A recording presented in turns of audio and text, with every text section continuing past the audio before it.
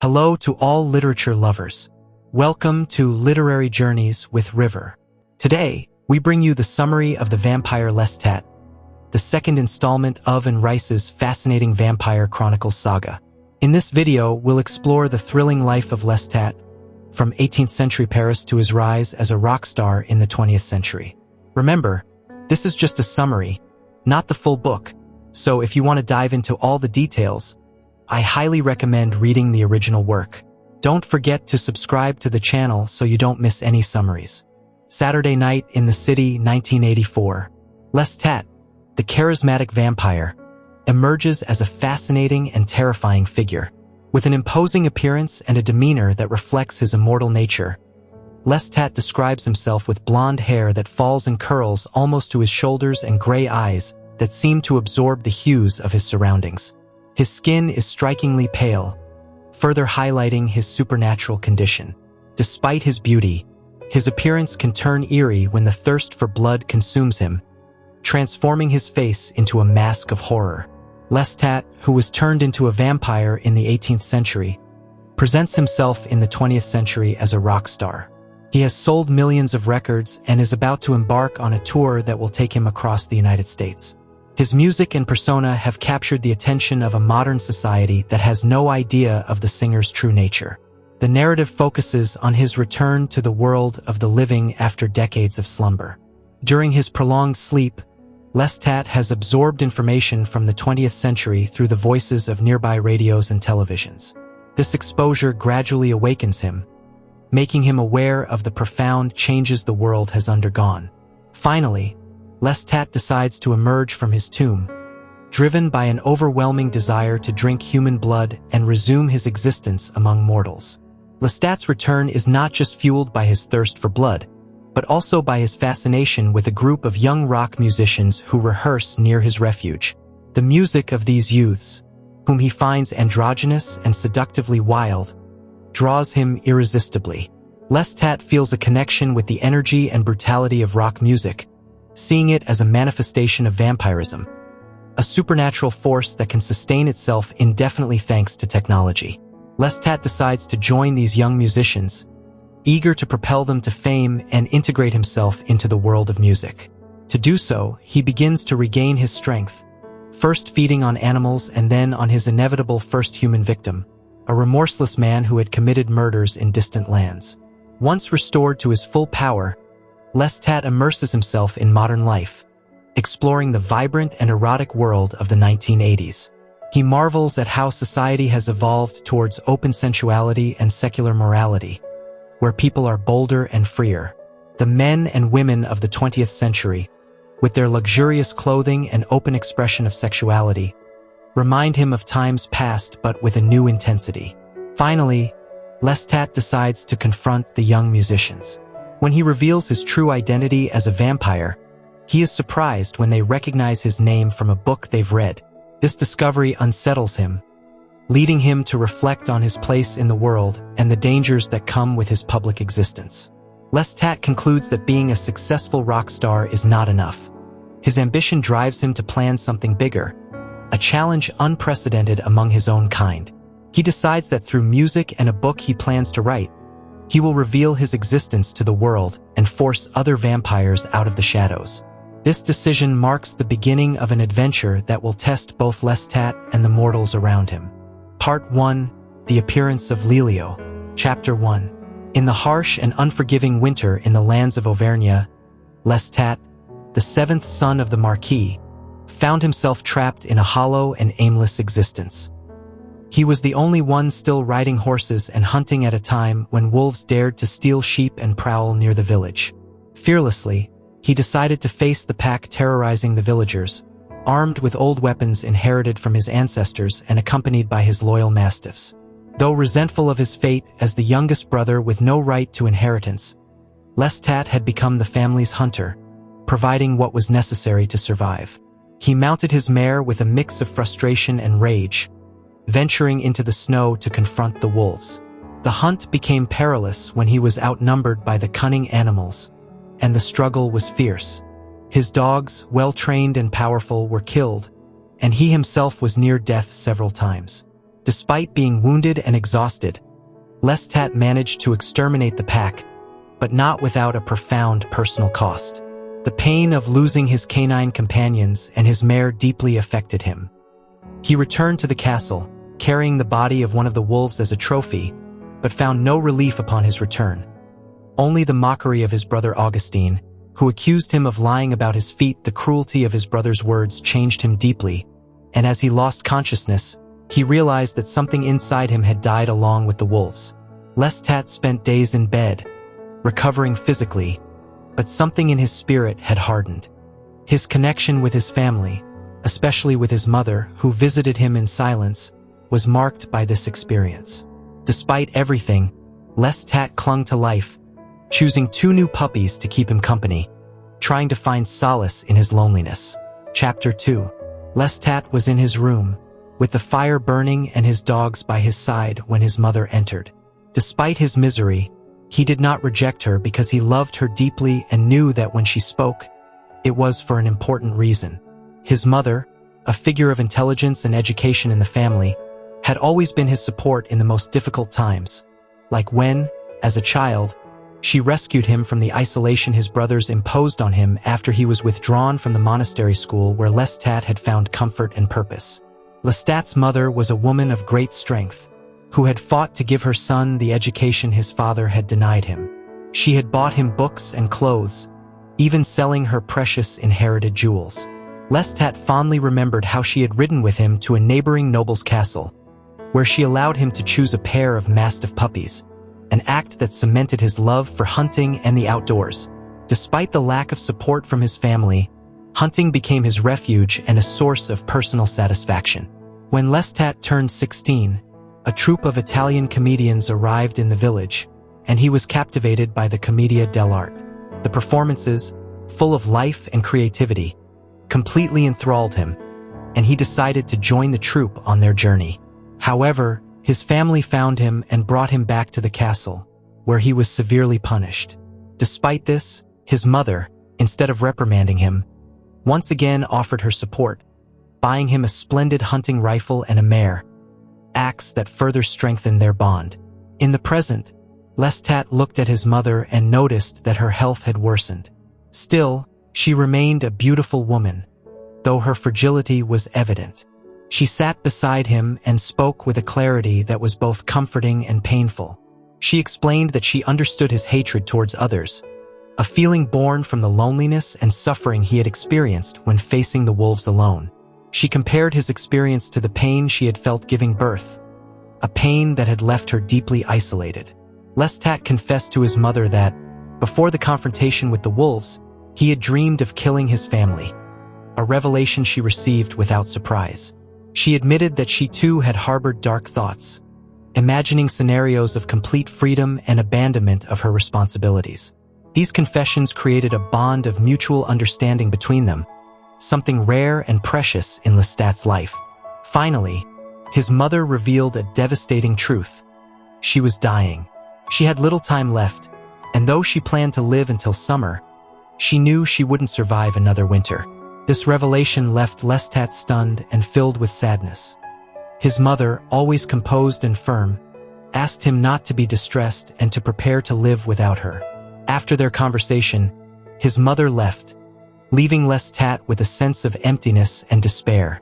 Though she didn't mention his disheveled appearance, soon the servants arrived with clean clothes, a razor, and hot water, sent by his mother to help him regain some dignity.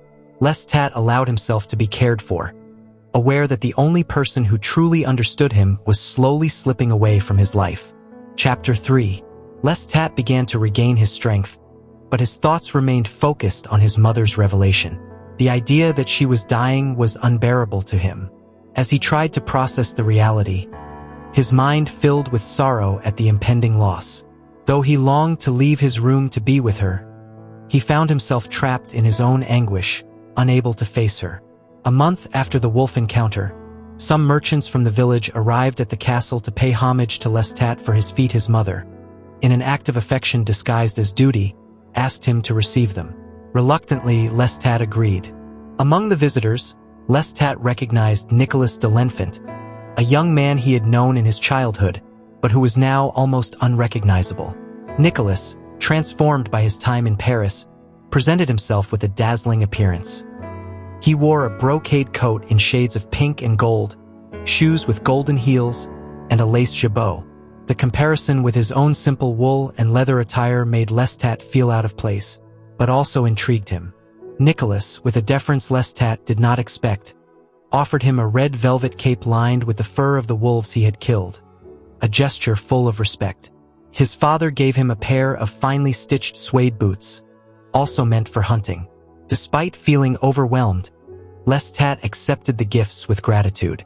However, his brother Augustine, with his usual sarcasm, suggested that these honors would only make Lestat more unbearable. Nicholas, far from being offended, responded to Lestat with a manner only someone experienced in Paris could, showing understanding and friendliness. After the merchants left, Lestat brought the gifts to his mother's room. As he commented on Nicholas, she explained that the young man had defied his father by abandoning his law studies to pursue music, a passion sparked by hearing a virtuoso violinist in Paris. Nicholas had sold everything, even his watch, to buy a violin, which drove his father to despair. However, Lestat's mother had heard Nicholas play and recognized his talent, though she doubted he would go far because he started so late. The conversation awakened in Lestat an interest in Nicholas, whom he saw as a kindred spirit, someone who also defied expectations and fought for what he truly desired. His mother's suggestion that he befriends Nicholas, using the excuse that he had been in Paris, only fueled his curiosity. Although he initially resisted, the idea of learning more about life in the capital and Nicholas himself intrigued him.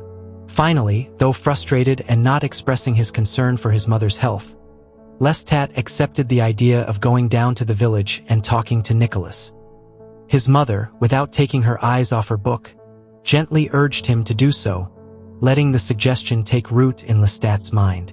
Chapter 4. A week passed before Lestat decided to seek out Nicholas de l'Enfant. Finally, dressed in the red velvet cape lined with fur and the suede boots he had been given, he walked down the main street of the village toward the inn. Although Nicholas's father's shop was right across from it, he neither saw nor heard the young man playing his violin. Lestat barely had money for a glass of wine, but the innkeeper, with a bow, offered him a bottle of his best wine, underscoring the growing distance between him and the villagers, who now revered him more than ever after his feat with the wolves. This unexpected reverence made him feel lonelier. It wasn't long before Nicholas burst into the inn, a whirlwind of color and energy.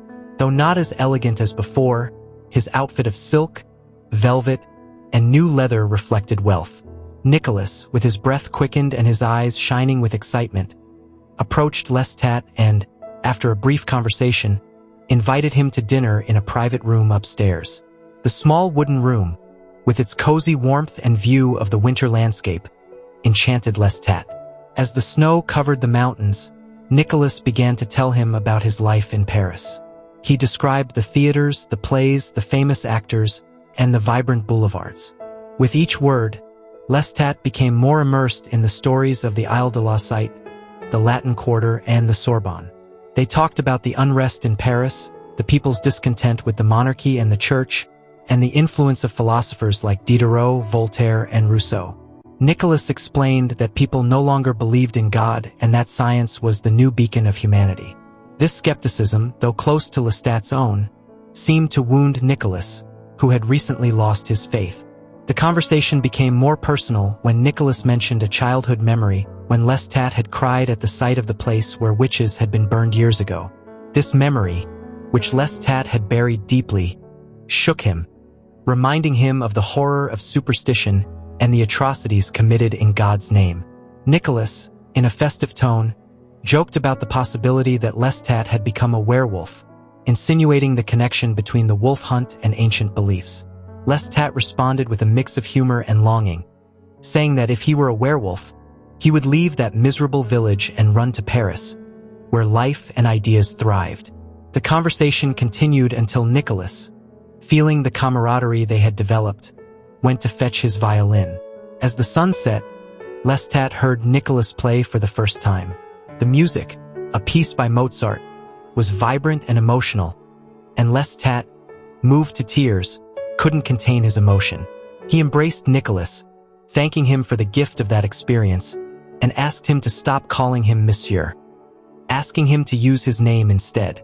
That night, Lestat and Nicholas deepened their friendship, sharing more wine, words, and emotions. The next day, still under the impact of the music and the connection they had established, Lestat found himself tossing pebbles at Nicholas's window, inviting him to continue the conversation they had started. Chapter 5. From that moment on, Lestat's life became intertwined with Nicholas's. Spring was approaching, and nature was beginning to bloom, reflecting the new bond between the two friends. They spent long days together, roaming the hills, enjoying the sun, and exploring the ruins of an old monastery. At other times, they would retreat to the inn's room, where intimacy and wine allowed them to open up completely. Over time, Nicholas and Lestat shared their most personal stories, revealing their wounds and hopes. Lestat, feeling the trust that only friendship and wine could bring, finally confessed the shame he had carried with him for years, the story of his escape with the Italian actors. This tale emerged one night at the inn during what they called the golden moment, a moment of clarity they tried to prolong until one of them admitted it had passed. Lestat, gazing at the moon through the window, mentioned that in that golden moment, it wasn't so terrible to be far from Paris or the theaters he so longed for.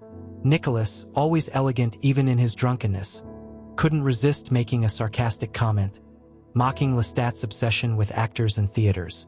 Lestat, with the same passion that had driven him to escape with the Italian troupe, defended his love for theater, seeing it as an act of creation, of giving life to something that didn't exist before.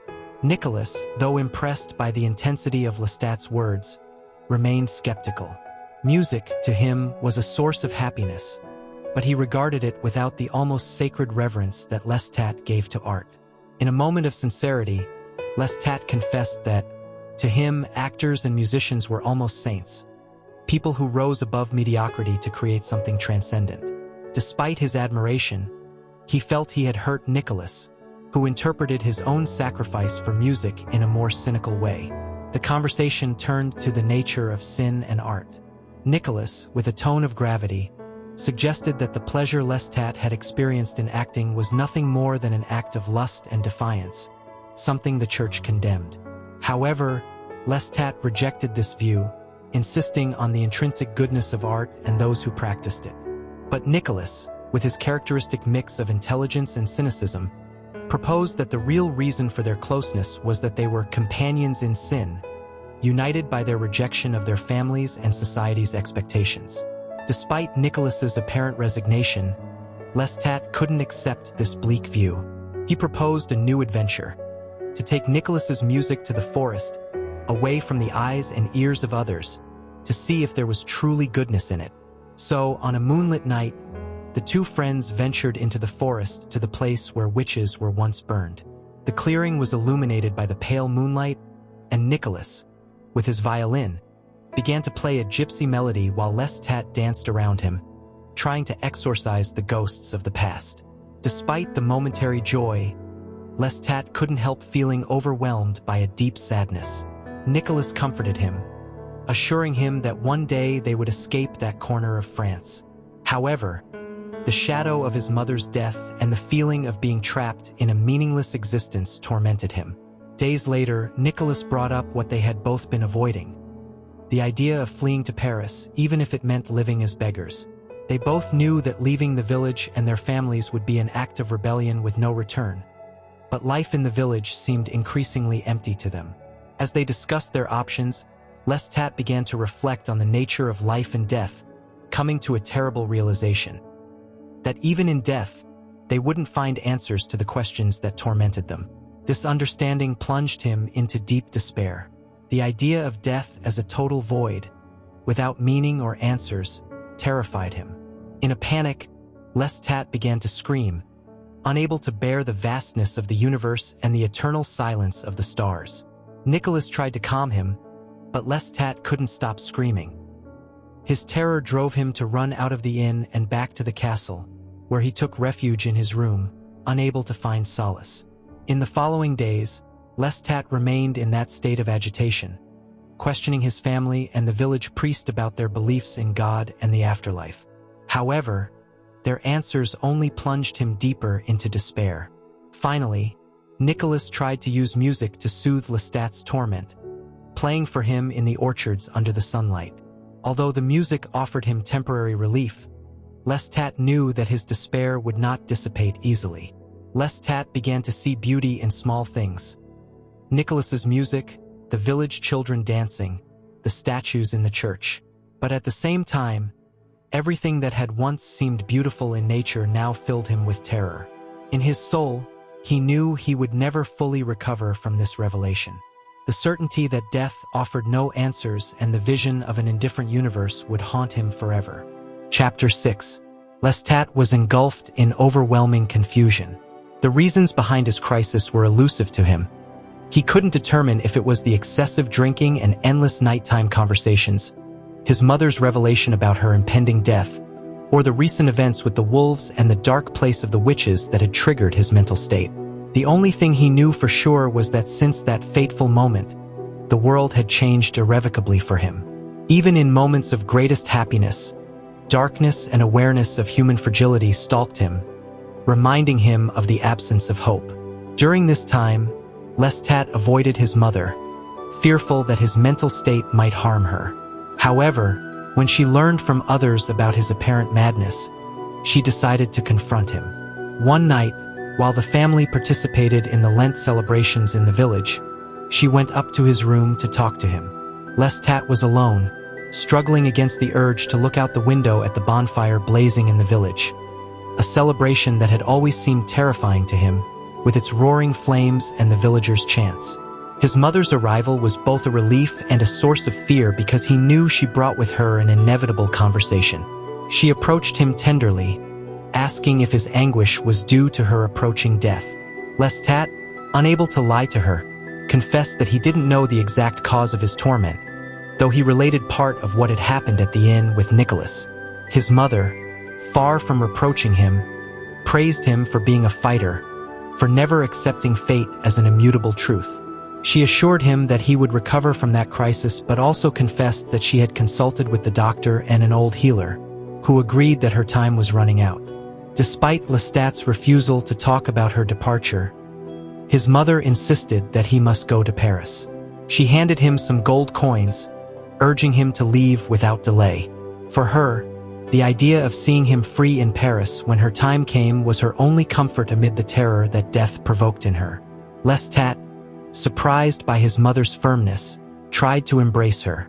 At first, she resisted, but then she relented, surrendering to him with a vulnerability she had never before shown. At that moment, Lestat felt he understood why his mother had always maintained an emotional distance. He broke down in tears, a completely new sight for him, as he had never seen her in such a state. That moment, though painful, was also a relief for Lestat, who felt that for the first time. His mother let herself be carried by her feelings, and they bonded as never before. When they separated, his mother, with her regained serenity, told him how she had always felt deep pleasure in watching him hunt or confront their family with uncomfortable questions. She revealed that, in a way, she saw him as a part of herself, as the man she carried within, a part of her being that completed her. Finally, she urged him to go with Nicholas, to take the coach at dawn, and to write to her when he arrived in Paris. She asked him to find a scribe who could write in Italian so no one else could read their letters. After his mother left the room, Lestat remained motionless for a moment, absorbing what had just happened. Then, with renewed energy, he ran to the village in search of Nicholas, determined to leave immediately.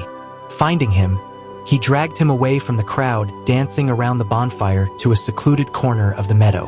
The spring air was fresh and revitalizing, and Lestat, overwhelmed with emotion, began to dance in circles, exclaiming that they were going to Paris in the morning. Nicholas, playing along, joked about how they would manage to survive in Paris, but Lestat, filled with determination, insisted that the only thing that mattered was getting there. Chapter 7. In less than 2 weeks, Lestat found himself swept up in the whirlwind of Paris, composing his first letter to his mother from the bustling cemetery of Les Innocents. Among the ancient crypts and mass graves, Lestat tried to convey the excitement of arriving in the city.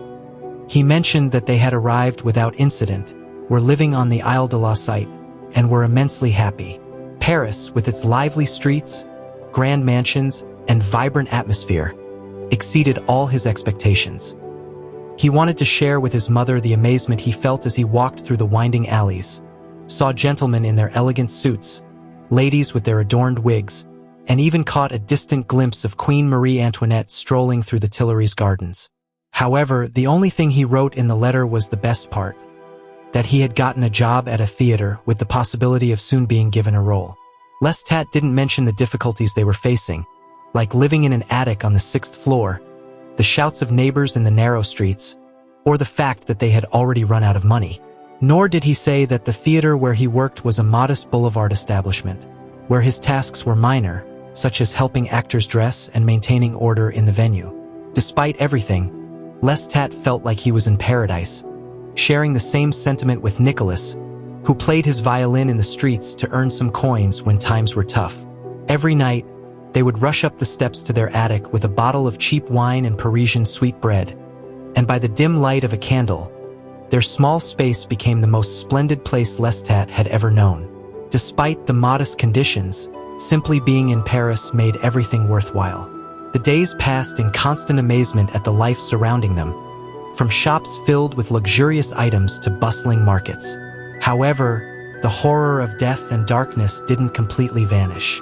Lestat avoided the place to grieve, where public executions were a daily reality that deeply unsettled him. Nicholas, for his part, kept him grounded, preventing him from falling into despair. The theater where Lestat worked was a small refuge where he could escape the fear that tormented him at night. In Paris, boulevard theaters didn't enjoy the prestige of the Comédie Française, but they offered vibrant, lively entertainment that attracted both the popular classes and some aristocrats. Lestat immersed himself in Italian comedy, where improvisation was key to keeping each performance fresh and unique. His work at the theater offered a mix of camaraderie and rivalry with the other actors, all united by their love of art. Though Nicholas didn't share Lestat's enthusiasm, they both found a life together in the city. Lestat, always dreaming of his moment on stage, finally got the opportunity he had longed for. One hot August day, he was asked to play Lelio, a role that filled him with nerves but, once on stage, freed him from all fear. The connection with the audience was instant, and Lestat felt he had found his true place. The success of his performance earned him the recognition of his peers, who insisted that Lestat be hired as an actor and receive a salary befitting his talent.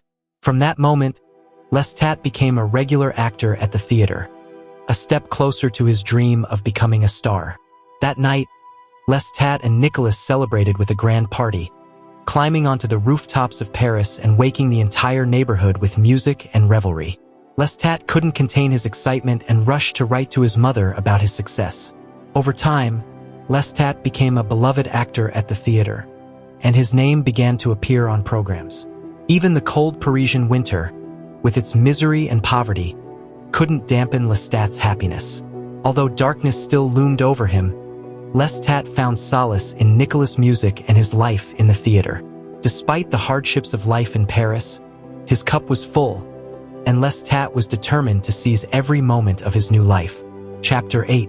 In October, as Paris began to cool, Lestat started noticing a strange face among the theater audience.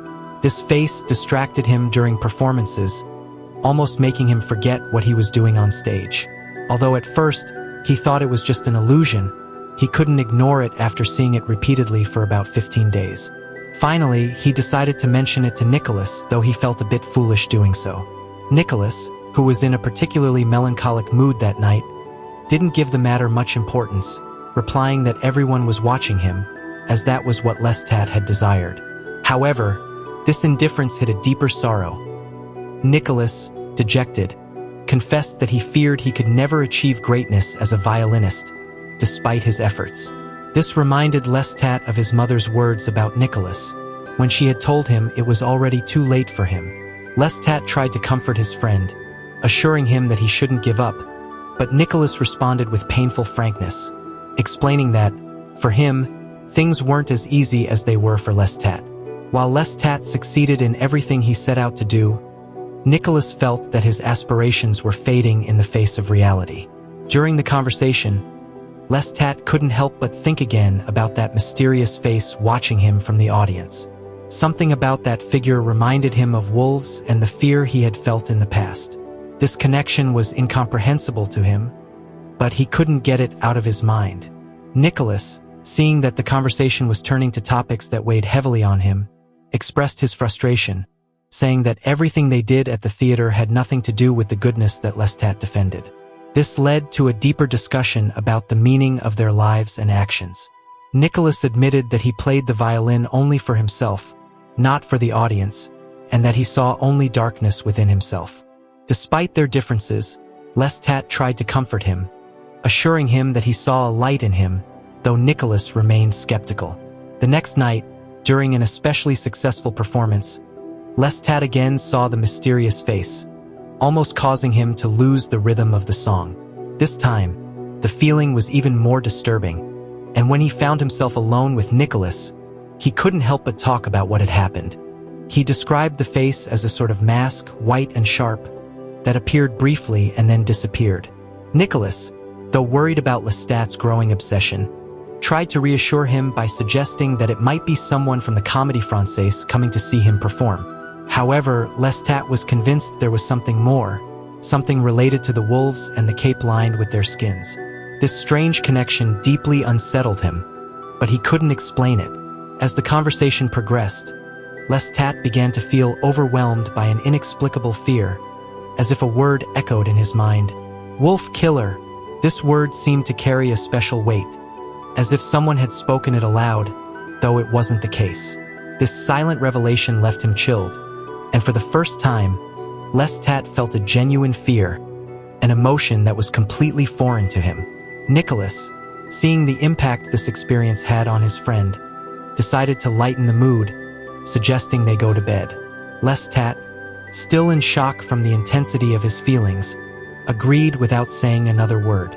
Part 2. The Legacy of Magnus. Chapter 9. In the stillness of the Parisian dawn, Lestat found himself trapped in a disturbing dream of wolves pursuing him on a snowy mountain. However, the dream turned into a nightmare when a tall, hunched figure appeared in his room, right in front of the hearth where the embers still glowed. Although the door and window were secured, the unsettling presence was there, with a pale face and black eyes, exuding a foul and nauseating stench. The intruder, without moving his lips, whispered, "Wolf Killer."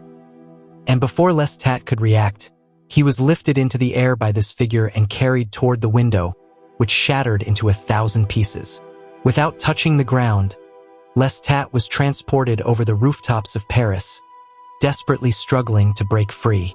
They landed on the rooftop of a tall building, where the figure let him fall before Lestat could attempt to escape, only to find himself surrounded by emptiness. Trapped, Lestat faced the being in an unequal fight. His blows were useless, as if he were striking a wall, while the being mocked him, enjoying his helplessness. Lestat, full of rage, tried to attack once more, but only managed to scratch the intruder's white skin and reveal his black hair.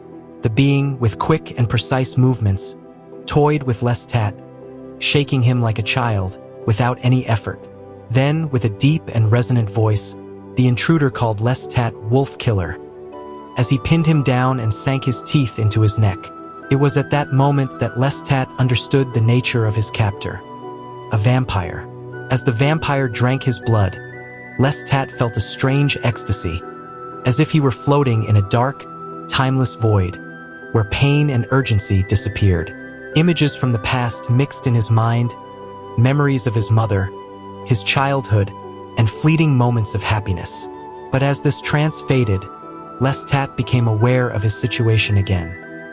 His heavy body, the cold, and the biting wind of the city beneath his feet. Finally, the vampire lifted him again and, holding him tightly, left him dangling over the abyss of Paris, leaving Lestat engulfed in terror and despair. Chapter 10. Lestat awoke in a state of extreme thirst, with an overwhelming need for cold white wine and something fresh and sweet. As he opened his eyes, he realized it was already late, with the daylight fading. Through a stone window with thick bars, he could see snowy forests and, in the distance, the rooftops and towers of the city, in a view that seemed surprisingly familiar to him. Although the room was warm, indicating a recent fire, Lestat felt weak and disoriented. In front of him, on a rough table, he found a bottle of cold white wine, exactly as he had desired in his mind. The thirst consumed him completely, and with an almost animal urgency, he drank from the bottle until it was nearly empty. Quenching his initial thirst, he noticed that the bed where he had been resting was a simple slab covered with straw, which made him think he was in some kind of prison. However, the quality of the wine seemed too good for a prisoner, increasing his confusion.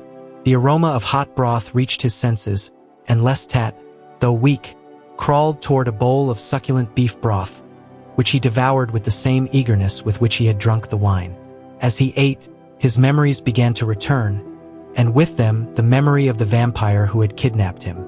Suddenly, a voice he recognized offered him more wine, and turning, he discovered Magnus, the same creature who had terrorized him the previous night. Magnus, now without his cloak, rested eerily in the window frame, with his flaccid, sallow appearance, yet with his features still alive and terrifying.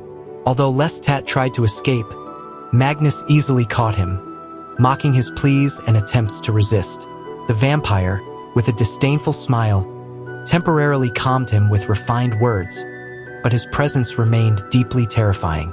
With a mix of terror and fascination, Lestat watched as Magnus caressed him, noticing that his clothes, old and worn, were from a time long past. Magnus, with a soft voice, insisted that Lestat was perfect for the dark gift he was about to receive, and though Lestat tried to resist, Magnus held him tightly. In a terrifying and ritualistic act, Magnus cut his own throat and forced Lestat to drink his blood. Although Lestat initially tried to resist, the thirst and need were stronger, and soon he found himself drinking eagerly, feeling all his desires and anxieties fade with each drop. Drinking Magnus' blood filled Lestat with vitality and incomparable ecstasy, but it also left him with a sense of dependency and submission. When Magnus finally released him, Lestat felt transformed, as if he had entered a new realm of existence, completely removed from the life he had known before. With deep love and gratitude, Lestat watched as Magnus, now weakened and drained, guided him toward a dark and powerful destiny, proclaiming that Lestat would be a great child of the night. Chapter 11. Lestat followed Magnus up a spiral staircase, amazed by everything he saw around him. The rough stones seemed to glow with their own light, and even the rats scurrying through the shadows appeared curiously beautiful to him. At the top of the staircase, Magnus opened a heavy wooden door reinforced with iron and handed Lestat a bunch of keys, instructing him to enter a large empty room.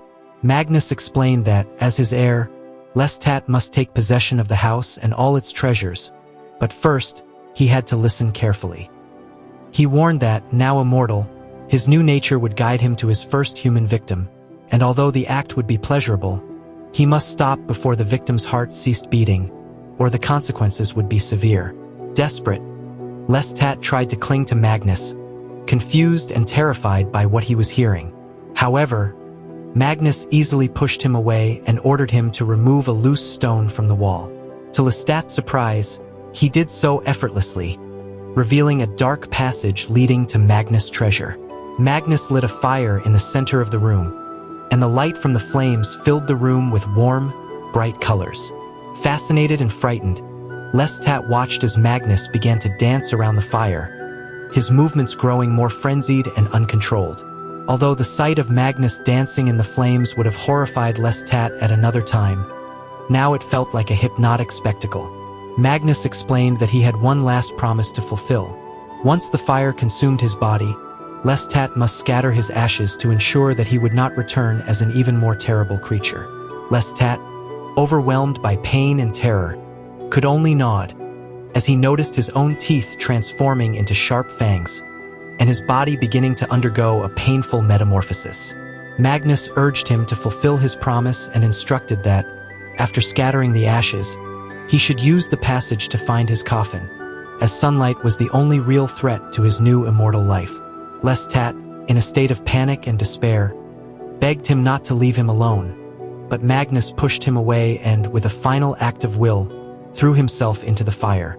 Lestat watched in horror as Magnus' body was consumed by the flames, while his creator's laughter echoed with heart-wrenching intensity.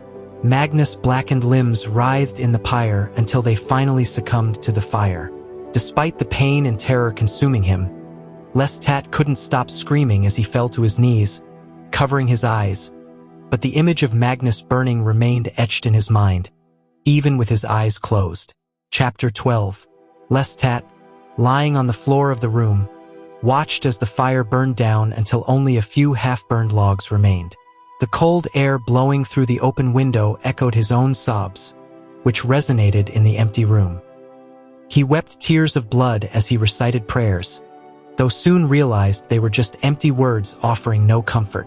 For what felt like an eternity, Lestat silently pleaded, begging not to be abandoned in this place he considered cursed, the witch's place. But Magnus' words kept echoing in his mind. Go to meet hell if there is one. Eventually, he struggled to his feet, dazed and deranged, contemplating the dying embers. He briefly considered throwing himself into the fire but quickly dismissed the idea, feeling that he had no reason to deserve such a fate. A strange calm began to wash over him as he realized that he was no longer human. Sadness, bitterness, and fascination mingled in his mind. He realized that all his human pains had vanished and that the residual warmth of the fire comforted him. Time lost its meaning for him. Each change in the air was a caress, and the sound of the city's bells seemed like pure music. A new pain began to burn in his chest, radiating through his veins. Although his body expelled waste, he felt no revulsion, not even when the rats came to devour it. Lestat understood that he was no longer part of the world that felt disgust at such things. He realized that he now belonged to what inspired fear and repulsion in others, and he began to laugh, though the sorrow still accompanied him as an inescapable thought. Lestat accepted his new reality. He was dead and a vampire. He knew that to continue living, he would have to drink the blood of others and that he would never again see Nicholas, his mother, or any other human he had loved. This thought, though painful, also brought him a kind of ecstasy, a new life that was just beginning. Finally, he stood up, feeling light and powerful, and walked to the extinguished fire. He found no bones among the ashes, as if Magnus had completely disintegrated. He gathered what ashes he could and took them to the window, letting them fly with the wind as he murmured a farewell to Magnus. With that final gesture, he knew it was time to explore the lower chamber and discover what awaited him. Chapter 13. Lestat easily moved the slab with surprising strength, finding a latch that allowed him to secure it from the inside once he entered the narrow passage. However, as he peered in, he saw that the tunnel was tight and dark, with no light at the other end. The thought of crawling through that passage was utterly unappealing, and he realized that, had he been mortal, he would never have ventured into such a place. But Magnus' words echoed in his mind. He had to reach the coffin before the sun could destroy him. Pressed against the ground, Lestat slid through the passage, battling panic as he advanced blindly. The space was so cramped that he could barely move, and he had to use his foot to close the slab behind him, leaving him in complete darkness. Fear gripped him, and for a moment, he thought he might go mad from not being able to lift his head. However, forcing himself onward, Lestat continued crawling until his hands finally found a loose stone that he could push. A soft light filtered through the crack, giving him the courage to emerge from the tunnel.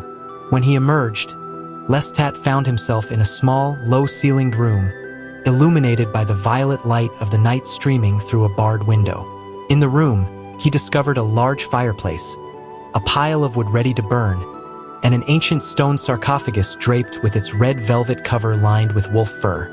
On a rough bench, a splendid suit of red velvet embroidered with gold and Italian lace awaited him, along with white silk stockings and red-heeled slippers. Intrigued and excited by his new self, Lestat noticed that his sweat was mixed with blood. The sight of his own blood filled him with a strange excitement, and after cleaning himself up, he set about lighting a fire in the fireplace, mimicking the method he had seen Magnus use. As he did so, he felt the warmth begin to comfort him, and he stripped off his dirty clothes, tossing them into the flames before dressing in the splendid garments he had found. He felt transformed, like a creature sculpted from ice, with a hard and strange smile as he admired his new attire. He contemplated the sarcophagus in the center of the room, its lid carved with the effigy of an old man who resembled Magnus, but in a peaceful pose, with his mouth closed and his eyes serene. Lestat noticed that the hilt of the carved sword had been smashed, as if someone had wanted to erase the shape of a cross. Time passed as Lestat examined every detail of the sarcophagus and reflected on his new condition. He wondered if demons could love each other, while nostalgia for Magnus overwhelmed him.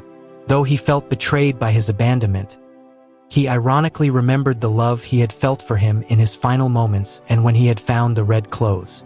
Lestat turned his attention to a large wooden chest half hidden at the head of the sarcophagus. Opening it, he was stunned to discover an incalculable treasure of gold, silver, precious stones, and objects of immeasurable value. The jewels, coins, and pieces of goldsmithing took his breath away, and he ran his fingers over the riches, fascinated by how the firelight reflected their colors. All of it was his. Among the treasures, he also found personal and perishable items: satin masks, lace handkerchiefs, brooches, and medallions. Magnus must have taken everything he desired from his victims, but Lestat couldn't understand why he had lived in the tower like a hermit, dressed in worn and old clothes. Lestat continued exploring the contents of the chest, finding rosaries adorned with gems and small crucifixes, which made him ponder the power that God might have over him. But when he touched the crucifixes and nothing happened, he felt it was a demonstration that God had no control over his new existence. This thought provoked a macabre laugh as he picked up a pearl-handled mirror. Looking at himself in the mirror, Lestat saw a version of himself that seemed to be made of another substance. His skin paler, his eyes an iridescent cobalt blue, and his hair with a strange sheen. Although he recognized himself, he realized that he was no longer exactly Lestat, but a replica. The few wrinkles he had had on his face had disappeared, but when the tears of blood began to flow, the image in the mirror became even more horrifying. Despite his horror, Lestat was overcome by a desire to understand what he was and how he could walk among mortals. He wanted to see Paris with his new eyes, but he also knew that he would have to give up certain things, like listening to Nicholas's music. From that moment on, nothing would be normal. Even the smallest memory would be tinged with extraordinary intensity. Leaving the mirror behind, Lestat dried his tears and sat in front of the fire, sinking into a sweet drowsiness. But even in that state, he was invaded by the memory of Magnus stealing his blood and the sense of betrayal and warning that this implied. He awoke with a start, feeling a revulsion at the thought of sharing this with Nicholas. Finally, Lestat rose, recognizing that he couldn't live by feeding on humans, although within him both conscience and desire fought. He took the iron keys he had brought with him and set out to inspect the rest of the tower, knowing that his new life as a vampire had only just begun. Chapter 14. Lestat searched the tower for something more than the emptiness that seemed to inhabit it. Barred windows, deserted rooms, and the vast night on the battlements were all he found. However, on the ground floor, near the door leading to the dungeons, he discovered a torch and a tinderbox.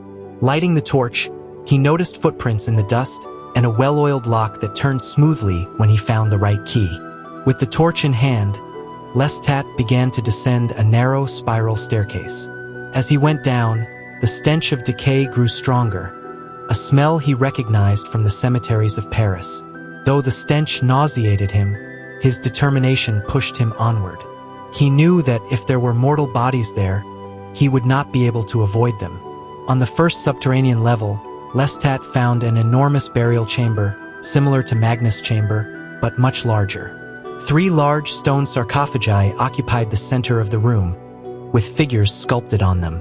Everything was covered in dust and cobwebs, clear signs that no one had inhabited the place for a long time. Lestat opened the sarcophagi one by one, but found only dust with no trace of other vampires.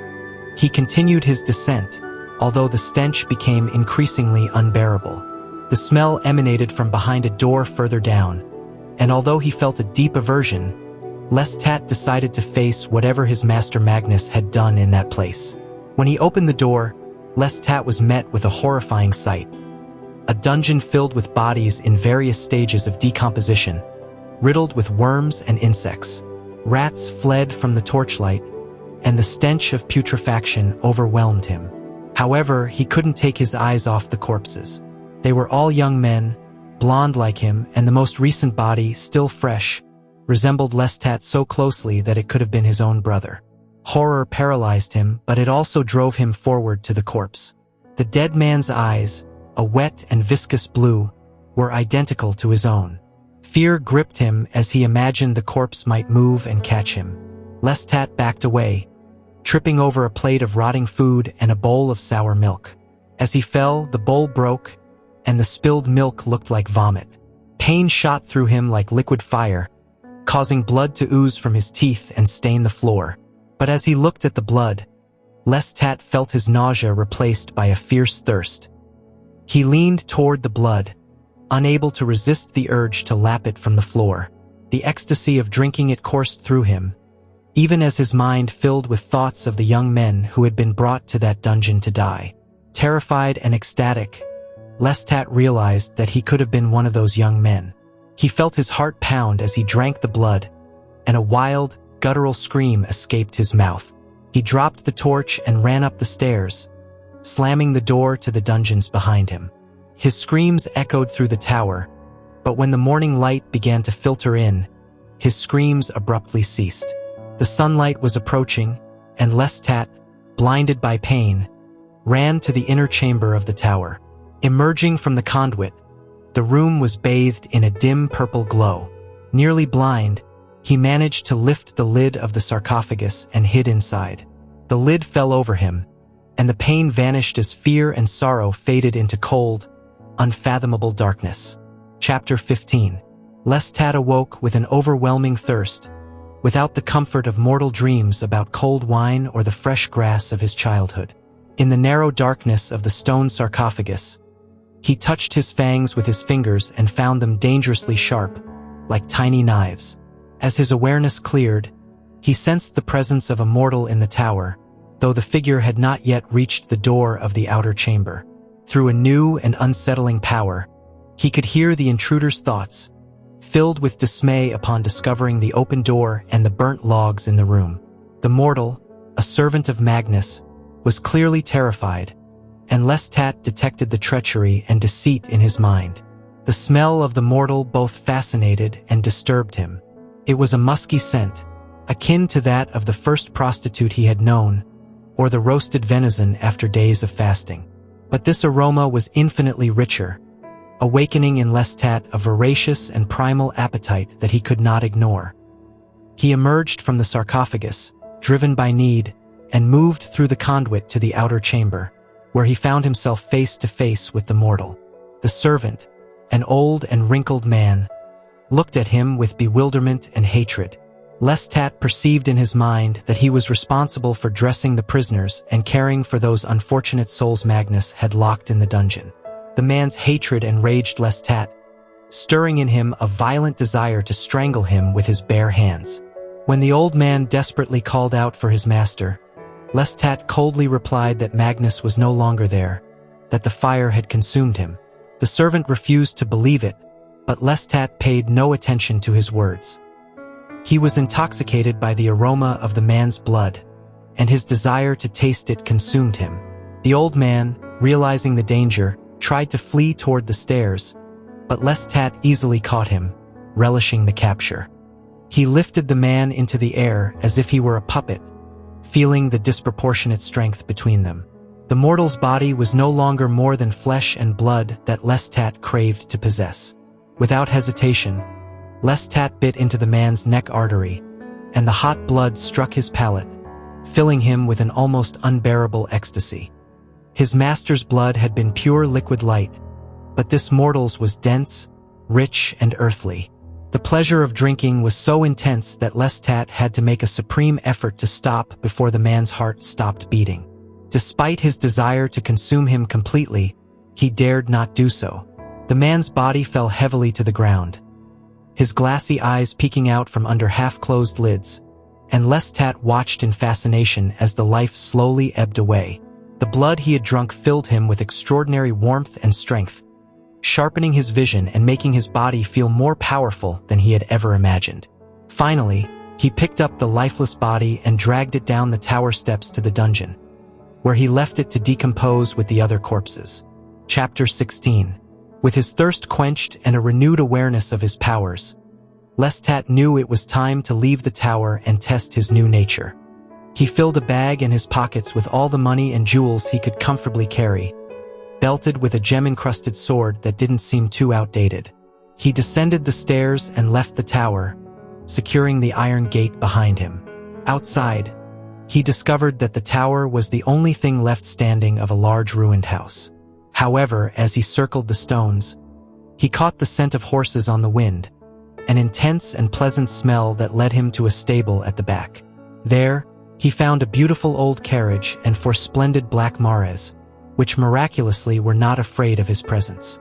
Lestat instantly fell in love with the animals, spending time stroking them and studying them with his new senses, though his mind already yearned to explore other things.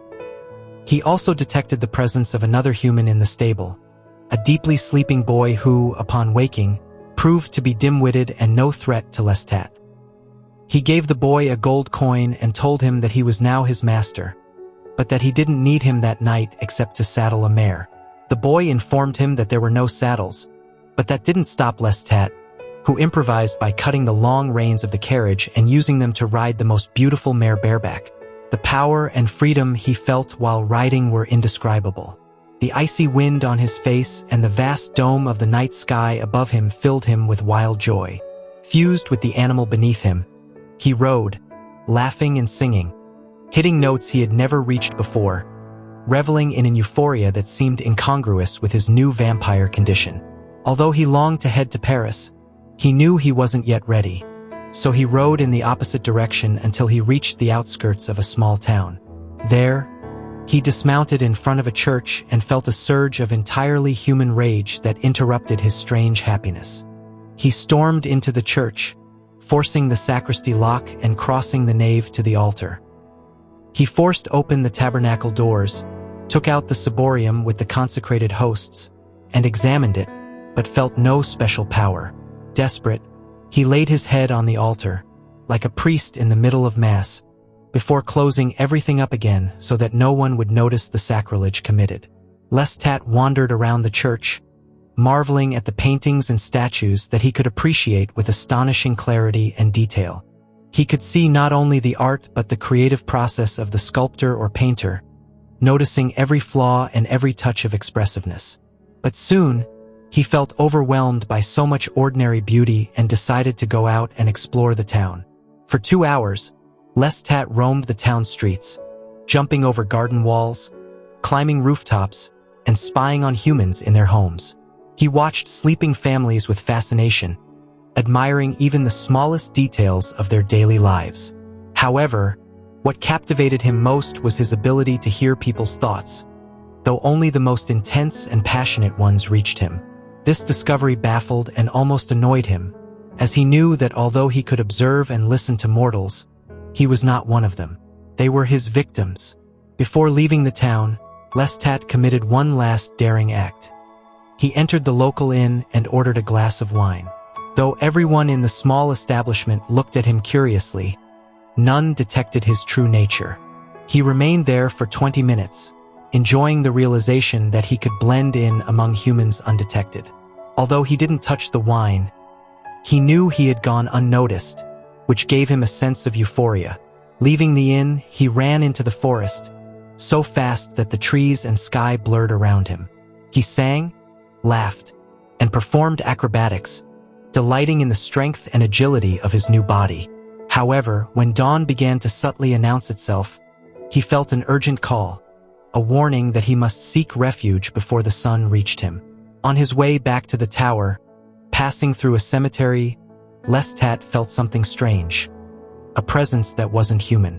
He stood still, feeling the blood coursing through his veins. This presence seemed to be lurking near the crypts, watching him, but when Lestat confronted it, he noticed that it retreated, as if it feared him. Surprised, Lestat realized that this presence, whatever it was afraid of him. Finally, aware of his own power, Lestat felt that he feared nothing. Not the church, not the darkness, not even men. He considered himself an extraordinary being, satisfied with the form he had acquired, no matter how he had come to it. He laughed as he recalled that first night, a moment of discovery he would never forget. Chapter 17. As night was about to fall, Lestat headed to Paris at full gallop, carrying all the gold he could manage. The sun had sunk below the horizon, leaving the sky tinged with pale blue as he mounted his horse and set off. However, his growing hunger accompanied him at every moment. Fate decreed that a bandit would attack him before he reached the city gates. Emerging from the trees with a roar, the bandit fired his pistol, but Lestat, with his heightened senses, could literally see the bullet leaving the barrel and missing him. With inhuman agility, he leaped from the horse and lunged at the man. The bandit was robust and young, and Lestat relished his curses and struggles to defend himself. His poorly shaven beard and the strength of his fists even tempted Lestat. But the fight ended quickly when Lestat sank his fangs into the bandit's artery, delighting in the exquisite blood that flowed from it. However, in his ecstasy, he forgot to withdraw before the man's heart stopped, thus breaking the rules Magnus had taught him. Kneeling in the snow beside the corpse, Lestat gazed at the twilight sky and the vast shadow of Paris stretching out before him. He felt a growing warmth and strength, but also a slight sense of loneliness. The intimacy of drinking the man's blood had left a mark, a strange connection that made him feel as if he had lost a friend. However, he soon dismissed these thoughts, remembering that the bandit had tried to kill him. An hour later, Lestat arrived at the home of Fier Roger, a young lawyer in the Marais, ambitious and open-minded, ideal for Lestat's purposes. The lawyer, greedy and diligent, readily accepted Lestat's instructions without questioning the excuses he gave about his fortune and origins. Roger, eager to serve the supposed husband of a wealthy heiress from Santo Domingo, attended to all of Lestat's demands with total submission. Though intoxicated by his power, Lestat found it difficult to concentrate. Every detail of the room distracted him. The candle flame, the Chinese wallpaper on the walls, and even the peculiar face of the lawyer with his small, bright eyes behind octagonal glasses. Everything seemed to take on a life of its own, and Lestat struggled to maintain control over himself as he gave precise instructions for the transfer of money to his family, friends, and especially to his mother, the Marquise Gabrielle de Lioncourt. He entrusted Roger with sending a sum sufficient for her to live comfortably in southern Italy, hoping that her health would improve there. While lawyer Roger followed his orders, Lestat sank into thoughts of his mother, imagining her dressed as the marquise she was, crossing the castle gates in her own carriage. The vision of her wasted face and the sound of her lungs cough shook him, prompting him to order that the letter and money be sent that very night, regardless of the cost. After securing the well-being of his family and Nicolas de l'Enfant, Lestat decided to indulge in material excess. Together with Roger, he toured the warehouses of the Faubourg Saint-Denis, selecting furniture, porcelain, tapestries, and all sorts of riches to send to the castle where he had grown up.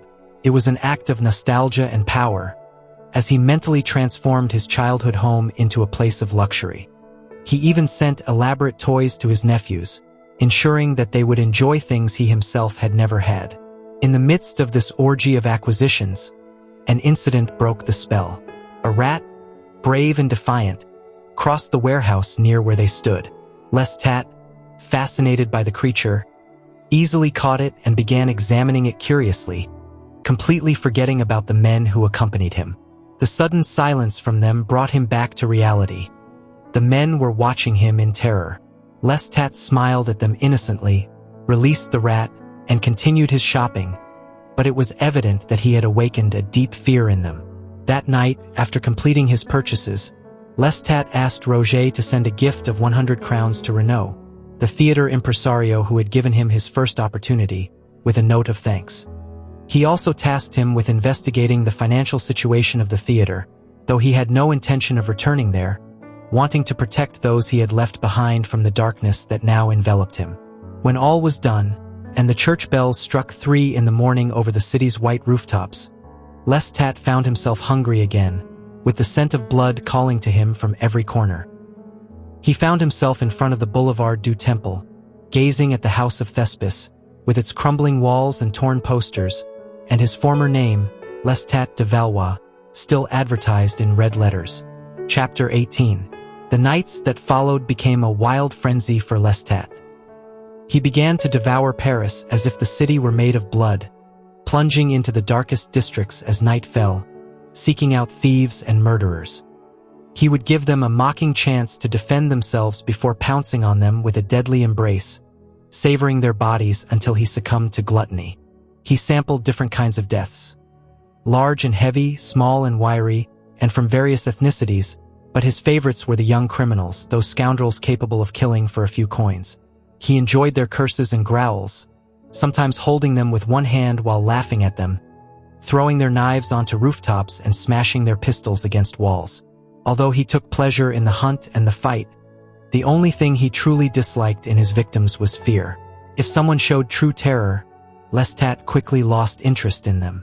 Over time, he learned to prolong death, drinking a little from one and another until, finally, he took the full life in the third or fourth attack. It was the hunt and the fight that he repeated tirelessly, seeking perpetual pleasure.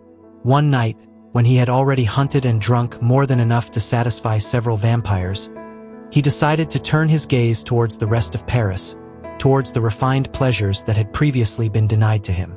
But before indulging in those pleasures, he stopped by Roger's house for news of Nicholas and his mother. His mother's letters radiated a melancholy happiness, content with her son's fortune, though she hinted at the shadow of a troubling question.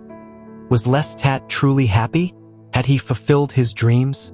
Gabrielle distrusted wealth and noted the happiness her son had found in Renaud's theater. Reading those words was agony for Lestat. He knew he had become a consummate liar, something he had never been, but he would do it for her. As for Nicholas, he was not satisfied with the gifts and vague words. He demanded to see Lestat and would not stop asking, which put Roger in an awkward position. Though Lestat avoided meeting his friend, he discovered that Nicholas continued to perform at the house of Thespis, which infuriated him deeply. Lestat could not understand why Nicholas insisted on staying there, in a place where they had both been so happy. To Lestat, this was intolerable, but the answer was evident. Nicholas was happy in that little theater, just as he had been. He sent boxes of wine and champagne to the theater, flowers to the actresses Jeanette and Lucina, and more gifts in gold to Renaud, even paying off the theater's debts. But 15 days later, Roger informed him that Renaud had made a proposal. He wanted Lestat to buy the House of Thespis and keep him as the director, with enough capital to produce larger and more prestigious shows. At first, Lestat resisted, unable to accept the idea of owning the theater as just another object. But eventually, he agreed, handing over a fortune for its management.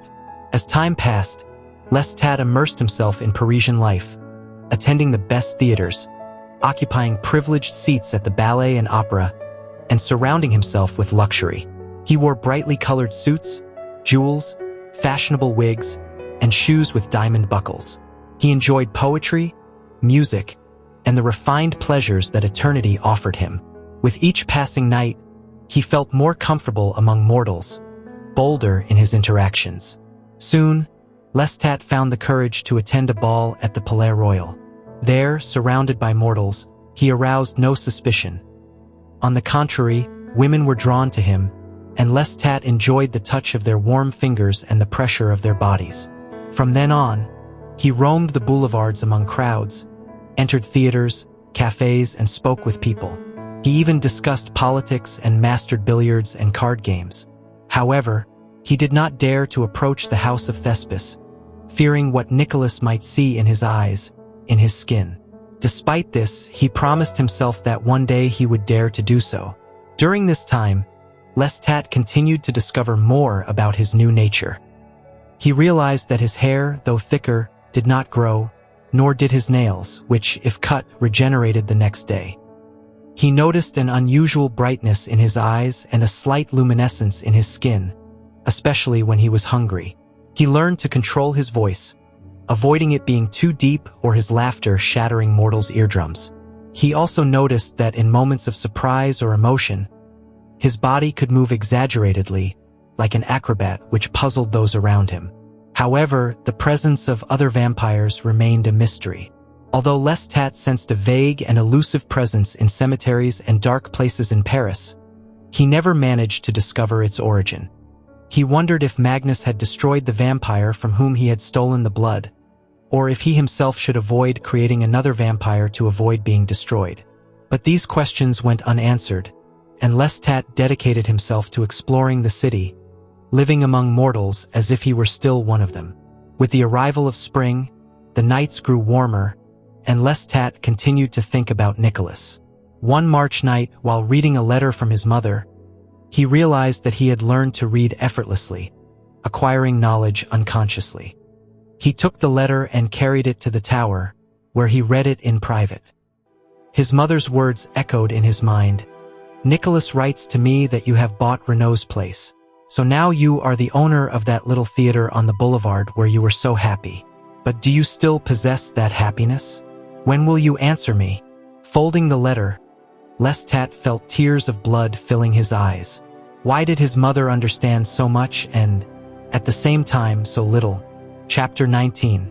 Driven by a mix of restlessness and nostalgia, Lestat found himself drawn to Nicholas's house on Isle St. Louis.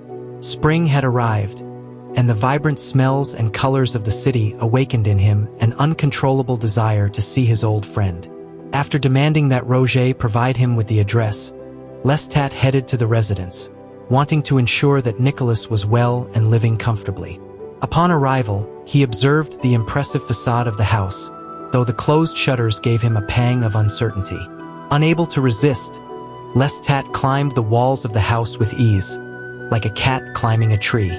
He reached the floor where Nicholas lived and peered through the window. What he saw filled him with conflicting emotions. Nicholas was sitting at the table, accompanied by Jeanette and Lucina, in the middle of a dinner that evoked old times at the theater.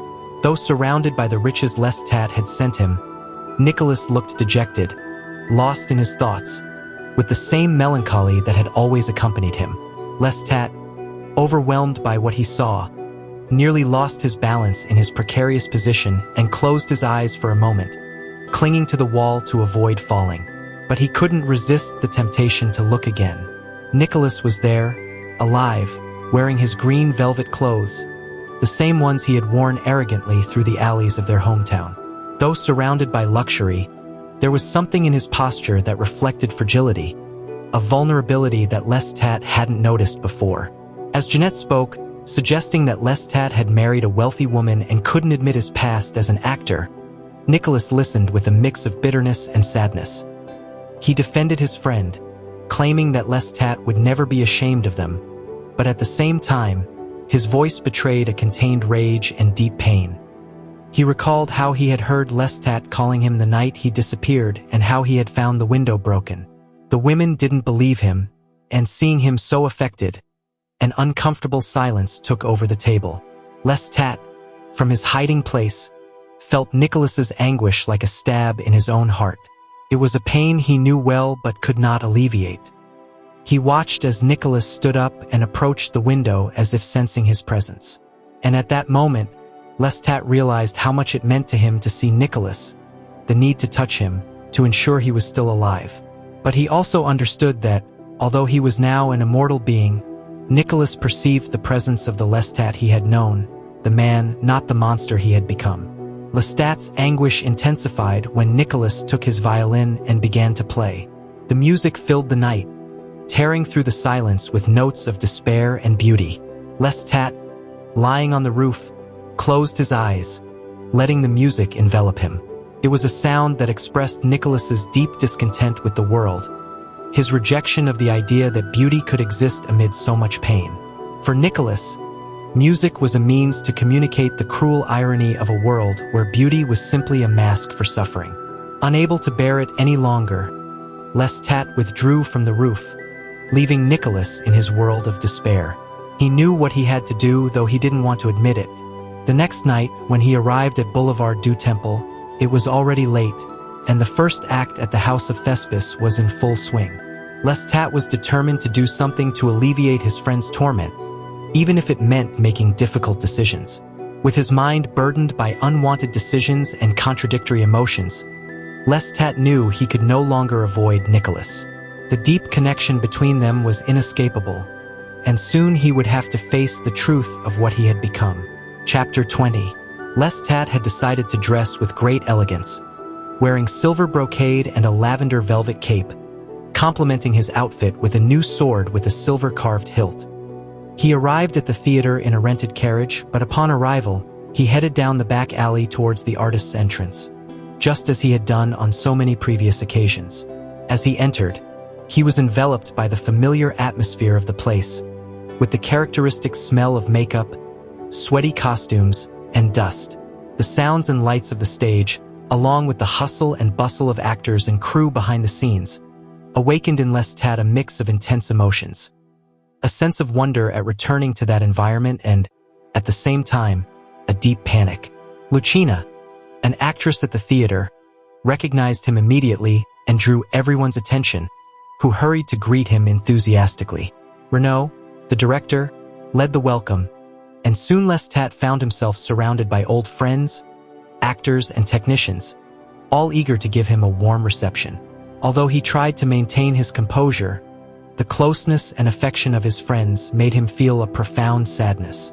While they celebrated his return with champagne, Lestat struggled internally to contain his emotions, especially his growing desire for the blood of those around him, including his dearest friends, like Jeanette and Lucina, whose lives he could hear pulsing through their veins. The reunion with Nicholas was particularly emotional. Seeing his old friend, Lestat felt a love so pure and strong that for a moment, he forgot the darknesses that had transformed him into what he was. However, this feeling was quickly replaced by a monstrous and overwhelming desire. The thirst for Nicholas's blood, an impulse so natural and powerful that it threatened to consume him completely. While the theater vibrated with the show and the celebrations, Lestat fought with all his might not to succumb to that deadly impulse. Lestat's internal conflict reached its peak when, in an impulsive and desperate act, he leaped onto the stage, interrupting the show. His inhuman acrobatics left the audience stunned, who initially applauded, but then filled with bewilderment and fear at the magnitude of his supernatural abilities. The shouts and cheers turned into murmurs of fear as Lestat, almost in a trance, tried to maintain control over himself. The tension reached its climax when an old man, from a box, shot him with a pistol. The bullet pierced Lestat, causing a wound that, to everyone's astonishment, healed almost immediately. This event pushed Nicholas to the brink of emotional collapse, while Lestat, feeling repulsed by his friend's humanity and his own, brusquely pushed him away. Amid the chaos and confusion, Lestat decided to leave the theater, leaving behind a terrified crowd and a shattered Nicholas. Once in the dark streets of Paris, Lestat sensed the presence of others like him, who followed him at a cautious distance. These beings, who seemed to share his vampiric nature, did not reveal themselves, but Lestat knew they were watching him and could communicate if they wished. However, he chose to ignore them and headed to the Cathedral of Notre Dame, where he spent the rest of the night, huddled in a dark corner. The night culminated with Lestat finally succumbing to his thirst, attacking a beggar woman and her young son, who had tried to help him upon seeing the blood on his clothes. This act of violence, carried out with a mix of pleasure and horror, confirmed to Lestat that there was no longer any barrier separating him from the monster he had become. From that moment on, not even his dearest friends would be safe from his hunger, not even Nicholas. Chapter 21. Lestat found himself in a state of agitation and despair.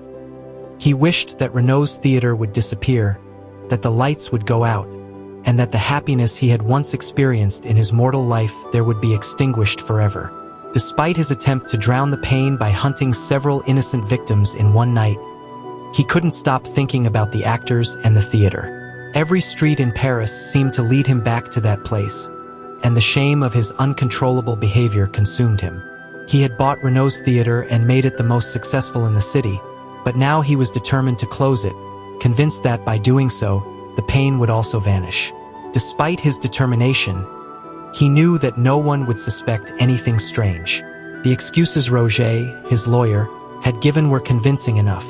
A recent return from the tropical colonies and an excess of wine had caused the confusion of the previous night. The show continued the next day, and the crowds on the Boulevard du Temple accepted it with logical and mundane explanations. However, Nicholas, his dear friend, accepted none of this. He had sunk into drinking, refusing to return to the theater or study music.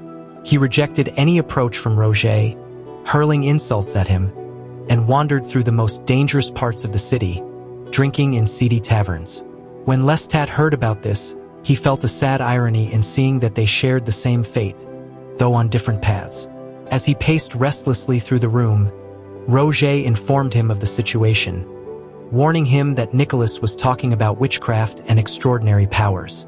This concerned the lawyer, who noticed the growing bitterness and paranoia in Nicholas. Lestat, though trying to appear indifferent, couldn't help but feel a shiver upon hearing his friend's accusations. Despite everything, he ordered Roger to convince Nicholas to leave Paris, suggesting that he take him to Italy under the pretext of accompanying his sick mother. He knew he would lose Nicholas forever, but he was convinced it was best to protect him, even if it meant tormenting his friend with doubts and suffering for the rest of his life. Time passed, and when Lestat finally decided it was time to ensure that his orders were being followed, he headed once again to Roger's house. There, the lawyer, stunned and nervous, informed him of something unexpected. Lestat's mother had arrived in Paris. The news hit Lestat like a lightning bolt, filling him with anguish and confusion. Roger explained that his mother's health was in a critical state and that she had traveled to the city to see him one last time. She was staying nearby, on Isle de St. Louis, and Nicholas was with her. Overwhelmed by emotions, Lestat realized that time was running out and that he had to see her before it was too late. Roger, desperate, urged him to go immediately, warning him that his mother's will, however strong, could not keep her alive for much longer.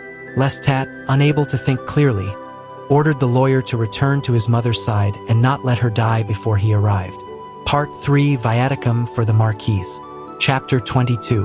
Lestat is a different kind of vampire from many of his kind, as he wakes up before most, when the sky is still tinged with the red of twilight. This characteristic gives him an advantage over other vampires, who do not rise until complete darkness has fallen. Although he was not aware of it at the time, this trait would be crucial in the future. On one of those nights, before the light had completely faded, Lestat headed to Paris on horseback, determined to see his mother, Gabrielle, who was in the city and very near death. Upon arriving at the mansion where she was staying, he was received by servants, maids, and a nurse who informed him that his mother, despite her weakness, had insisted on dressing and sitting by the window to see him arrive. Lestat asked them to extinguish all the candles except one and that Nicholas, his friend, and Roger, his lawyer, leave the room. As he entered, he saw his mother dressed in an elegant blue taffeta gown, sitting with great dignity despite her evident weakness. Her beauty remained intact, and Lestat experienced a moment of happiness being with her, as if everything were normal, as if death were not near. However, the smell of death and sickness in his mother was unmistakable to Lestat, and he could not bear to see it. As they talked, Gabrielle showed a surprising calmness about the situation, even as Lestat realized that she perceived his love and understood that he loved her deeply. Despite her physical pain, Gabrielle was aware of her state and the gravity of the situation. As Lestat struggled with his own fears and emotions, his mother, in an act of desperation, asked him to tell her what had become of him, what had changed. At that moment, Lestat, not fully aware of what he was doing, made a monumental decision. He decided to offer his mother the same life he had received. An immortal existence as a vampire. The change in Lestat was instant and decisive. Without words, he showed his mother what he was now and what that entailed. Gabrielle, though astonished and bewildered, accepted without hesitation. She did not want to die, and her will to live was stronger than her fear of the unknown. With determination, Lestat approached his mother and, in an act that united all his emotions, drank her blood, sealing her fate as a vampire. Lestat held her as the mortal life drained from her body until Gabrielle herself, with renewed strength, began to drink from Lestat's blood, completing her transformation. In the end, Lestat, weakened by the loss of blood, was supported by his mother, who was now an immortal being like him. The transformation was complete, and Lestat gazed at his mother, who was now a vampire, with a mix of astonishment and pain. The room spun around him as he collapsed into a nearby chair, feeling the enormity of what he had just done. Chapter 23. Lestat sat in a chair, disoriented and confused, feeling as if he had slept for an eternity but without having slept at all. For a moment, he believed he was in his father's castle, searching for his dogs, the fire poker, and a glass of wine. However, he soon realized he was in Paris, in a room decorated with golden curtains, with the view of Notre Dame Cathedral silhouetted against the starry sky. And then he saw her. Gabrielle, his mother, stood before him, holding a candelabra. She had lit the candles one by one, and the soft light illuminated her face, now rejuvenated and perfect. The signs of illness and old age had almost completely disappeared, leaving only slight wrinkles that accentuated the symmetry of her face. Her breasts, withered by illness, had regained their fullness, and her hair, full of life, seemed to stir on its own, gleaming with multiple tones. Lestat marveled at the transformation of his mother, who now shared his vampiric nature. It was the first time he had looked at another being like him since Magnus had thrown himself into the fire. He called her by her name, Gabrielle, a name he had never used to address her before, and she smiled at him, filling him with a mix of emotions, including the thirst that was beginning to scream inside him. Gabrielle, now silent, seemed as astonished by her new existence as he was. Her body had changed profoundly, and although Lestat tried to communicate with her mentally, he could not catch any response. It was as if Gabrielle were closing her mind to him, which filled him with uncertainty. Despite the lack of communication, Gabrielle showed renewed energy, urging him to continue and leave the room together. Lestat, though weakened by the transformation, felt overwhelmed by the need to embrace her and ensure they would never part.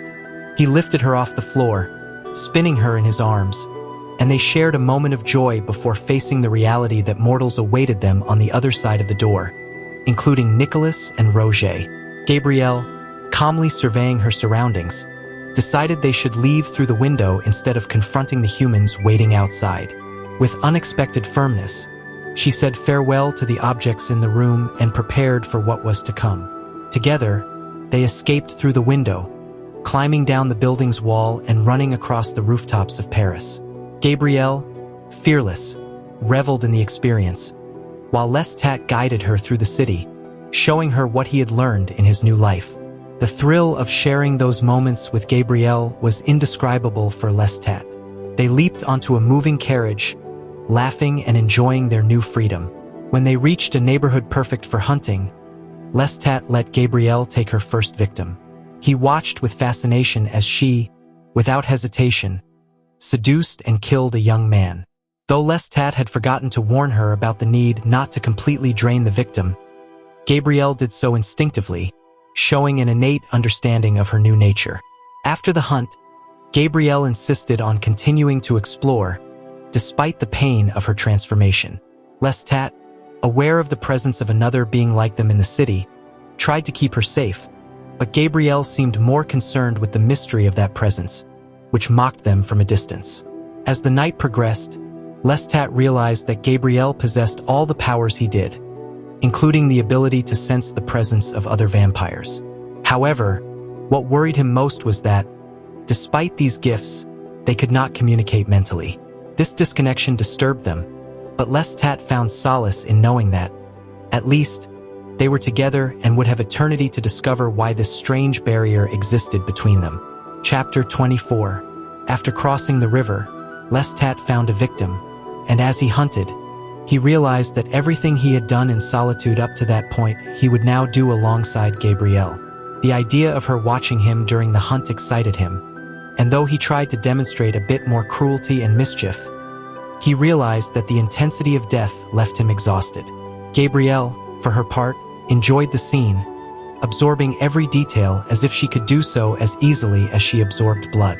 After the hunt, they embraced, feeling each other's warmth and sharing a deep connection in the darkness of the night, where even the thin fabric of their clothes seemed strange to them. That night, which seemed endless, became one of the longest and most intense in Lestat's immortal life. The dimension of time faded, and though he repeated Gabrielle's name to accustom himself to the idea of her transformation, she was no longer just his mother. She was her, the woman he had always needed and loved. As they sought refuge in an empty basement, Lestat spoke with Gabrielle, telling her in detail what had happened since his transformation. He explained about Magnus, the presence he had felt in the city, and how he had decided not to pursue it. Though he tried to communicate with her mentally, it was in vain, but Gabrielle listened to his words attentively, more interested in what lay ahead in her new life than in the details of the past. Gabrielle's transformation was complete, and with it came uncontrollable energy. There was no wall she couldn't climb, no door she didn't want to open. It seemed as if she believed she had only that night to live with supernatural vitality, and that she had to experience everything before death claimed her again at dawn. Lestat, on the other hand, felt the need to rest and reflect, but Gabrielle wanted to keep going, experiencing and exploring. She proposed entering mortals' houses to look for clothes, and Lestat, though initially surprised by the suggestion, soon found himself following Gabrielle upstairs and through hallways, exploring humans' belongings. In a house in Saint-Germain, Gabrielle found a pink velvet dress that fit her perfectly, transforming once again into an elegant and ethereal figure. They wandered through the opera, the comedy, and later at the ball in the Palais Royal, enjoying how mortals saw them without truly seeing them, feeling an inexplicable attraction to them. Later, while exploring churches, they felt the presence again, though this time it was more fleeting and confusing. Gabrielle, more than anything, enjoyed the dark and empty streets, the sense of power that came from being invisible, and the security that their vampiric nature offered. For her, the fact that they could go unnoticed in the most dangerous corners of the city was the most astonishing. While wandering through a deserted market, Gabrielle found her next victim, a young man on horseback who walked carelessly among the closed stalls. Without hesitation, she knocked him off the mount and, with a coldness that surprised Lestat, quickly killed him, taking only a sip of his blood. The ease with which Gabrielle ended the young man's life, just to steal his clothes, disconcerted and enraged Lestat. But Gabrielle did not pause to consider the morality of her actions. For her, there was no need for mercy. Gabrielle dressed in the young man's clothes, transforming once again, now into a handsome young man with blonde hair tied with a scarlet ribbon. Lestat, overwhelmed by his mother's metamorphosis and inexhaustible energy, felt a mix of admiration and horror. Gabrielle, however, showed no concern and asked Lestat to take her to the Boulevard du Temple to see the theater he had closed. They returned to Isle St. Louis, where Gabrielle sensed the nearby presence of Nicholas and Roger. Lestat tried to use his powers to make his mare break her ties and come to them, managing to free the animal and take them to Magnus Tower, where they would spend the day. As they descended into the dungeons, Gabrielle showed indifference to the dampness and stench of the place, focused solely on the new life she had begun. In the crypt, Gabrielle chose a sarcophagus to rest in, one with the figure of a knight carved on the lid. As she prepared for the daytime sleep, Gabrielle cut her long blonde hair with a pair of golden scissors she had taken from a house, transforming once again, this time into a young man with short, curly hair. Lestat, watching the locks of hair fall to the floor, felt overwhelmed by the situation and the pain of seeing his mother transform so completely. Before she fell asleep, Lestat shared one last gesture of affection, letting drops of his blood fall onto her lips, sealing their connection as immortal companions. Finally, Lestat closed the sarcophagus over Gabrielle, letting silence and darkness envelop his mother in her new stone bed. Chapter 25. Lestat woke up in the crypt with a feeling of disgust. The cold, the stench from the lower cells, and the perception that everything dead lay there disturbed him. He was worried that Gabrielle might not wake up, fearing that what he had done the night before had been an irreversible mistake. However, he decided not to open the coffin again, considering it an act of arrogance and a violation of the intimacy they had shared when they were both mortals. He left a torch burning for her and went out of the crypt in search of fresh air. He ascended to Magnus' chamber, where he watched the twilight fade over Paris. While waiting, Lestat distracted himself by choosing jewels for Gabrielle, delicate objects that could adorn her masculine clothes. But fear assaulted him. What if she didn't wake up? The thought terrified him, and the value of the jewels faded for him. Suddenly, Lestat felt someone watching him. He turned, alarmed, but saw no one. Then he looked toward the window and saw her, Gabrielle, floating in the air, clinging to the bars and smiling with an expression that shifted from serenity to malice. The sight frightened him but also relieved him, knowing that she had awakened. Gabrielle explained that she had climbed the wall, and together they decided to meet on the upper battlements. Gabrielle was full of energy, as exuberant as the night before. Lestat wanted to show her the inner chamber and the jewels, but she seemed more interested in leaving the tower and returning to Paris. Her hair, paler and more luminous than before, radiated a supernatural glory. Though fascinated by the jewels Lestat showed her, Gabrielle had a restlessness in her expression, a slight gesture of pain that betrayed her thirst. There was something in her behavior that unsettled Lestat, an emotional distance that became evident. Lestat spoke of his obligations in Paris, mentioning Roger and Nicholas, but Gabrielle surprised him with her coldness towards them. She didn't care about them at all and would never see them again. This statement left Lestat perplexed and frightened, afraid that Gabrielle was losing her humanity. Gabrielle began to question the need to stay connected to the mortal world, showing a growing detachment from everything that had tied her to her previous life. Lestat tried to reason with her, but Gabrielle saw no point in maintaining those connections. Her cold and dispassionate logic disturbed him, especially when she suggested that he might share his power with Nicholas, an idea that Lestat immediately rejected. Gabrielle seemed to accept his decision, but something in her gaze denoted incomprehension. Suddenly, Gabrielle realized that her hair, which she had cut the night before, had grown back completely. Horror overwhelmed her, and she began to scream, gripped by uncontrollable panic. Lestat tried to calm her, explaining that it was a natural phenomenon in her new state, but Gabrielle's screams resonated with unbearable pain. Lestat, desperate, shook her, trying to make her understand that there was nothing to fear, that her hair would grow back every time she cut it. Gabrielle finally calmed down, but she was deeply affected. Lestat, seeing her anguish, decided to distract her by talking about the places she had visited in her youth, wishing they could travel together to those sites now that they were immortal. Little by little, Gabrielle regained her composure, though still shaken by what had happened. Lestat offered to cut her hair every night and burn it as a way to control what had frightened her so much. In the end, Gabrielle accepted the idea and returned to her usual state, with a determined expression on her face. Lestat helped her dress in a new shirt and combed her hair, making a long braid. Though still affected, she seemed to have overcome the initial panic. They decided to go for a walk together through the boulevards, enjoying the night, with their faces flushed and their skin warm after having fed. However, the shadow of the presence persisted, barely perceptible but enough to make them turn their heads from time to time. Chapter 26. Around 3 in the morning, when Gabrielle and Lestat reached the stables, they again felt the unsettling presence that had been haunting them. Although they had lost it for a while, the sense of malevolence returned with force, making them feel watched. This constant game of appearances and disappearances was driving Lestat mad. Gabrielle, for her part, was glad to be back on the road to the tower, longing to escape the city's noise and enjoy the silence of the open countryside. They rode the mare at high speed, delighting in the wind caressing their faces and the stars shining over the dark hills.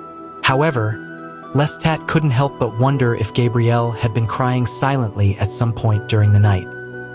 He had noticed that at certain moments, she appeared somber and silent, her eyes vibrating as if she were holding back tears. As they advanced through a dense forest near a stream, the mare suddenly reared and swerved sharply, almost throwing them from the saddle. Lestat, surprised by the animal's reaction, struggled to control it. The mare, who knew the path well, refused to continue, neighing and turning in the opposite direction. Lestat finally managed to stop her, and when both concentrated, they clearly felt the malevolent presence among the trees. Gabrielle urged Lestat not to advance towards that presence, but he, enraged, decided to confront it. With fierce determination, Lestat spurred the mare towards the bridge that crossed the stream. Fury burned within him, and just as the mare's hooves struck the wood, Lestat saw the demons for the first time. Beings with white faces and cadaverous arms screeching from the branches of the trees. Without thinking, Lestat cursed them as they crossed the bridge, but soon one of the creatures fell onto the mare, scratching Lestat. With a quick move, Lestat slashed with his sword, wounding the attacker and watching it fly into the darkness. Another creature tried to attack them, but Gabrielle intercepted it, cutting off its arm. Blood poured from the wounds as the screams filled the air. Lestat tried to turn the mare around, but the terrified animal almost collapsed. Gabrielle took control and directed the mare towards the tower while the creature's screeches echoed behind them. Exhausted, they abandoned the mare and ran towards the tower, closing gates and doors behind them until they reached the secret chamber. They barely managed to place the slab in place before hearing the creatures scratching the tower's walls, trying to force their way in. Gabrielle and Lestat lit a fire in the window to drive away the attackers. Through the bars, Lestat could see the emaciated faces and dirty hands of the creatures, who screeched and cursed. They were vampires like them, but in a pitiful state. As the flames rose, the vampires retreated, cursing and vowing revenge, until they finally disappeared. Although exhausted, Lestat and Gabrielle realized that the attackers had not been able to break through the gate. However, their anger grew when they realized that the creatures had killed the young groom who worked for Lestat. Lestat's fury increased, knowing he had not been able to protect him. Despite the suffocating heat from the fire, Gabrielle and Lestat remained seated in the chamber, aware that the danger had not yet passed. Finally, Lestat, exhausted by the night's events, let himself fall asleep. When he awoke, he saw a youthful and beautiful figure walking through the chamber. But soon he realized that, of course, it was Gabrielle, whose appearance seemed increasingly ethereal and supernatural. Chapter 27. Gabrielle seemed possessed by an overwhelming energy as she wandered around the room, though her beauty remained unchanged. She trampled on the remains of the pyre with contained fury until she managed to calm down and directed her gaze toward the sky. Aware that dawn was approaching, they discussed the nature of the creatures that had attacked them, filled with questions about their identity and the curses they had hurled, calling them outcasts and blasphemers. Lestat, restless and determined, insisted they leave the tower immediately, as they didn't know the exact moment when the creatures would wake again. Gabrielle, for the first time since she had been transformed, showed signs of vulnerability, asking where they would go. Lestat suggested seeking refuge in a church in a nearby village, a place the creatures would never dare to profane. As Lestat prepared, he took 2 rosaries from Magnus' treasure, one of pearls and another of emeralds, and gave them to Gabrielle, believing they might repel the creatures if they encountered them again. Although Gabrielle seemed skeptical, she accepted the rosary with a resigned gesture.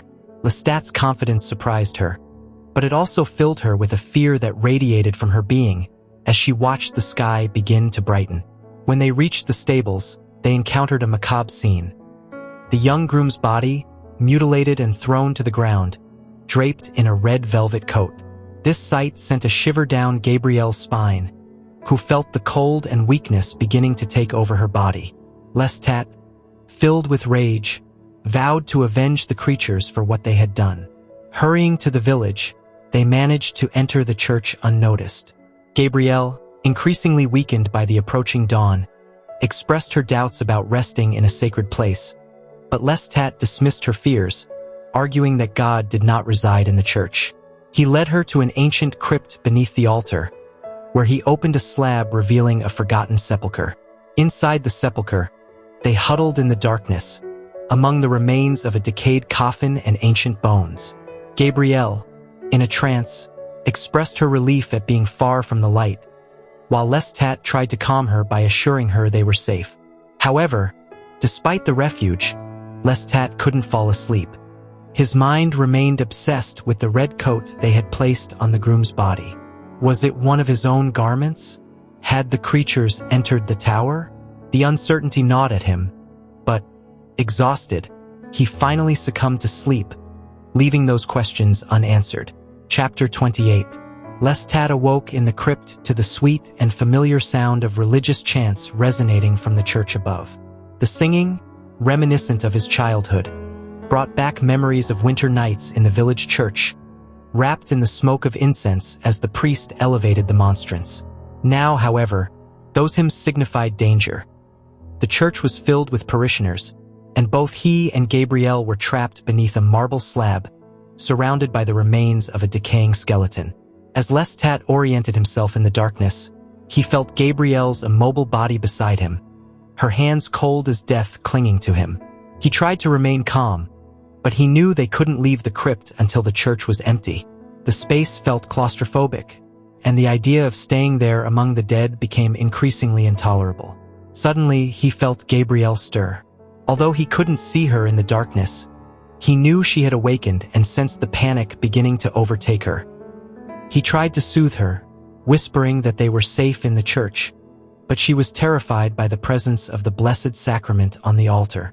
Desperate to escape, she began to pound on the walls and the slab covering them, and Lestat, feeling Gabrielle's panic infect him, decided they had to leave immediately.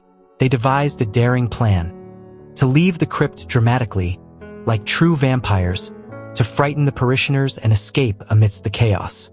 With a push, Lestat lifted the marble slab and leaped into the choir, wrapping himself in his cloak as he let out a ferocious scream. The mortals in the church reacted with terror, rising to their feet and screaming. Gabrielle followed, emitting a high-pitched wail, and together they ran down the central aisle, throwing open the church doors and launching themselves into the night. Panic erupted among the congregation, and Lestat, in one last act to sow chaos, threw gold coins onto the floor, causing some believers to bend down to collect them while others fled in fear.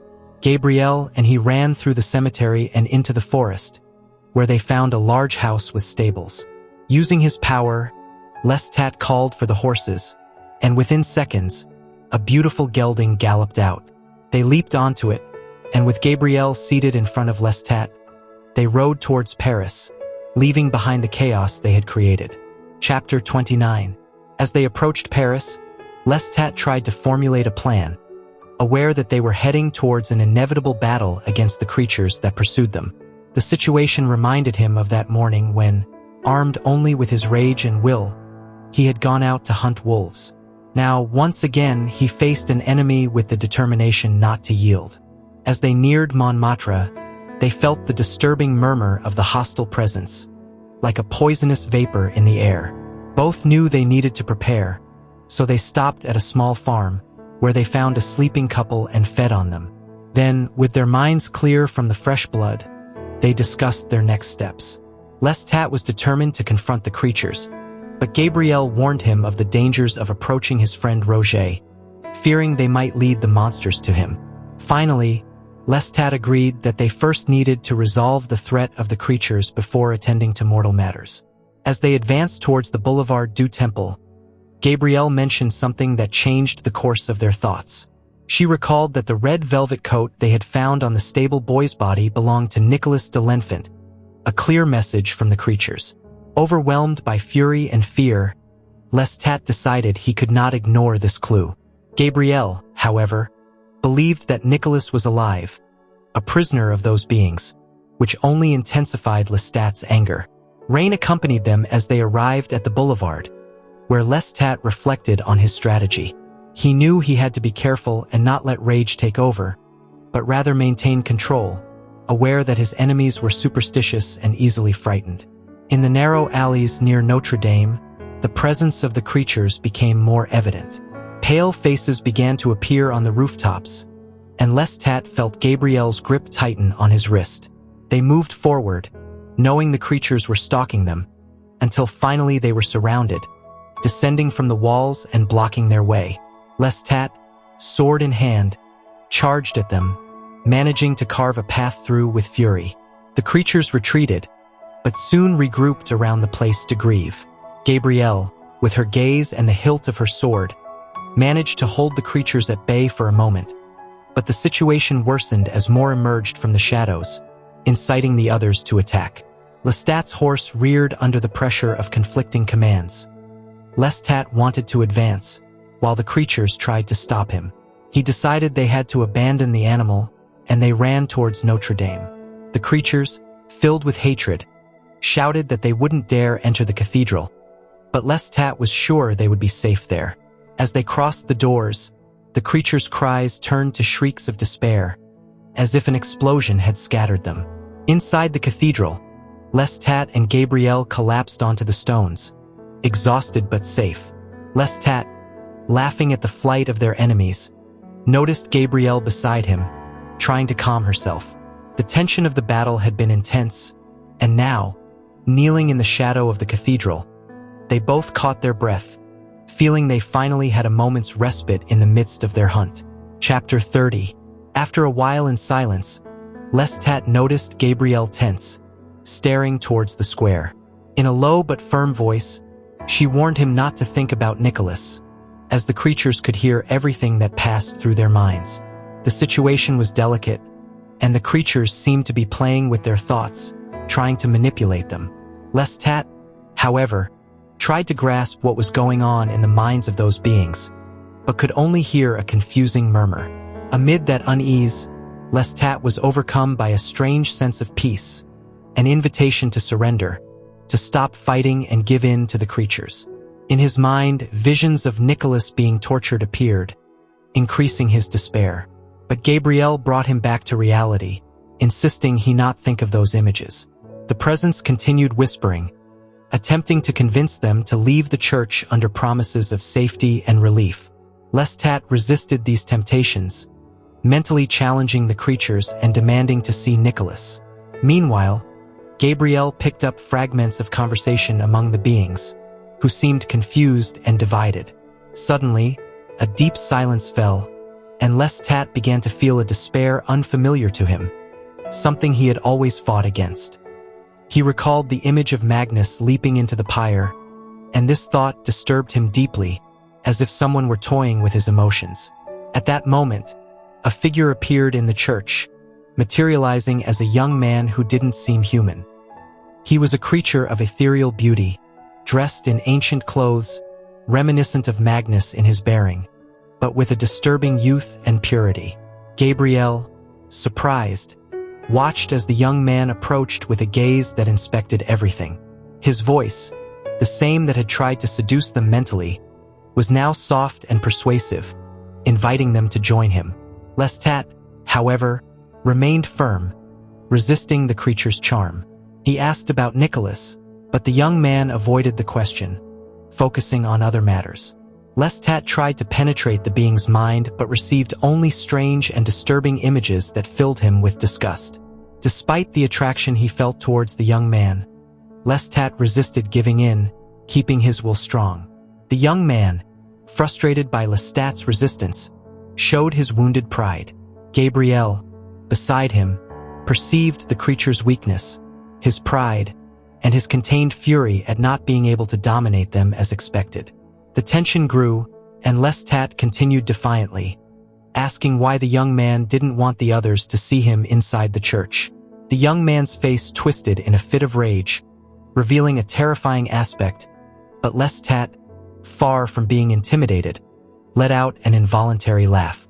The strange one, furious at being mocked, returned to his angelic form, but Lestat had already seen his weakness.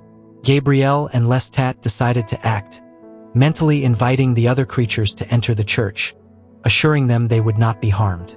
Realizing what they were doing, the young man tried to force them out of the church, but Lestat and Gabriel confronted him together, managing to immobilize him momentarily. However, the young man counterattacked furiously, striking Lestat and sending him flying out of the church. The situation grew increasingly dangerous, and Lestat prepared for whatever might come, knowing the creatures were close and the battle was far from over. Part 4: The Children of the Night. Chapter 31.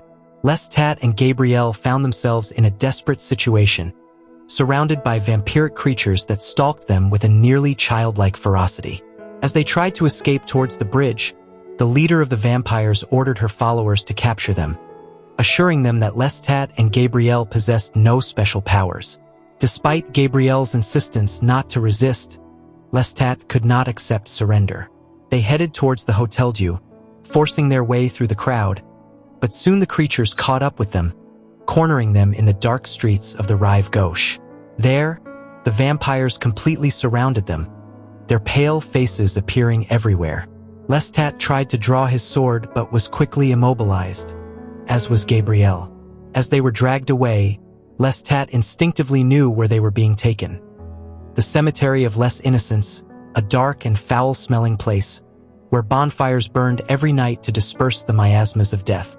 Lestat tried to fight against the repulsive stench and horror of the place, but it was in vain. The creatures, though also disgusted by the environment, seemed to revel in their own suffering, breathing in the stench with delight. Gabriel, beside him, visibly trembled, clinging to him tightly as they were led into the depths of the cemetery. They descended a staircase into an even darker and more foul-smelling catacomb, where the stench was almost unbearable. In a moment of weakness, Lestat vomited blood due to the intensity of his disgust. Upon reaching the bottom of the stairs, they were pushed into a large vaulted chamber, barely lit by 3 torches held by other vampires. In that darkness, Lestat sensed Nicholas's presence, alive but in a state of deep confusion and despair. The screams and laments of vampires buried in the depths filled the air as Lestat tried to maintain his composure. When they were thrown to the ground, they stood up, and Lestat observed with horror Nicholas, who seemed to have gone mad, unable to recognize them. The place was filled with other vampires, all in various stages of decomposition, their bodies covered in rags. The drums beat loudly, creating an atmosphere of unbearable tension. Despite the situation, Lestat remained calm, aware that they were surrounded by vampires who watched them with envy and curiosity, unable to understand how he and Gabriel had managed to maintain their humanity.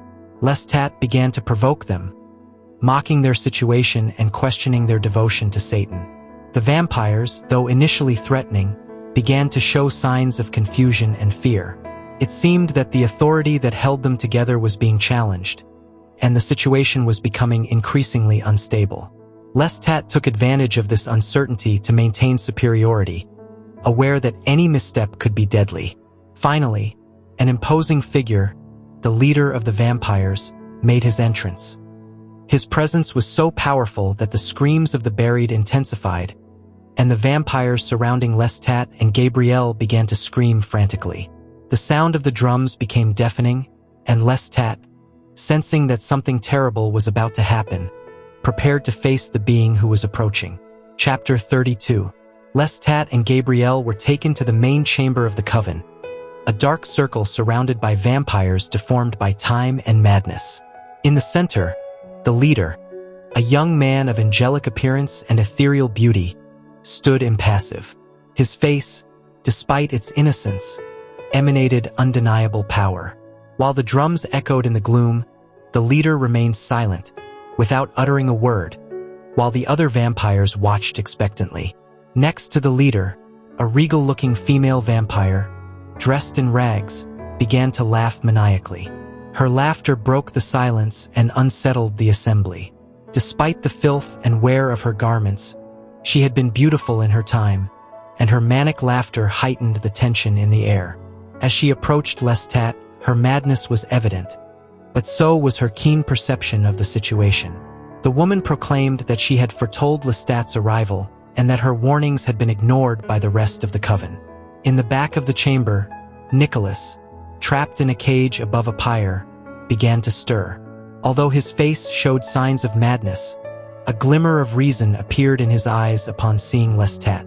The tension in the chamber grew, and the woman continued to speak in a nearly prophetic tone, while the young leader remained expressionless. The young vampire who had tried to impose himself on Lestat in the church, now filled with fury, attempted to accuse Lestat of breaking the coven's laws, of acting like a mortal and defying the dark traditions they followed. However, Lestat, with a calm defiance, mocked the accusations and questioned why these vampires, with all their gifts, lived in misery and fear. The old vampire queen, intrigued by Lestat's audacity, encouraged him to continue.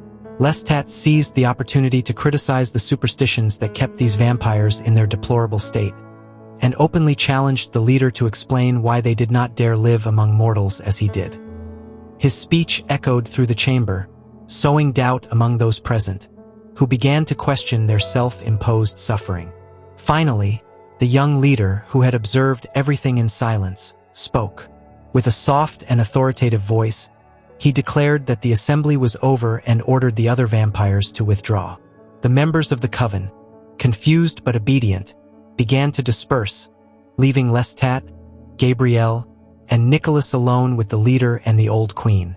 As the other vampires left, the leader, whose name was revealed to be Armand, turned to Lestat with a look that indicated his judgment was not yet over. Chapter 33.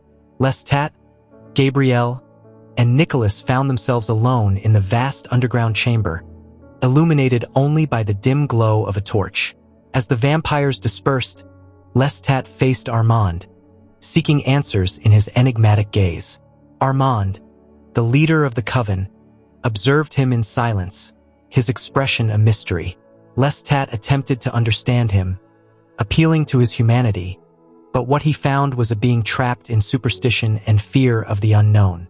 Armand, with a voice soft but laden with restrained anger, spoke of the ancient mysteries and laws that had governed vampires for centuries. He explained how novices were subjected to terrible trials, buried alive, and left to their fate until they managed to escape their tombs. Only then, after experiencing death and terror firsthand, were they granted the dark gift of immortality. These rituals kept vampires bound to a dark existence, fearful of the light, and reverent of sacred symbols that, according to Armand, could condemn them to hell if profaned. However, Lestat did not share this view. To him, these traditions were nothing more than archaic superstitions. He confronted Armand, arguing that times had changed and that vampires needed to adapt to the new era. Lestat asserted that he represented a new form of evil, one that did not need to hide in the shadows or fear the cross. He was the perfect predator, camouflaged among mortals, living among them and hunting with cunning. Despite his anger, Armand began to show signs of doubt and fear. The vision of Lestat as a modern vampire, capable of living among men without losing his sanity, unsettled him. Armand, raised in a time when faith and superstition dominated, could not comprehend how Lestat could defy such deeply ingrained beliefs. The old vampire queen, who had been observing the confrontation, intervened with a laugh that echoed in the crypt. She, like Magnus before her, had seen the world change and knew that madness and love for mortals were inevitable for vampires who tried to live among them. According to her, love for humans, born of compassion and understanding, was what would ultimately lead vampires like Lestat to ruin. Lestat, overwhelmed by the tension and exhaustion, refused to accept this vision. He despised the idea that loving mortals was an inevitable and tragic fate. He mocked the Queen and Armand, asserting that his place was among men and that his love for them did not weaken him but strengthened him. Finally, feeling there was nothing more to discuss, Lestat took Nicholas, who could barely stand, and escaped the crypt with Gabriel. They left the coven behind and disappeared into the streets of Paris, determined to leave that cursed place and find a safe haven. When they reached Magnus Tower, Lestat was exhausted, both physically and emotionally. Nicholas, weakened but still alive, was taken to a cell where he could rest. Gabrielle, concerned for the safety of her son and Nicholas, suggested that they take him out of France as soon as possible so that no one would believe his delirious stories. Lestat, unable to think clearly, only desired the comfort of silence and darkness, far from the voices that still echoed in his mind. In the crypt, as they prepared to rest, Gabrielle tried to comfort Lestat, but he was plunged into an abyss of despair and confusion. For the first time, the weight of his immortality crushed him, and he longed for the silence of the grave, a rest he could never find. Chapter 34. Upon waking, Lestat was enveloped in the screams and curses of Nicholas, who was banging on the oak door of his cell, furious at being imprisoned. The echoes of his voice filled the tower, and his human scent, so tempting, reached Lestat through the thick stone walls. Although Gabrielle continued to sleep deeply, Nicholas's words resounded like a symphony of madness and despair, mingled with memories of times past. Lestat rose from his rest and ascended the stairs, each step bringing him closer to the whirlwind of hatred and despair that was Nicholas. Memories of humanity, the days in Auvergne, and shared wine mingled with the present reality. Now he was no longer a mere mortal, but a being faced with impossible decisions. Nicholas, trapped in his suffering, reproached Lestat for not granting him the power he now shared with Gabrielle. Lestat's internal struggle grew as he ascended. He knew he couldn't simply dispose of Nicholas.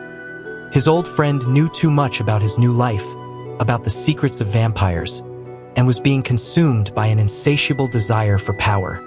The conflict within him became even more intense when he finally came face to face with Nicholas. He was trembling, sweaty, and filled with rage, ranting about the injustice of being left behind while Lestat had shared the dark gift with Gabrielle.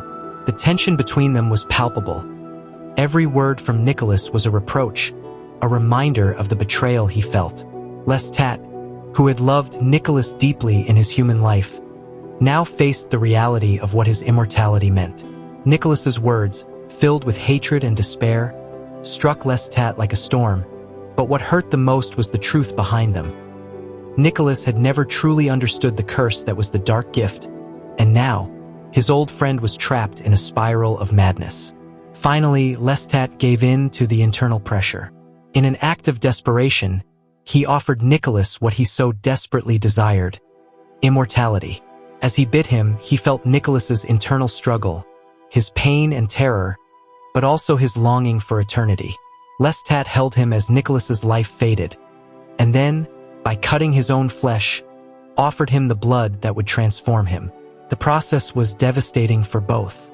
Nicholas, still filled with hatred and confusion, accepted Lestat's blood eagerly, licking the cut on his throat as if it were his last salvation. However, when the transformation was complete, Nicholas was left in a state of apparent catatonia, unable to respond or move on his own.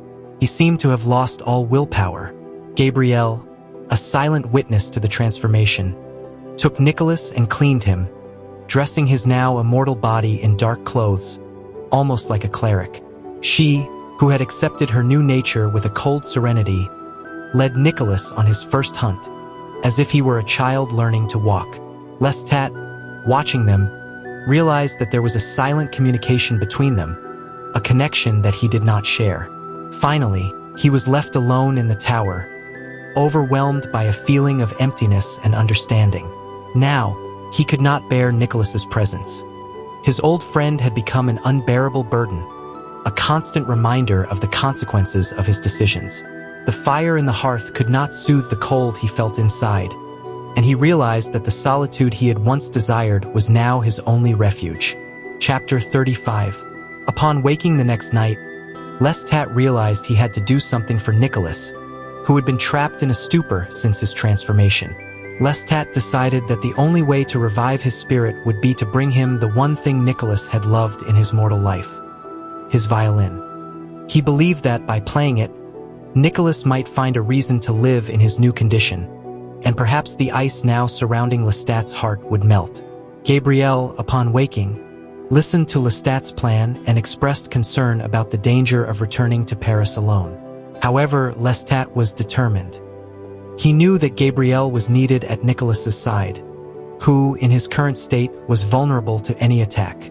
Additionally, Lestat wished to confirm if they truly had a truce with the other vampires under less innocence. Before going in search of the violin, Lestat wandered through Paris, hunting in the Tuileries and the boulevards, trying to convince himself that the vampire assembly was no longer a threat. However, his vigilance did not diminish, and finally, he heard the presence of the other vampires near Renault's theater, hidden in the shadows, not out of malevolence but out of desperation. As he approached the alley next to the theater, Lestat found four vampires huddled against the wall, fearful and confused. Among them was the dark-eyed woman and the gray-eyed boy, who begged for help. They told him that Armand had begun destroying the assembly, throwing his followers into the fire and sealing the tunnels leading to their meeting place.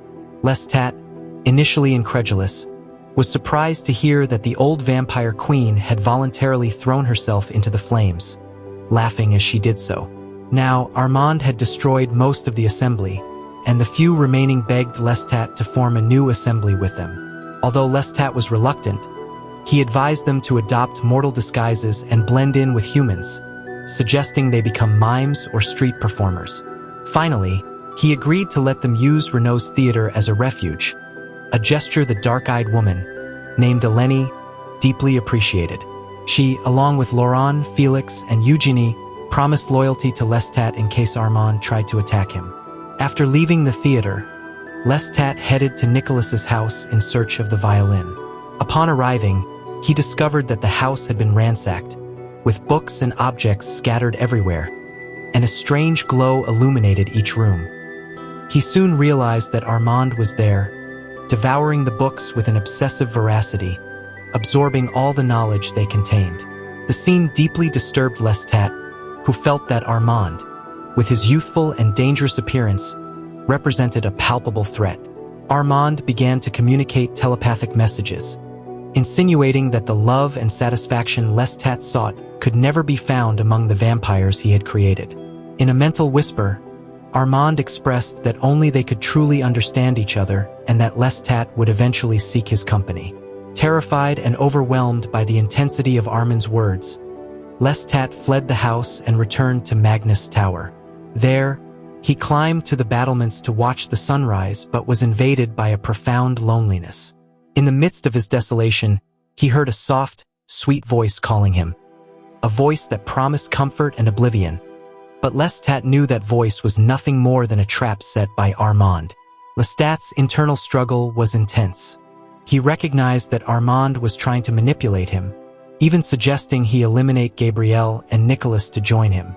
But Lestat resisted, though the void left by Armand's retreat filled him with even greater despair. Kneeling in the tower, Lestat realized he was trapped in a dangerous game with Armand, a being who, despite everything, attracted him deeply. The night ended with Lestat feeling fatally trapped in a web of loneliness, betrayal, and desire, unsure if he would ever escape Armand's influence. Chapter 36. Upon waking, Lestat led Gabrielle away from Nicholas to tell her everything that had happened the previous night.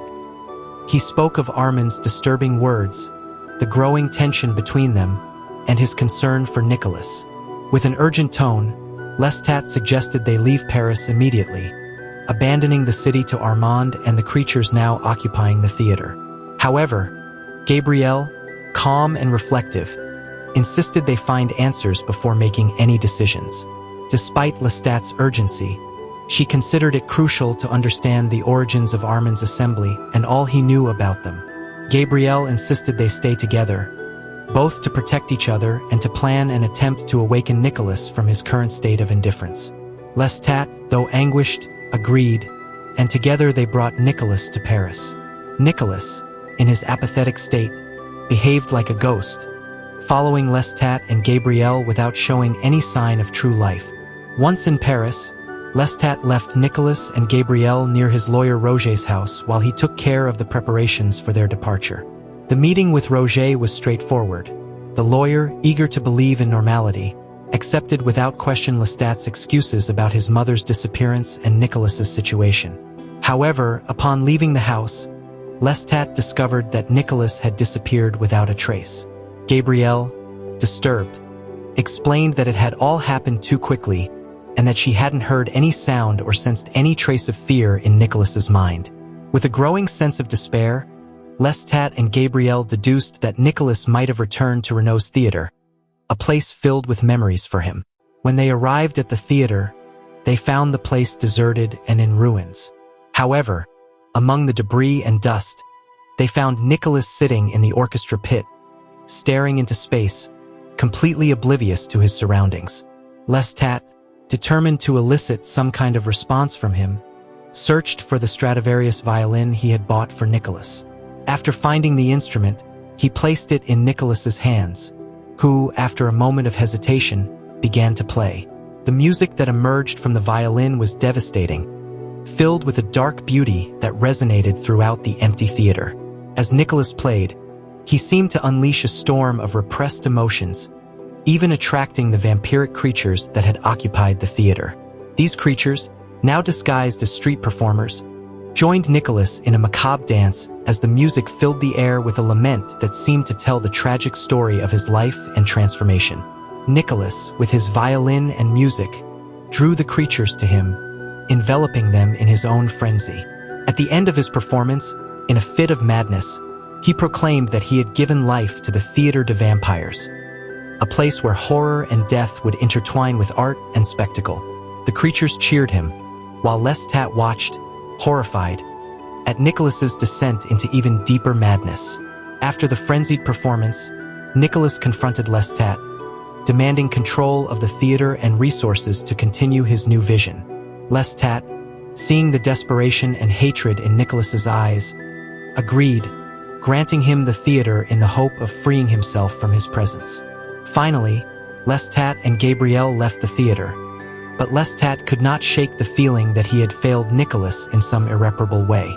Gabrielle tried to console him, reminding him that Nicholas had made his decision and that they were now free of responsibility for him.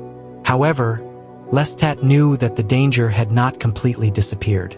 Armand, though he had not yet acted, remained an imminent threat, and Lestat realized he would have to face him before finding any peace.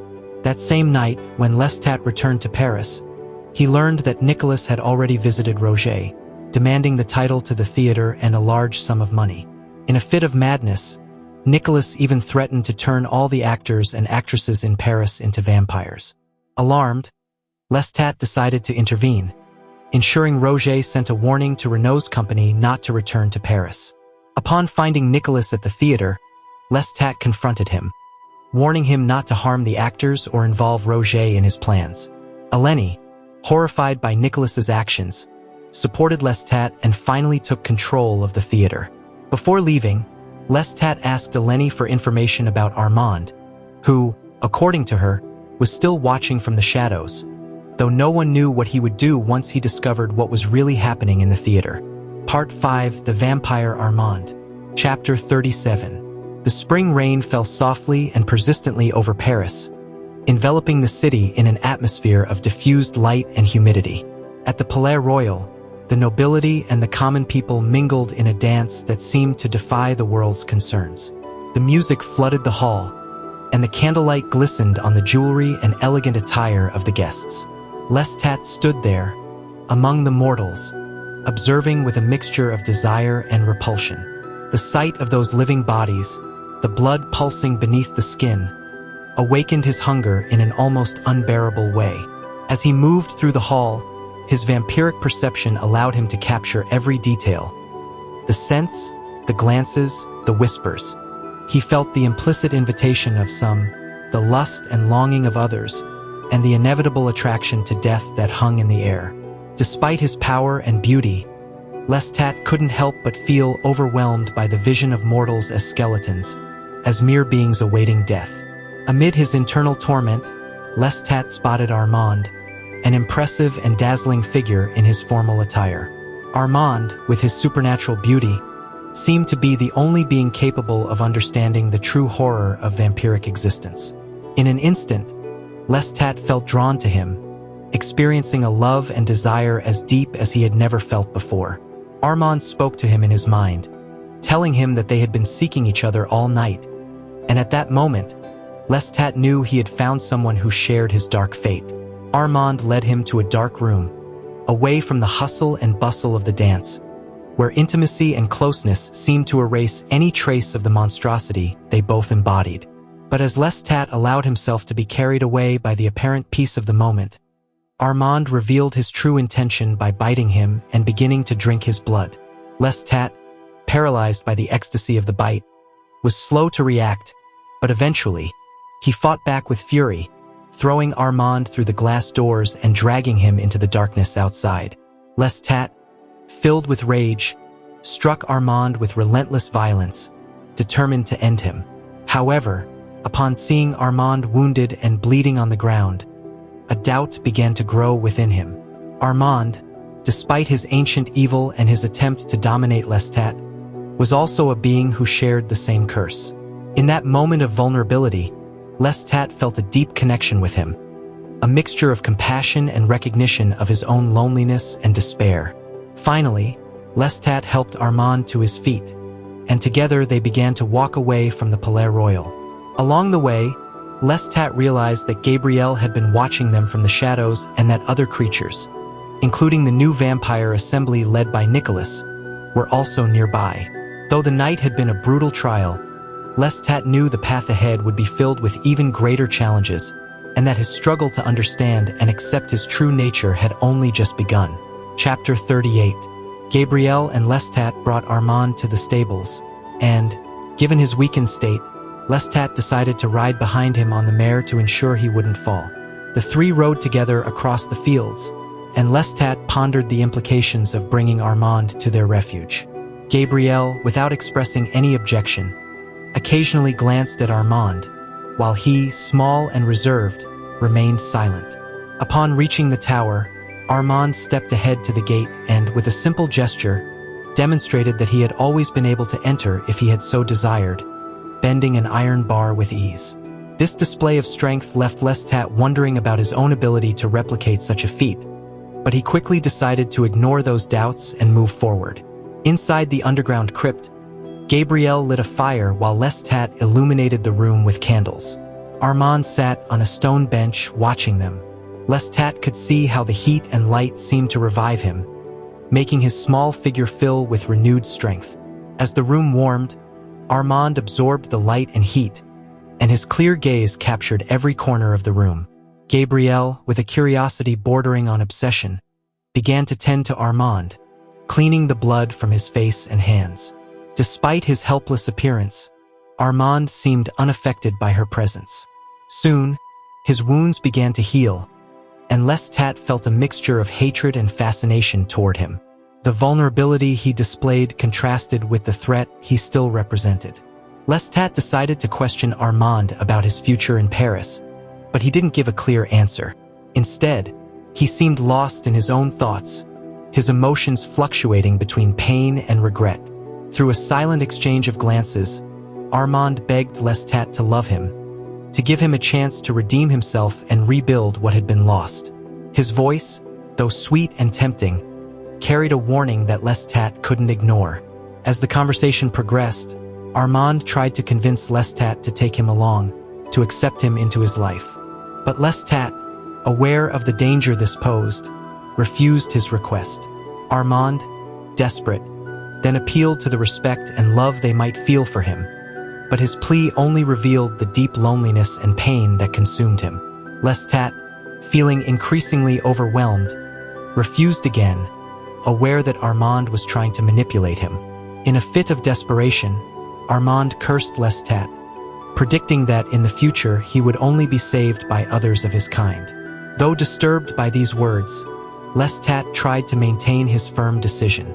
Gabriel, observing everything in silence, intervened to challenge Armand, demanding to know what more he could offer them. Armand's response was vague, and Gabrielle, with her usual frankness, reproached him for his lack of understanding and his reliance on obsolete beliefs. The verbal confrontation led Armand into a state of confusion and weakness. Gabrielle, relentless, continued to question him, exposing her own desires for knowledge and her growing detachment from humanity. Gabrielle's brutal honesty left Armand without answers, and he began to show signs of despondency. His mind, once full of complexity, emptied of thoughts, leaving only disordered and senseless images. As the tension in the crypt grew, Armand began to release an avalanche of images and emotions. This emotional openness, so intimate and profound, was something Lestat had never experienced. Although he initially felt fear, Lestat realized that this intimacy was something he needed to accept. Armand, stripped of his pride and strength, revealed his true self, a being marked by centuries of loneliness and suffering. Lestat, feeling a mixture of compassion and fear, decided they could not let Armand go in that state. The emotional confrontation and Gabrielle's ruthless frankness had disarmed Armand, but they had also brought him closer to a revelation. In that instant, the connection between the three deepened, and Lestat knew that, despite the danger, they needed to keep Armand with them, at least for a while longer.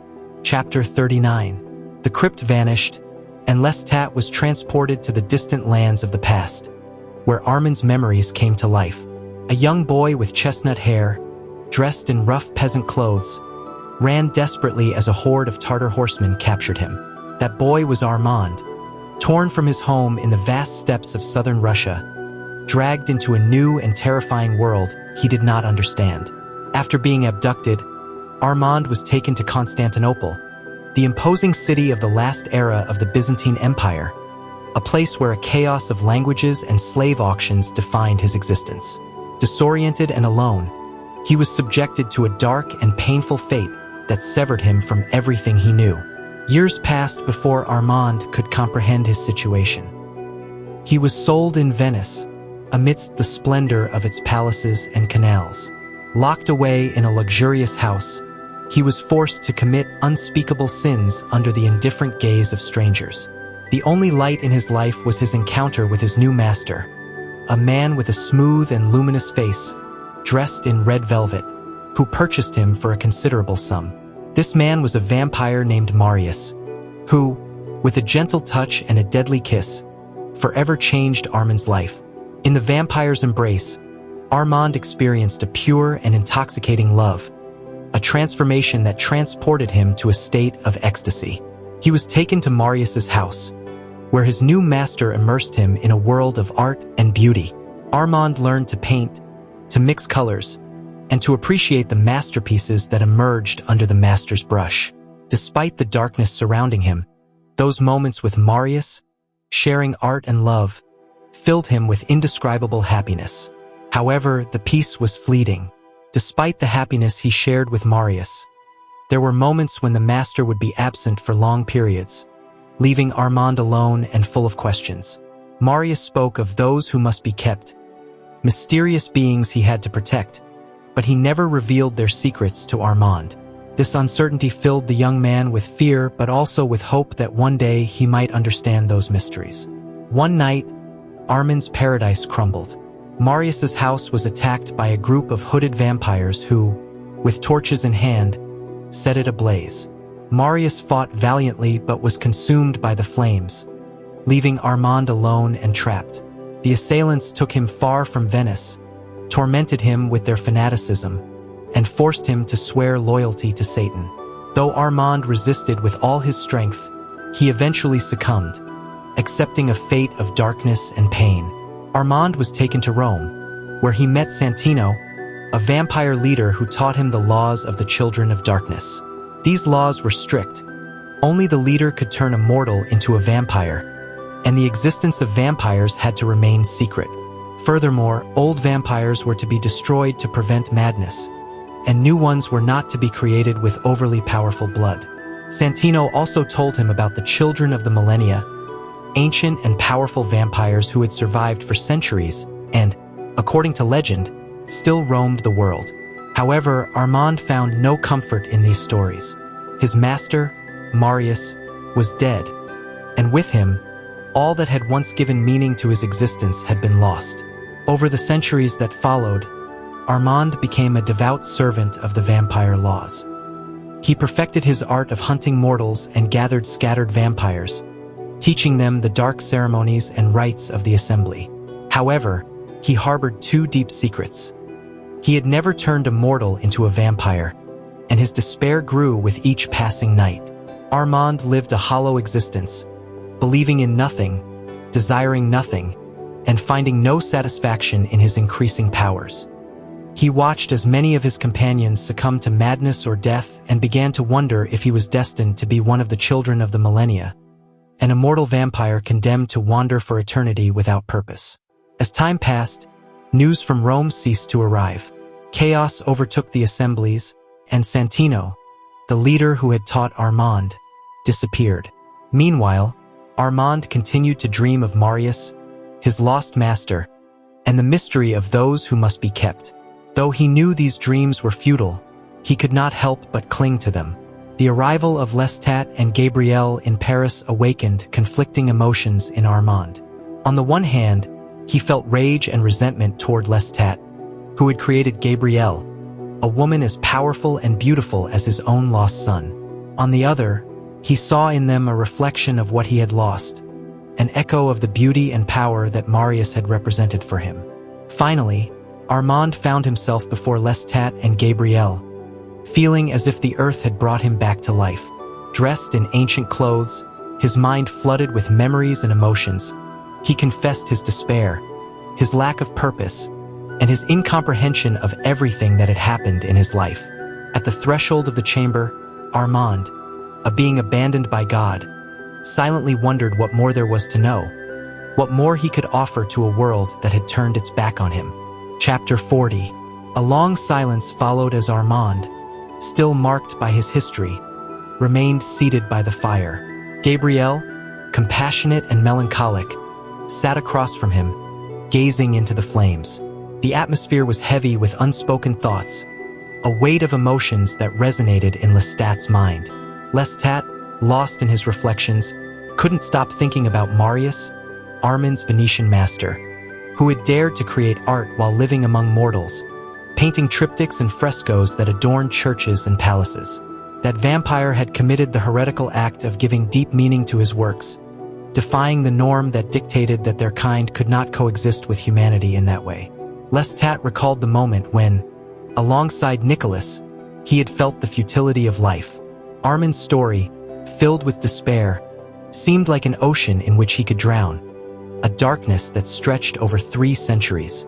The figure of Armand, young and radiant, sitting by the fire, could release a blackness that would cover the world if he opened his mouth, a darkness that only Marius, with his heretical acts, had tried to counter.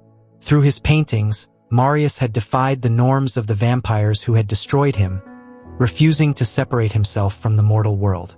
To Lestat, Marius represented a fascinating figure, someone who had achieved the impossible, living among mortals, creating, and leaving a legacy. This thought filled Lestat with a deep desire to understand Marius, to know if perhaps, just perhaps, he was still alive somewhere. Armand, in his melancholy, shared his skepticism with Lestat. He spoke of the legend of Marius, an ancient myth that persisted despite the destruction of Armand and his master.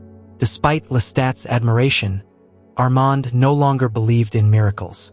To him, the world had closed in on his dark reality, leaving behind any possibility of hope.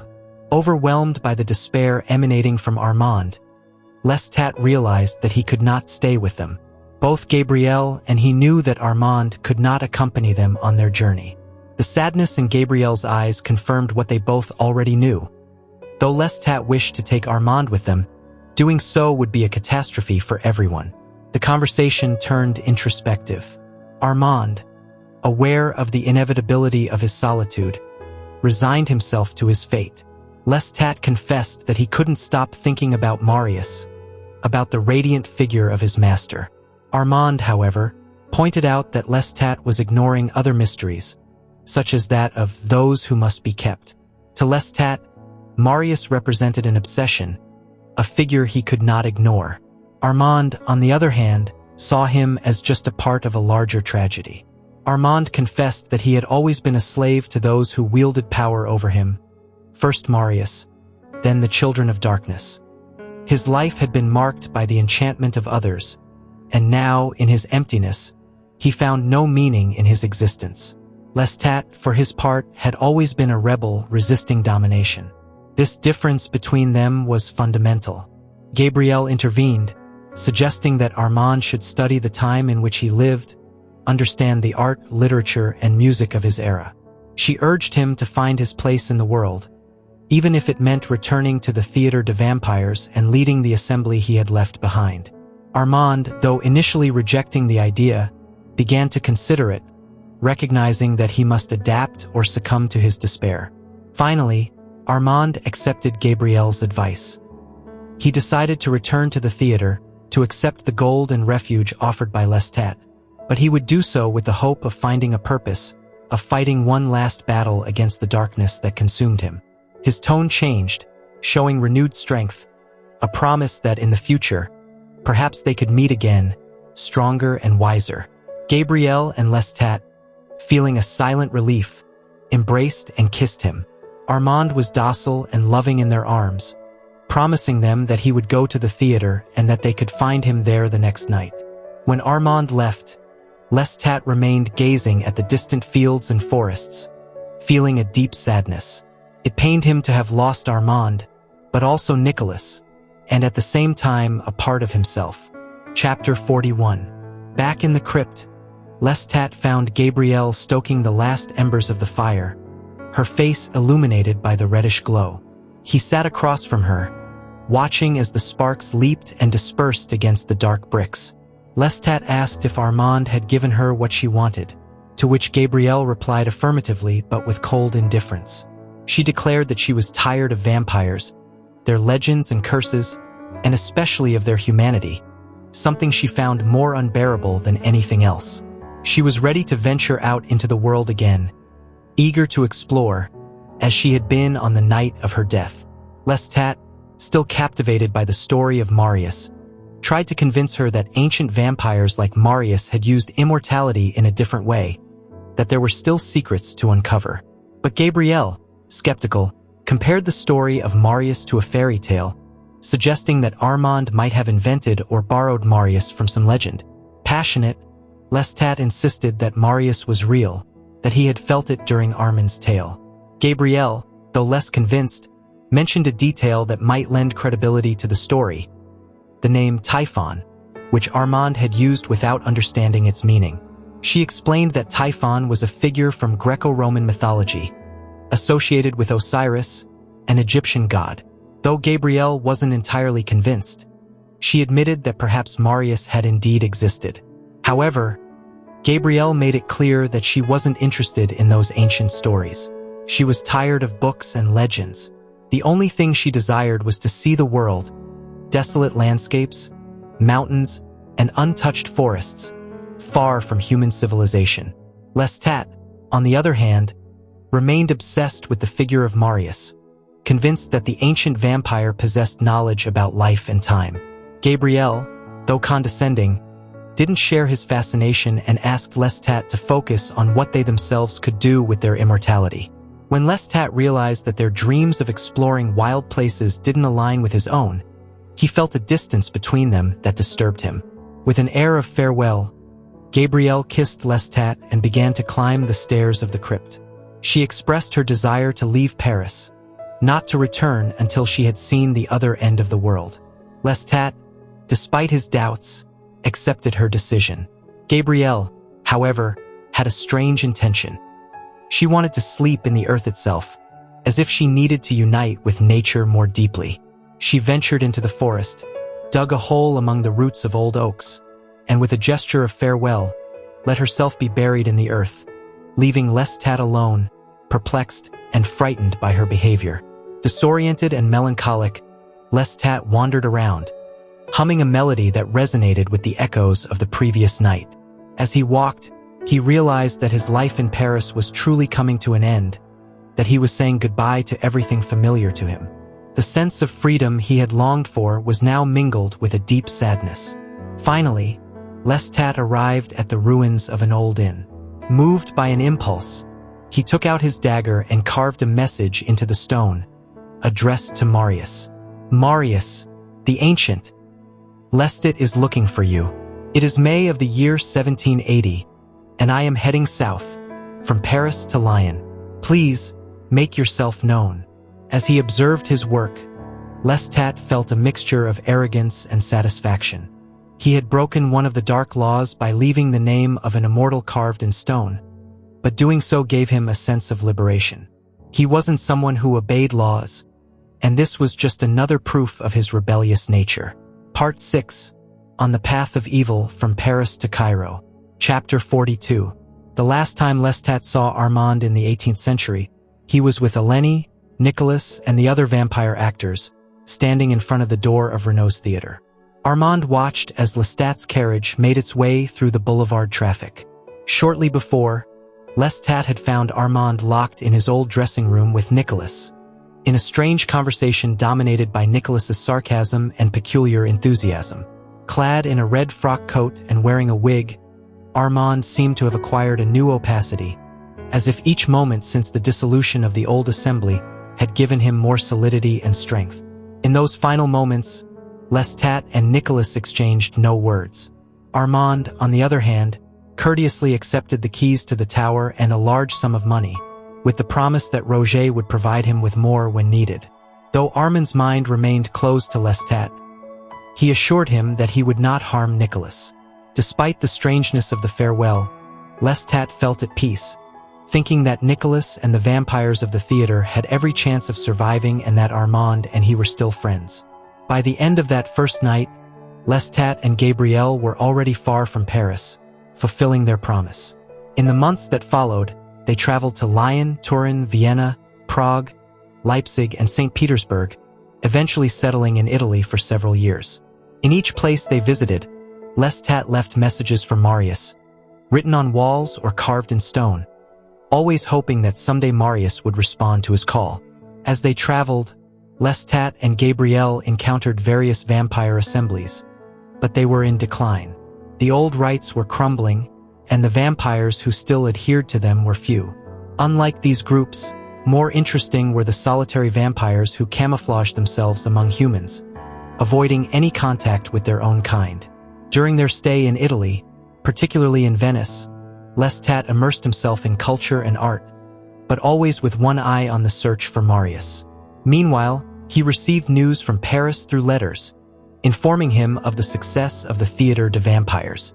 The company had grown, attracting actors from all over Europe, and Nicholas had become a central figure, though his chaotic and disordered tendencies worried the others. Eleni, one of the theater's vampires, wrote to Lestat with affection, urging him to return to Paris, describing the theater as a bright star in the history of our race. However, Lestat couldn't contemplate that possibility. He was too fascinated by the world around him, a world full of cathedrals, castles, and the knowledge contained in the books he devoured in his Venetian hideaway. As Lestat explored ancient myths and legends, especially the story of Osiris, he found unsettling parallels with his own existence as a vampire. Osiris, the Egyptian god murdered by his brother and turned into the Lord of the Dead, evoked questions in Lestat about the nature of his immortality and the fate of vampires. Despite his studies and reflections, Lestat couldn't escape a feeling of loneliness.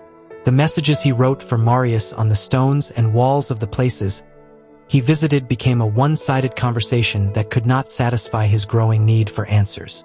And though Gabrielle was by his side, they both knew that the differences between them, amplified by their immortality, were driving them further apart. Armand's predictions about Lestat's loneliness had come true. Although Lestat strove to find a purpose in his existence, the shadow of eternity and the lack of concrete answers about his nature and destiny weighed ever more heavily on him. Chapter 43. Even before leaving France, Gabrielle had begun interrupting her travels with Lestat, disappearing for several nights at a time. In Vienna, these absences stretched over 2 weeks, and by the time they arrived at the Palazzo in Venice, she was vanishing for entire months. During their first visit to Rome, Gabriel disappeared for half a year, and finally, after leaving Lestat in Naples, he returned alone to Venice while she made her way back to Veneto on her own. The reason for these disappearances was her attraction to the open countryside, the forests, the mountains, and the uninhabited islands. When Gabrielle returned from these trips, she did so in a lamentable state. Her shoes were broken, her clothes in tatters, and her hair completely tangled. She resembled a specter of the ragged members of the Parisian assembly beneath Les Innocents. She would wander through Lestat's chambers in her dirty clothes, staring at the cracks in the walls or the distorted light in the window panes, questioning why an immortal needed to read newspapers, live in palaces, carry gold in their pockets, or write letters to the mortal family they had left behind. Gabrielle would speak rapidly and with a spectral tone about the cliffs she had climbed, the blizzards she had endured, and the caves full of fossils and mysterious marks she had discovered. Then, she would disappear again, leaving Lestat irritated and bitter, waiting for her return only to act offended when she finally came back. During one of these reappearances, in a dark alley in Verona, Gabrielle surprised Lestat with an unexpected question. "Is your father still alive?" The question caught him off guard, as she had been absent for 2 months and now took an interest in the family as if it mattered. Lestat replied that yes, his father was alive but very ill, but Gabrielle seemed to barely pay attention. Despite her detachment, Lestat couldn't forget his family. He continued writing letters to Roger, asking about them, sending portraits of his nephews and gifts from all the places he visited. The French Revolution worried him like any mortal, and though he tried to discuss these matters with Gabrielle, she remained indifferent, urging him to forget about them. Over time, Gabrielle's absences grew longer, and the tensions between them increased. Lestat tried to discuss the importance of staying in touch with his family, but what he was really saying was a veiled plea for Gabrielle's company. Those conversations usually saddened her, and for a time, she would allow herself to be more affectionate. She let Lestat dress her in clean clothes, allowed him to comb her hair, and together they would go hunting, chatting, even attending the opera or casinos, maintaining the illusion that they were still a small, united assembly. Despite these moments of closeness, Gabrielle's absences and distant attitude, when she was with Lestat, began to undermine their mutual affection. Gabrielle expressed disturbing ideas, speaking with a frankness that unsettled Lestat. One night in Florence, after a month-long absence, Gabrielle began to talk about the need for a great leader who could guide the creatures of the night toward a new order, a dark monarch who would sow chaos and suffering in the world, destroying human civilizations. This conversation disgusted Lestat, but he was happy to have Gabrielle by his side, even if only to avoid being alone with his letters. However, Gabrielle's words were not what Lestat wanted to hear. She spoke of large-scale destruction, of chaos that, according to her, humans would call satanic, though it was nothing more than the natural decomposition of civilized order. Lestat tried to understand her but couldn't accept her vision. Over time, Gabrielle continued to show her adventurous spirit, teaching Lestat some of the things she had discovered. For example, she had learned that vampires could sleep in the earth without needing coffins or catafalques and wake up spontaneously at dusk. Although Lestat found some charm in the idea of rising from the grave, he preferred to sleep in specially constructed coffins for him, hidden in the house rather than cemeteries. Gabrielle, however, was increasingly detached from human concerns. While she listened to Lestat talk about the works of art he had seen or the choirs he had heard in cathedrals, she seemed more interested in her own adventures and philosophies. Lestat, for his part, felt that they were drifting further apart, and though his heart was breaking, he had too much pride to admit it. Finally, when they left Italy, Lestat began to play dangerously with mortals, following those who seemed spiritually perfect to him, imagining a connection he could never have. This self-destructive behavior led him to remember Armand's warnings, and in time, he decided to abandon this game and return to hunting with his usual coldness. In Athens, he left a message for Marius, expressing his confusion and despair. He didn't know why he continued, but he kept searching for Marius, believing in something, perhaps in the beauty of the world or in his will to live. Despite his loneliness and the growing tensions with Gabrielle, Lestat continued traveling, exploring new cities, new victims, and new experiences, never letting go of his search for answers and companionship in a world that felt increasingly strange and solitary. Chapter 44. Before leaving Greece, Lestat began receiving troubling news from France through English and French travelers. Upon arriving at the European Inn in Ankara, a large package of letters awaited him. Roger, his lawyer, had transferred all his money to foreign banks and advised him not to return to Paris. He warned that the atmosphere in France was not favorable for monarchists and that he had urged his father and brothers to stay out of any controversy. Eleni, on the other hand, described in her letters how the Parisian public delighted in theatrical performances that ridiculed the aristocracy and the clergy. Nicholas's new play featured a puppet queen being trampled by puppet soldiers and a priest turned into a werewolf, scenes that elicited laughter and applause from the audience. However, Eleni also spoke of Nicholas's difficult situation, as he was increasingly consumed by his power and vision to the point that they had to tie him to a chair to make him write. Though worried, Lestat couldn't bear the thought of returning to Paris. He remembered Armand's warnings and knew he had no control over what was happening in his homeland. His loneliness was profound, and though he longed for Gabrielle, he knew she was far ahead of him on her journey. The letters that reached him in Damascus only confirmed his fears. Nicholas, in a fit of madness, had demanded an ancient coven and, after a frenzied dance, had thrown himself into the flames. The Theatre de Vampires, under his direction, had become such a successful spectacle that the public even accepted its name without question. The news of Nicholas's death devastated Lestat. He blamed himself for having turned Nicholas into a vampire and left him in Paris. Gabrielle, though present by his side, could not console him. Lestat wrote to Marius, carving an epitaph for Nicholas in an ancient Egyptian temple, feeling lost and alone. Gabrielle tried to support Lestat, accompanying him as they explored the ruins of Egypt, but her presence only highlighted the growing distance between them. Lestat, consumed by sorrow, watched as the world he once knew crumbled. He felt trapped in a spiral of despair, unable to find solace in his surroundings or memories. Finally, Gabrielle revealed that she had hidden a package that had arrived before their journey up the Nile. Furious, Lestat opened it to discover a letter from Roger containing the most devastating news. His family in France had been killed by peasants during the Revolution. Only his father had survived, fleeing to New Orleans, where he begged for Lestat's help. In a desperate attempt to keep Lestat by her side, Gabrielle pleaded with him not to go help his father.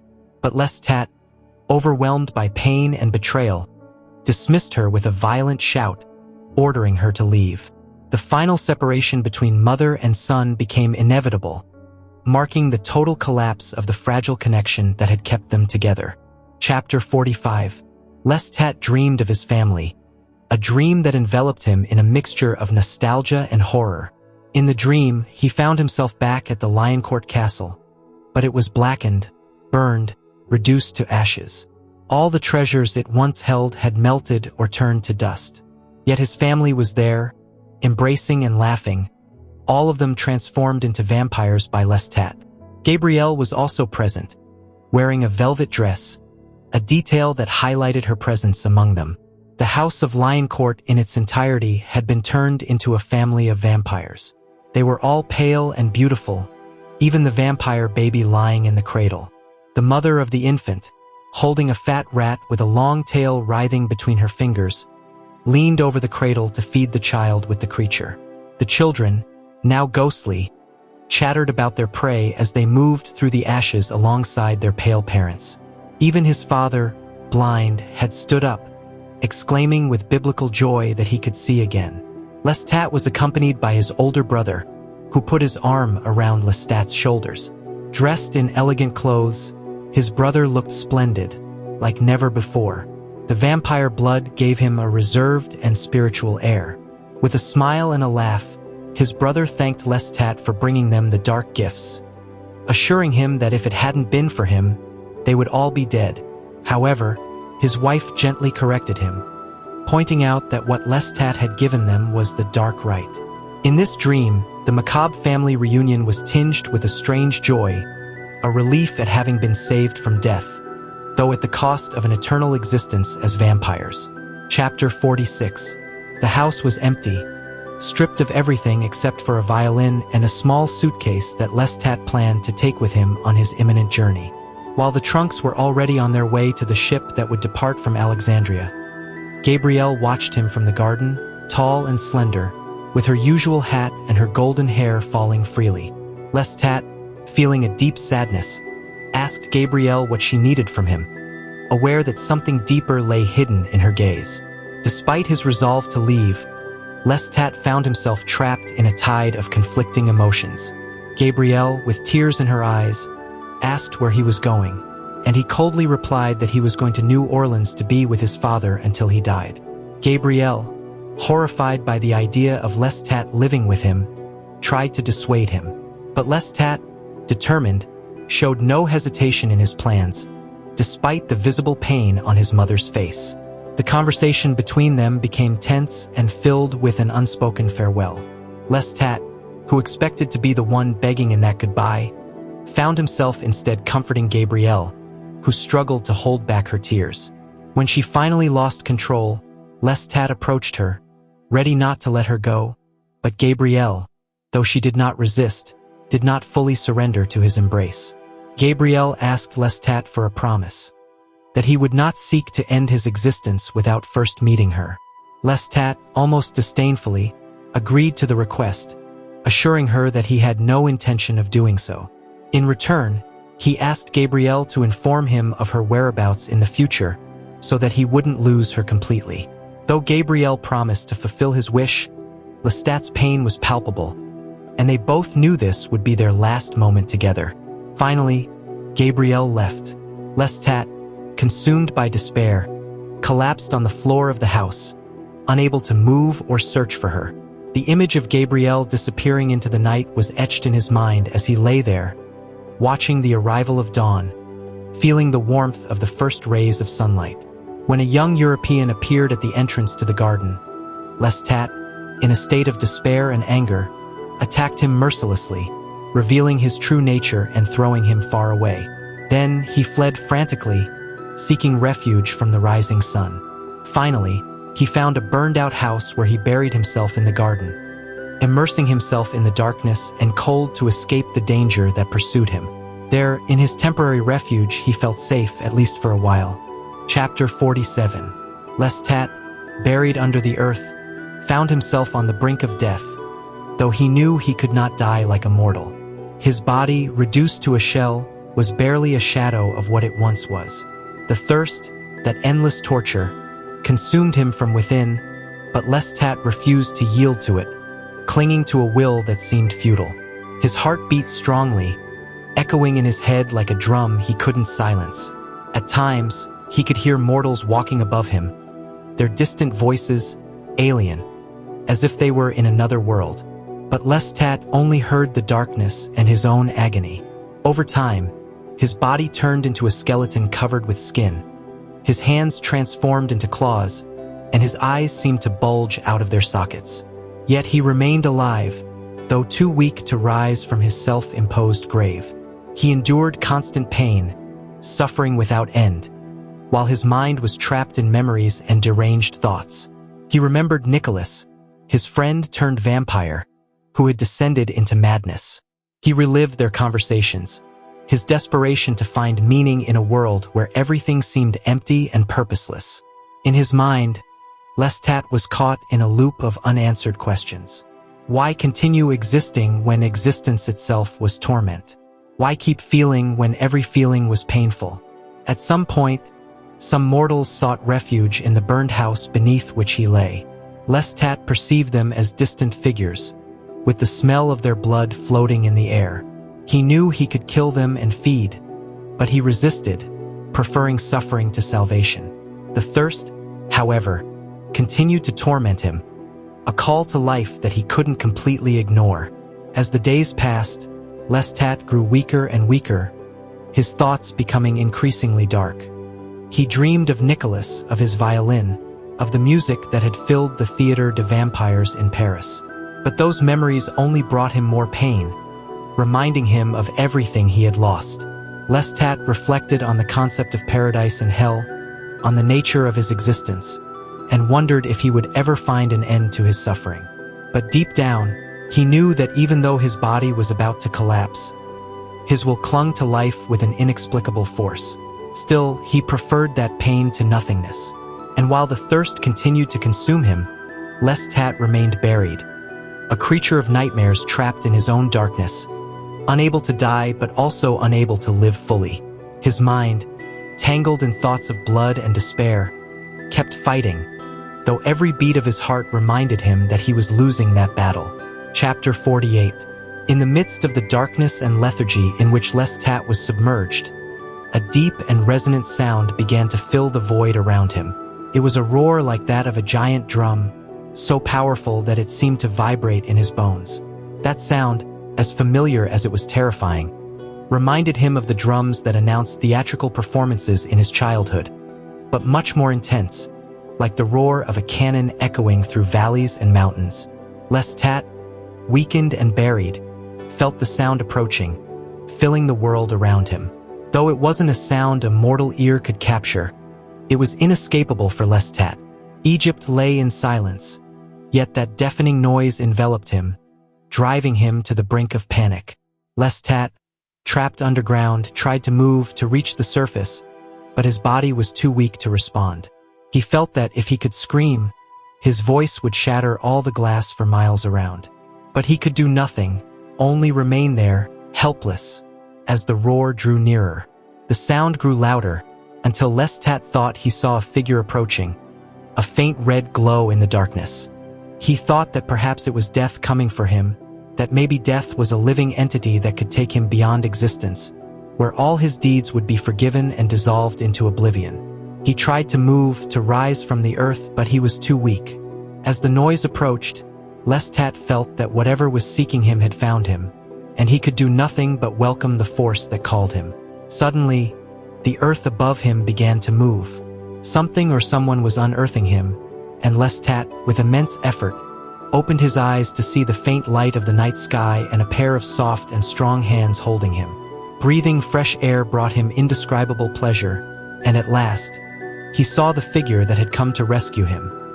A being of beauty and goodness incomprehensible to a vampire.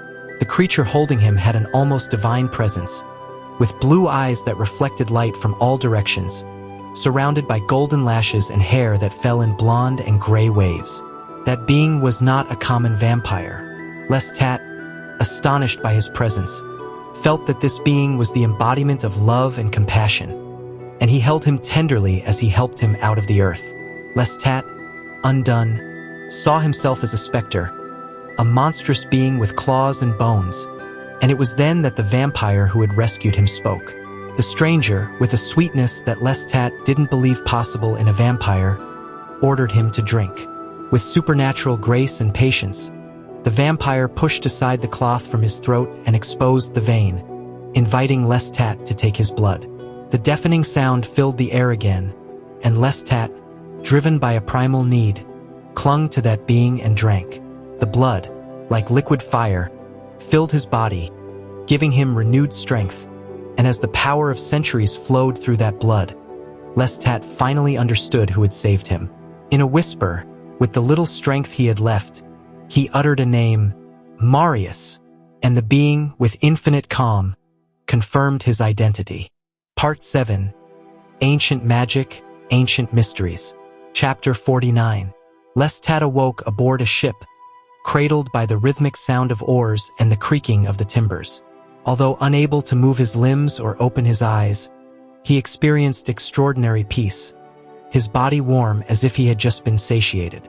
The briny scent of the sea and the smell of the crew's blood enveloped him, but in his mind, there was only serenity. Gradually, he began to become aware of his surroundings. The sun had recently set, and the ship was moving swiftly through calm waters, shrouded in twilight. When Lestat finally opened his eyes, he found himself on the deck, far from the sarcophagus that had contained him. The sky, an incandescent blue, was dotted with stars that seemed closer than ever. Around him, dark mountainous islands and cliffs illuminated by small flickering lights created a mystical scene. The air was filled with the aroma of plants and flowers from the nearby land, and the ship glided gracefully toward a narrow passage between the cliffs. Despite the strength and clarity he felt, Lestat didn't bother questioning how he had arrived there or whether what he remembered was real. The sight of Marius, standing on the ship's bridge, captured his attention. Marius, with his red velvet cloak and blonde hair billowing in the wind, was focused on guiding the ship between the rocks. His presence radiated a contagious peace, and Lestat felt irresistibly drawn to him. There was no trace of arrogance or ominousness in Marius, only serene nobility and a sweetness that made him more human than any other immortal Lestat had known. As Marius piloted the ship, the rowers responded to his silent commands, slowing the rhythm of their strokes. Lestat, fascinated by the power emanating from Marius, could hear the thoughts of the mortals on the nearby cliffs, who, although he didn't understand Greek, conveyed a clear message. They recognized Marius as a supernatural being, revering him as he passed. As they entered a large bay surrounded by cliffs, the ship stopped near an old moss-covered pier. Marius took Lestat's hand, and together they jumped onto the pier, leaving the ship behind. As the boat drifted toward a distant village, Marius led Lestat up a narrow staircase carved into the rock, ascending the cliff. Lestat, feeling the vibration of Marius's power, was captivated by the ascent, enjoying the fresh air and the increasingly distant landscape. Finally, they reached the top of the cliff, where an immense fortified house stood before them, with lights shining in its windows and towers. Marius led Lestat to the entrance of the house, where, after passing through a massive gate, he guided him to a spacious chamber with a terrace hanging over the sea. In the center of the room, Lestat found Nicholas's violin and his suitcase, which sent a shiver of sadness and relief through him. As he explored the room, he discovered a sarcophagus in a small passage, accompanied by mysterious objects. A golden mask, leather gloves covered in gold plates, and a blanket of soft red wool. These objects, though intended to protect from the light whoever rested in the sarcophagus, had a charm that fascinated Lestat. However, he decided to leave them and, after dressing in his most elegant clothes, though inappropriate for the place, he prepared to search for Marius, the master of the house who had saved him. Chapter 50. Lestat wandered through Marius's immense house, marveling at every corner he discovered. The place was imbued with a strange warmth and hospitality, yet infused with a touch of immortality that made it unique. Lit torches illuminated the hallways, where doors and windows remained open, allowing the sea breeze to enter and the light of the stars and sky to reflect on the marble floors. The luxurious and refined atmosphere captivated Lestat's attention from the first moment. The bronze statues, the delicate plants blooming in every window and terrace, and the splendid carpets brought from distant lands turned the house into a living museum, where art and nature coexisted in perfect harmony. He couldn't help but admire the enormous taxidermy animals, arranged with such naturalness that they almost seemed ready to move. Bear, lion, tiger, and even an elephant stood majestically in various chambers, accompanied by imposing lizards and birds of prey perched on dry branches. However, what captivated him most were the murals covering the walls of the house.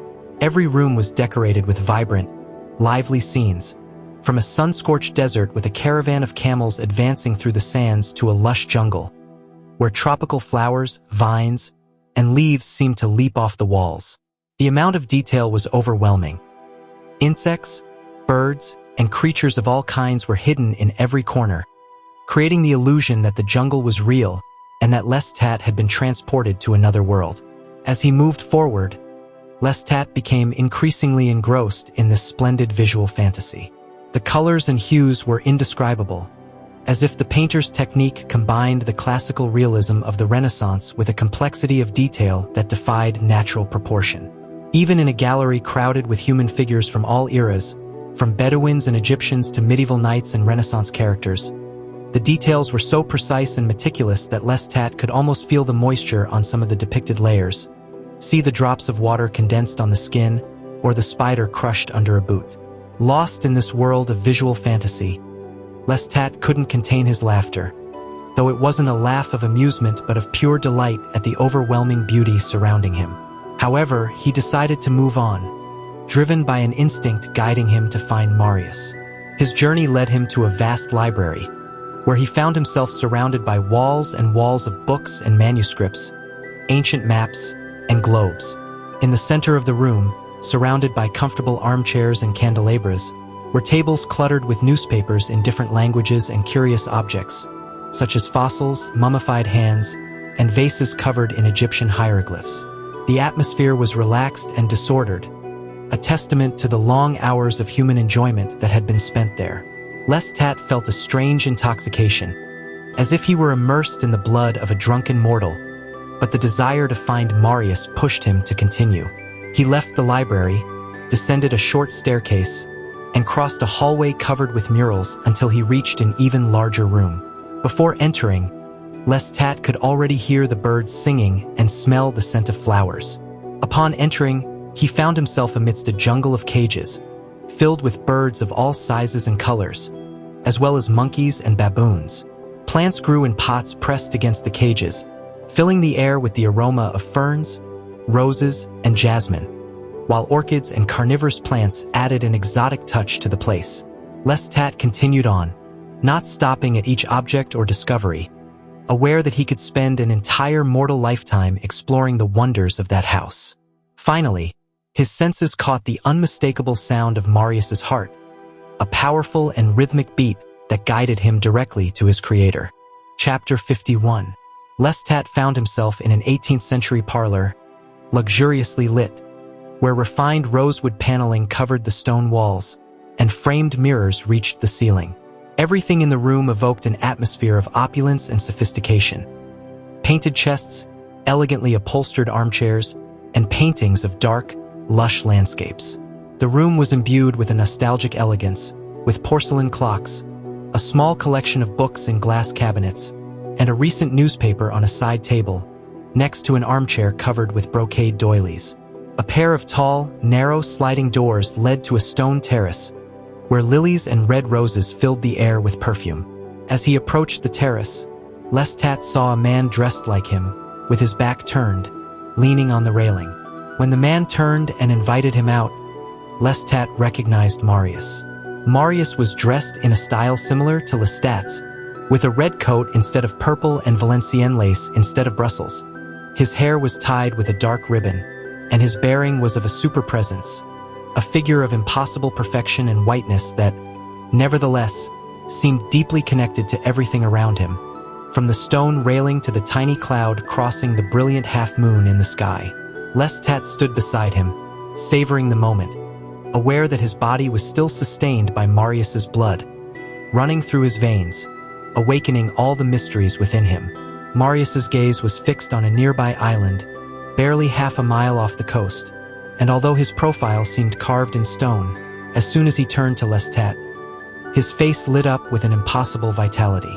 With a joyful expression, he wrapped his arm around Lestat's shoulders and led him back inside the parlor, walking with a natural and human rhythm that contrasted with the ethereal presence of other immortals like Armand. Marius guided him to a pair of armchairs facing each other in the center of the room, where they both settled down.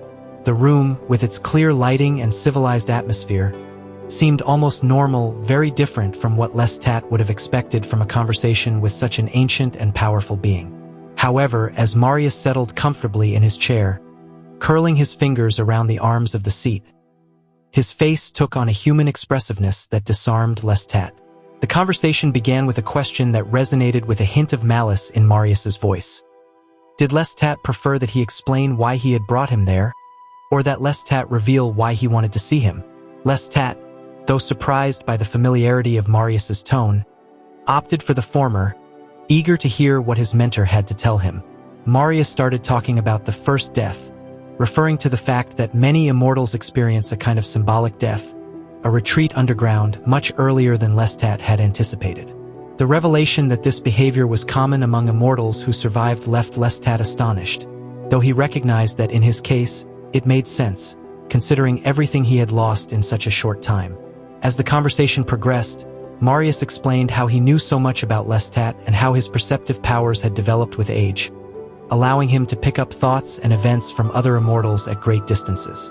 However, Marius preferred spoken language, a choice that intrigued Lestat, who had always associated antiquity with transcending verbal communication. Marius's frankness and human warmth puzzled Lestat but also seduced him. Marius, for his part, explained that he had brought Lestat to his refuge because he considered him a remarkable creature, someone who genuinely sought knowledge without preconceived prejudices, something rare among mortals and immortals. According to Marius, few truly asked questions, and that genuine quest for answers was what had piqued his interest. Marius continued reflecting on Lestat's innocence, not a childish innocence, but one that came from the absence of a need for pretense and the ability to face reality with love and respect for what was before his eyes. Lestat, though flattered, insisted that he was not innocent, but a depraved being, a vampire who killed to survive.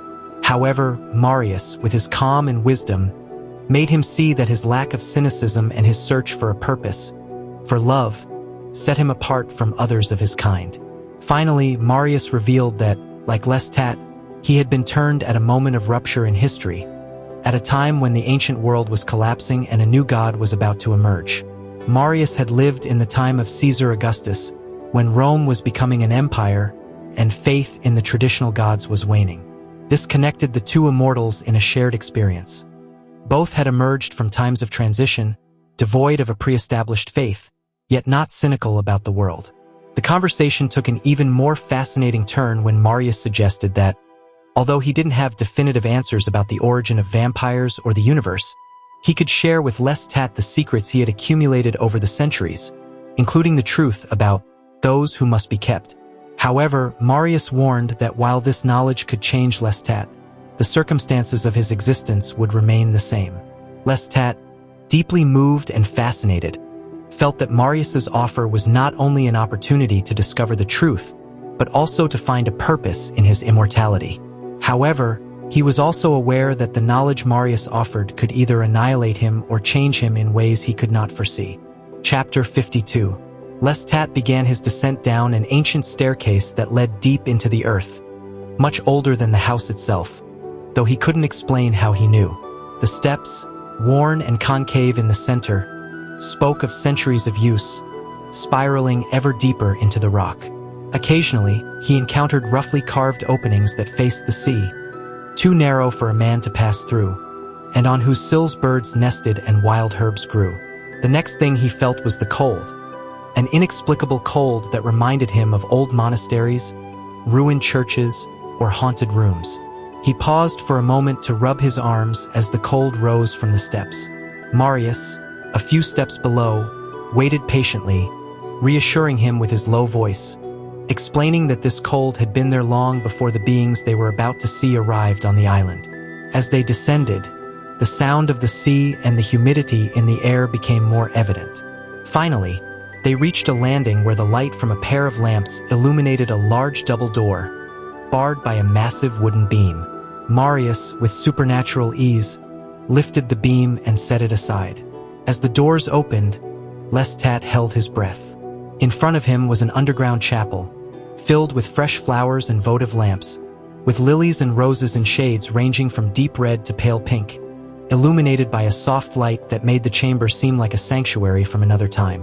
The walls, covered with frescoes depicting Egyptian scenes, with palm trees, pyramids, and the Nile, shimmered with gold leaf, while the delicate Egyptian figures, adorned with rich ornaments, seemed to gaze at the river from their graceful boats.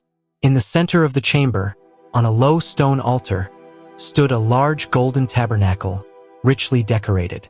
Marius, with an unreadable expression, used his power to open the doors of the tabernacle, revealing two Egyptian figures sitting side by side, a man and a woman. Their faces, finely sculpted and adorned with real hair wigs, bore the serenity and majesty of ancient statues, but their eyes, too real, and their flesh, too perfect, revealed something more than mere stone. Lestat approached them, each step more hesitant than the last. When he finally touched the cheek of the female figure, his world shook. It wasn't stone he felt under his fingers, but something alive, something that shouldn't be there. He recoiled in horror, knocking over flower vases in his retreat. Between gasps and tremors, he exclaimed the truth. They weren't statues, they were vampires, just like him. Marius confirmed this calmly, explaining that although the beings in the tabernacle breathed, thought, and lived, they didn't know if they were conscious. Over the centuries, these beings had stopped drinking blood and now remained in a state of eternal stillness. Marius, with infinite patience, had cared for them, adorned their chamber, and brought them flowers and ornaments, though sometimes these objects appeared fallen or broken, as if the beings in their stillness resisted them. Lestat, overwhelmed by the revelation, wished to escape, but Marius insisted he stay a little longer to speak with them. Although Lestat did so reluctantly, he soon found himself enveloped in a strange trance, so deep that he whispered the female figure's name, Akasha. The name echoed in the chamber as if it had always been there, plucked from the depths of oblivion. As they ascended back to the house, Lestat was in a state of confusion and terror. Marius told him that the tabernacle had reopened on its own, as if the beings wanted to play with them. Despite this, Marius was more lively and cheerful than before and promised Lestat that now that they had returned to the light of the study, he would tell him the whole story of those ancient beings and the secrets he had guarded for centuries. Chapter 53. Marius began to tell his story, going back to the time when he was 40 years old, on a warm spring night in the Roman city of Massilia in the Gauls. He was in a ramshackle tavern, a place frequented by sailors and vagabonds, where he, a Roman scholar, was writing his history of the world. Marius enjoyed the bustling activity of the tavern, where, despite the rustic environment, he felt comfortable and satisfied. As the illegitimate son of a wealthy family, he had been educated and pampered, giving him a carefree and confident outlook on life. That night, as he wrote, a strange idea invaded him. The existence of a perpetual consciousness in the world, a continuous intelligence that knew everything and had seen everything. He reflected on this notion, finding comfort in the idea that nothing spiritual was lost, that there was a perpetual knowledge of the world's history and events. Suddenly, Marius realized that the tavern had almost emptied, plunged into an inexplicable silence. A tall, blond man, with a disturbing appearance, was watching him intently from the shadows. This man, a giant of a Gaul with a somewhat primitive look, intrigued him. He had long hair and a leather coat, making him seem like he had stepped out of another era, from the barbaric times before Julius Caesar's arrival. Despite his rustic attire, he had an air of intelligence and youth, but at the same time, he exuded an ancient wisdom. The man began to speak to him in Latin, marked by a peculiar accent, asking him about his education and his knowledge of Egypt. Marius, puzzled, responded courteously but avoided prolonging the conversation. However, the man persisted, revealing surprising knowledge about him, mentioning his slaves and his travels to Egypt. Soon, Marius realized that this stranger was not a mere barbarian, but a druid, a member of the ancient priestly caste of the Celts, which, according to Julius Caesar's chronicles, had disappeared from the Gauls. This druid began to speak of ancient gods, claiming that in Egypt there were true gods who didn't need statues, and that he, Marius, would become one of them. Before Marius could process this revelation, he felt a blow to the back of his neck and lost consciousness. When he awoke, he found himself in a cart, bound hand and foot, being taken through an immense forest by the druid and other armed men. The forest was imposing, with ancient oaks blocking the sunlight, creating a somber and oppressive environment. Finally, they arrived at a rustic fortress, a hidden enclave of the ancient Keltoi, the same warriors who had sacked Rome and Delphi centuries ago. Marius was left alone in a dark, low house, filled with fury and caution. He was in an unknown place, far from any possible help, and he began to realize that the druid's words about becoming a god might mean his sacrifice on an altar in the midst of that sacred forest. Chapter 54. Marius, now a captive in a Celtic fortress, faced his fate. One night, his captor, Mael, visited him with other men dressed in white robes. The atmosphere was heavy with solemnity, and an elder declared that Marius was perfect for the god. a supreme being who would receive his sacrifice during the Great Samhain feast. According to Male, he would drink the divine blood and become an immortal deity, but Marius, distrustful, feared he would lose his humanity. During his captivity, Marius was instructed by Male in the Celtic rituals and beliefs. The god he was to serve had no name but was known as the Blood Drinker, a powerful and feared being. As Marius learned more about this god, his fear grew. This god was deeply connected to the Great Mother, an omnipresent deity representing the earth and all living things. Marius could not escape. He was constantly watched, and though he tried to reason with Male, nothing changed his fate. Time passed, and the day of Samhain approached. As the festival neared, Marius noticed increasing activity in the fortress. Finally, the day arrived, and Marius was prepared for the ritual. Shaven and dressed in white robes, he was taken in a covered cart to a sacred place in the forest, surrounded by a crowd of druids and warriors. When they reached the forest clearing, Marius witnessed a terrifying scene. Two gigantic wicker figures filled with condemned human bodies, destined to be sacrificed. These figures, a man and a woman, were about to be burned in a macabre ritual. Marius's despair increased as the ceremony unfolded. Male, along with other druids, led Marius to a sacred grove, where a massive oak tree, adorned with skulls and Celtic symbols, awaited. Before the tree, Male and the druids opened a hidden door at the base of the oak, revealing a dark passageway. Marius, holding a torch, was urged to enter. Though filled with confusion and fear, Marius heard a silent voice from within, assuring him he was expected and should not be afraid. Chapter 55. Marius was guided into the oak, where he discovered a stone staircase descending into a hidden chamber. Upon reaching the bottom, he encountered a terrifying creature, a burnt and twisted being with yellow eyes and a charred body. The creature, who had once been a powerful god, spoke to him in a deep voice, explaining the calamity that had befallen their kind. The sun, their enemy, had found a way to penetrate their darkness, burning them alive. Despite his state, the god offered Marius his power and urged him to escape the druids, travel to Egypt, and discover the cause of the tragedy.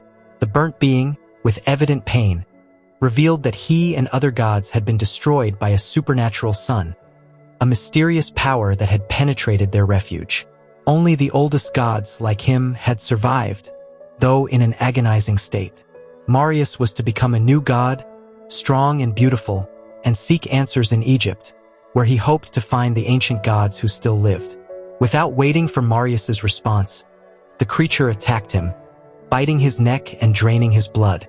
Marius fainted, falling into a state of semi-consciousness where he glimpsed images of Egypt, tombs, and sanctuaries, while the god transmitted his ancient strength to him. For hours, the being repeated the process, alternating between draining and returning the blood, teaching him about his new immortal nature and his destiny as a servant of the Great Mother. Finally, the god, weakened and aware that his time was running out, prepared Marius to leave the oak. He warned him to escape after the sacrifice ceremony, and that as a new god, he must find his way to Egypt to avoid the same fate as the ancient gods. Before parting, the burnt being asked Marius to take him to Egypt, where he hoped to find the cure for his agony, though he knew it was unlikely he would survive. Marius, now drained of blood and weak, made his way to the oak's exit, ready to face his new destiny, but also aware of the terrible burden he carried with him. As he ascended the stairs, he felt the presence of the god behind him, his words echoing in his mind. He must escape, find the ancients, and avoid the calamity that had destroyed their race. Chapter 56. Marius emerged from the oak's trunk, transformed into a new being, a god to the druids who awaited him with reverence. His appearance was terrifying. A living skull, with the white robe hanging over his skeletal body. The druids, led by Male, gazed at him in awe, convinced that the ancient god had been strong enough to create a new divine being. As he advanced toward the clearing in procession, surrounded by priests chanting hymns and covering him with flowers, Marius experienced his new vision for the first time. Every color and surface presented themselves with a clarity he had never known before. The sound of the chants enveloped him, and Marius, the man, faded within this reborn being. He climbed the stone steps of the altar, and from there, he observed the gathered crowd, the gigantic wicker effigies filled with condemned prisoners, and the silver cauldron prepared for the sacrifices. The priests presented 3 young men, destined to be his first victims, all clean and dressed in white, trembling with fear. As he began to drink the blood of one of them, the fires under the wicker giants were lit, and the prisoners began to scream as they were submerged in the cauldron or thrown into the fire. Marius plunged into an ancestral frenzy, drinking the blood of the sacrifices while chaos reigned around him. Piles of decapitated heads accumulated on either side of the altar, and the crowd hailed the new god. But despite his newfound power, Marius knew he had to escape before dawn, or he would be trapped in the sacred oak, doomed to live famished until the next full moon. When the druids tried to take him back to the oak, Marius made a decision. He ordered mail to disperse the priests, but they, distrustful, began to surround him. In a final attempt to control his fate, Marius fled, using his superhuman strength to run through the forest, leaping from tree to tree until the voices of his pursuers were left behind. The next day, Marius buried himself in the earth to protect himself from the sun, discovering a new ability in his being. The thirst consumed him, but he knew he had to be cautious. When he found a group of robbers, he fed on one of them, regaining strength and stealing their clothes. Finally, Marius returned to his old home in Massilia, where he faced the reality of his new existence. He sent his slaves back to Rome and wrote to his father, claiming an illness that forced him to move to Egypt. Then, with his essential belongings, he set sail for Alexandria, determined to find the ancient gods. Already in Alexandria, Marius wandered through the dark streets, searching with his new silent voice for the old gods. He knew he had to find them, not only to solve the mystery of the calamity that had destroyed others like him, but because he could not bear the loneliness and horror of his new existence. Although he only killed wrongdoers, his conscience wouldn't let him deceive himself. He needed answers and a reason for his new and dark life. Chapter 57. Alexandria, though not very ancient, with barely 3 centuries of existence, was a prominent city with an impressive harbor and the largest library in the Roman world, a center of knowledge where scholars from the empire came to research. Marius had been one of them in his previous life, and now, as a reborn being, he found himself again in its streets. Despite the god of the forest's indication to go to Alexandria, Marius intuited that the answers to his questions were deep in Egypt, in its ancient temples. However, a strange certainty invaded him in the city, a feeling that the gods were there, guiding his steps in the darkest and most decadent corners of Alexandria. During the nights, in his Roman house, Marius struggled with his madness, seeking answers about his new powers and emotions. One night, just before dawn, he saw a dark and silent figure on the threshold of the garden door. It was a god, but as soon as he perceived it, it disappeared, leaving Marius in a state of bewilderment and anticipation. The next night, a voice called to him in the city's alleys, guiding him to a door. A god opened the door and invited him in. Fearfully, Marius descended an endless staircase, entering an underground temple, older than the city of Alexandria itself. The walls were covered in hieroglyphs and scenes of life in ancient Egypt, and the presence of something alive seemed to permeate the air. In an immense columned hall, Marius saw a black figure leaning against one of them. It was not a statue but a burnt being with black hair and yellow eyes, its body torn by fire but still alive. The being asked him how he had survived the fire, and Marius explained that he was created after the calamity by the forest god. The being, surprised that his creator had survived, led him through the temple, showing him sarcophagi with the remains of burnt gods, now reduced to piles of ashes. Marius tried to understand what he was seeing and asked about the identity of the father and the mother, the first of their kind. The being, tormented, explained that those from whom they all descended had been left in the sun by their guardian, causing the catastrophe that destroyed so many gods in the north. Marius, horrified, realized that his fate was inextricably linked to these ancient beings. Finally, The guide led Marius to an underground library where another being, older and even more enigmatic, sat silently. This old one, as the guide called him, had not spoken since the catastrophe, though it was known that he knew the whereabouts and fate of the father and the mother. Marius approached him, determined to get answers. With a mix of defiance and desperation, he asked about the calamity, about the secrets of their kind, and the old one, after a tense exchange, began to speak. He revealed that it all began by accident, 4,000 years ago, and that since then, it had been shrouded in magic and religion. The old one explained that the blood they all shared came from the father and the mother, and that what happened to them affected all the others. If the father and the mother burned, they would too. This revelation deeply disturbed Marius, understanding the fragile and dangerous connection they shared with these ancient beings. Finally, the old one, in a state of agitation and resignation, revealed that the calamity was caused by the father and mother's guardian, who, in his desperation, left them exposed to the sun. Marius realized that his fate was tied to this act of betrayal, and that he must find these ancient beings if he wanted to understand his new existence and protect himself from the fate that had consumed so many others like him. Chapter 58. The Old One began his story by explaining the history of two ancient human beings, Akasha and Enki, who came to Egypt from older lands, long before writing and the first pyramids. These beings were benevolent and turned the Egyptians away from cannibalism, teaching them to sow and domesticate animals. It is likely that Akasha and Enki were leaders of a more advanced people that had disappeared under the sands of Lebanon, leaving only dust and ruins. Akasha and Enki ruled with justice, promoting the well-being of all, and worshipped the good Mother Earth, wishing everyone to live in peace. Their lives changed when a demon began to cause disturbances in the royal steward's house. This demon, a common being that caused chaos and temporary possession in its victims, intrigued Enki, who decided to confront it personally. King Enki believed that these demons were furious at not having a physical body and wanted to experience human sensations. After spending a night confronting the demon, his wife Akasha decided to accompany him on the second night, fearing the effects it might have on him.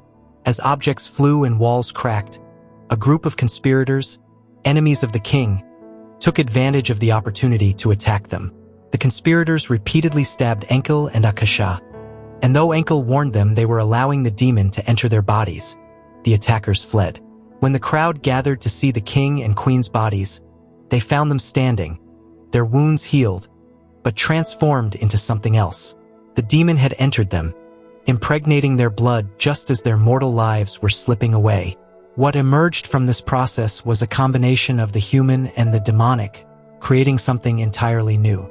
Akasha and Enki became blood drinkers, immortal beings who could no longer live as they once did.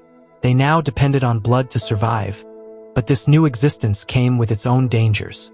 They could not withstand sunlight or fire. As time passed, Akasha and Enki tried to hide their new nature, but soon they were forced to create a cult to the Good Mother under the light of the moon. The conspirators and priests tried to exploit their power but failed to obtain the secret of immortality, as those who drank their blood without first emptying their veins died in agony. Eventually, the myth of Osiris was based on their sufferings, and their secret cult spread throughout the world, leading them to be worshipped in dark sanctuaries. The blood drinkers multiplied, but the secret remained, wrapped in rituals and myths. Akasha and Enki's religion spread through the islands and forests, where lunar gods ruled and drank the blood sacrifices for the mother. However, before the time of the Old One, this religion had already fallen into decline. The lunar gods of Egypt were destroyed when the Egyptian priests converted to the worship of the sun god, and the sanctuaries were looted and reduced to ashes. Today, according to the Old One, the cult persists only in some dark corners of the world, obeyed in the jungles of Africa and the northern forests. The Old One finished his story, watching Marius's reaction. When Marius expressed his disbelief, the Old One laughed, enjoying his interlocutor's confusion. In a fit of anger and frustration, Marius left the library, crossed the temple halls, and exited to the streets of Alexandria, leaving behind the dark history of the origin of his new species. Chapter 59. Marius found himself in an unusually disturbed mental state, a mix of madness and restlessness that led him to act impulsively, something uncharacteristic of him. He returned to his house in Alexandria, tried to take refuge in bed, seeking to escape the disturbing revelations the Old One had made to him. However, he couldn't push the story out of his mind. The more he analyzed it, the more logical it seemed, though he resisted accepting it fully. It was difficult for Marius to accept the idea that he was spiritually connected to the Mother and the Father, ancient beings who could determine his fate. This thought was intolerable to him, as he considered himself an individual with rights and autonomy. However, the possibility that his life depended on the safety of those beings led him to make a decision. He had to see the Mother and the Father with his own eyes to ensure they were safe. Marius tried to forget the matter in the following nights, immersing himself in the search for blood and reading in the great library of Alexandria. As his madness dissipated, he began to appreciate his new existence, seeing in his immortality an opportunity to acquire infinite knowledge and to control his thirst for blood ethically. Nevertheless, the need to find the Mother and the Father remained latent in his mind. 5 nights after his conversation with the Old One, Marius was in his chamber, lost in thought when he sensed someone's presence at the door. When he turned, he saw an impressive woman, an Egyptian figure of regal appearance, dressed in gauzy fabrics and jewelry that enhanced her presence. The woman, who turned out to be Akasha, the Mother, silently addressed him, asking him to take her out of Egypt before disappearing. This encounter filled Marius with a mix of fear and determination. He left his house and headed to the underground temple where he believed he would find the Mother and the Father. Guided by a powerful intuition, he dug in the sands until he found a trapdoor leading to a dark passageway. Without a candle to light his way, he moved forward blindly until his hands found the figure of Enkill, the Father, still and majestic. As he explored the chamber, he saw Akasha sitting in a corner, like a living statue. Suddenly, Enkill began to move slowly, pushed by Akasha, which filled Marius with reverential fear. A burnt being, almost a skeleton, appeared on the scene, trying unsuccessfully to move Enkill and return the divine couple to their place. Marius, overwhelmed by emotion, wept inconsolably as he realized the magnitude of the suffering and isolation of those immortal beings. Akasha, in a final effort, communicated telepathically to Marius her desperate need to be protected, warning him that the Old One was trying to destroy them. The burnt being, desperate to regain his strength, tried to drink the god's blood, but was violently rejected by Enkill. Ashamed of his selfishness in inciting the burnt being, Marius offered him his own blood in an act of compassion. Chapter 60. After feeding the burnt creature with his blood, Marius ordered him to protect the crypt where Akasha and Enkill rested, though he knew it was unlikely he could fulfill such a task. Without wasting time, he returned to Alexandria and appropriated 2 beautiful mummy coffins, along with cloths to wrap the bodies. With these items, he returned to the desert crypt, determined to take the divine couple to a safer place. With a mix of determination and fear, Marius prepared Akasha and Enkill, carefully wrapping them in the cloths and placing them in the coffins. Though aware of Enkill's power, who could have easily destroyed him, both beings allowed Marius to transport them. Leaving the agitated burnt creature behind, Marius took the coffins to his house in Alexandria, where he buried them in the garden, assuring them they would soon be in a safe place.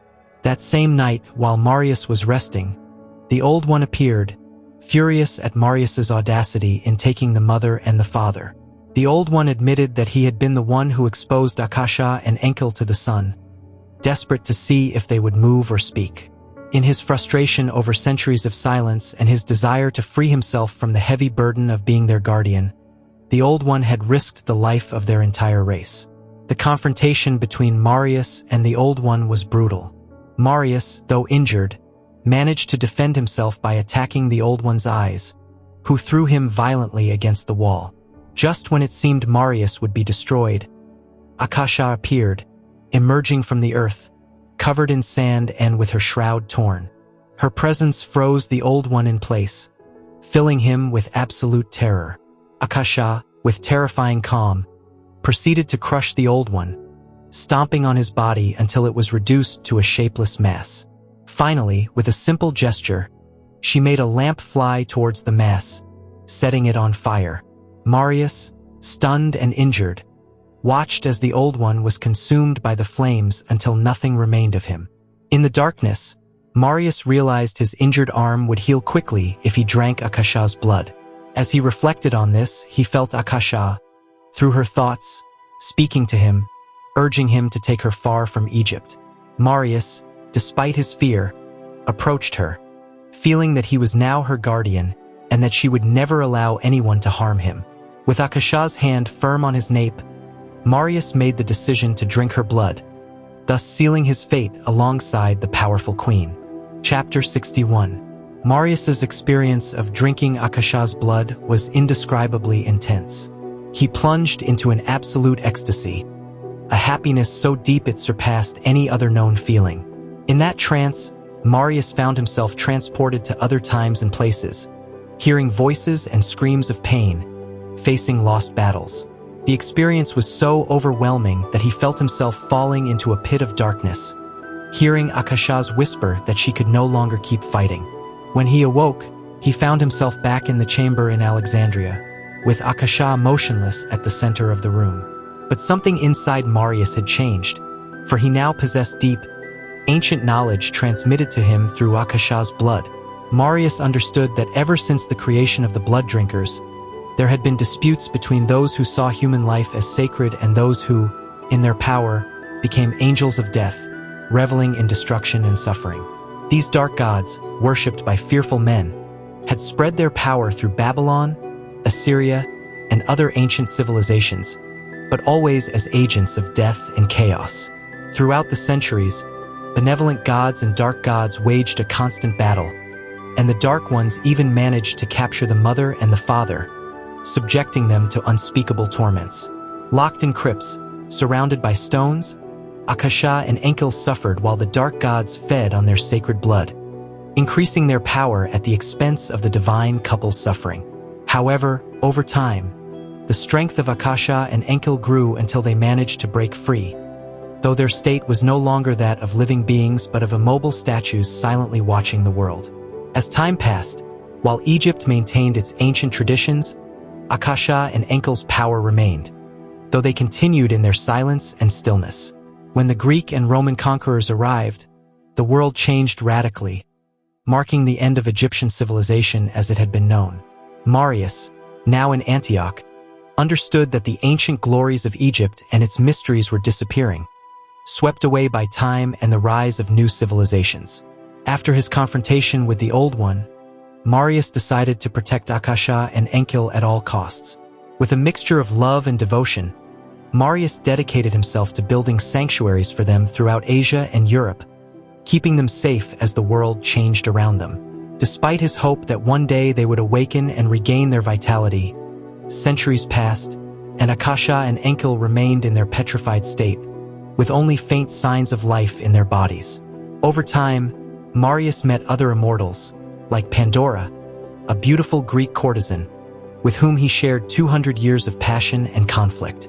Through the centuries, Marius continued his existence as the guardian of Akasha and Enki, facing challenges and temptations, and meeting other immortal beings who, like him, struggled to find their place in a constantly changing world. Marius reflected on the value of human life, a principle that had endured even as civilizations fell and new religions arose. With the advance of Christianity, the old pagan gods were relegated to darkness, considered demons.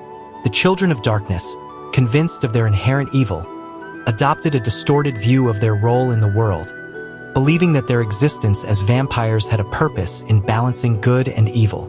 Marius concluded that, despite everything, human life had always been valued, and that the vampire's place in the world had been reduced to that of a dark figure, a reminder of the primal desires and fears that dwell in the minds of men. Despite their power and ability to inspire fear and admiration, Marius understood that life did not need vampires, and that, in the end, their existence lacked a true purpose. Chapter 62. Marius paused, gazing up at the sky beyond the windows, as if listening to voices that Lestat could not hear. Then he mentioned that he still had important things to tell him, practical things and promises to demand. However, he fell silent, with an expression that reminded Lestat of Akasha and Enkil. Lestat was overwhelmed by Marius's words, wanting to repeat them out loud to fully grasp them. He reflected on Marius's statements about good and evil and how he too was a child of the West, unable to accept evil and death.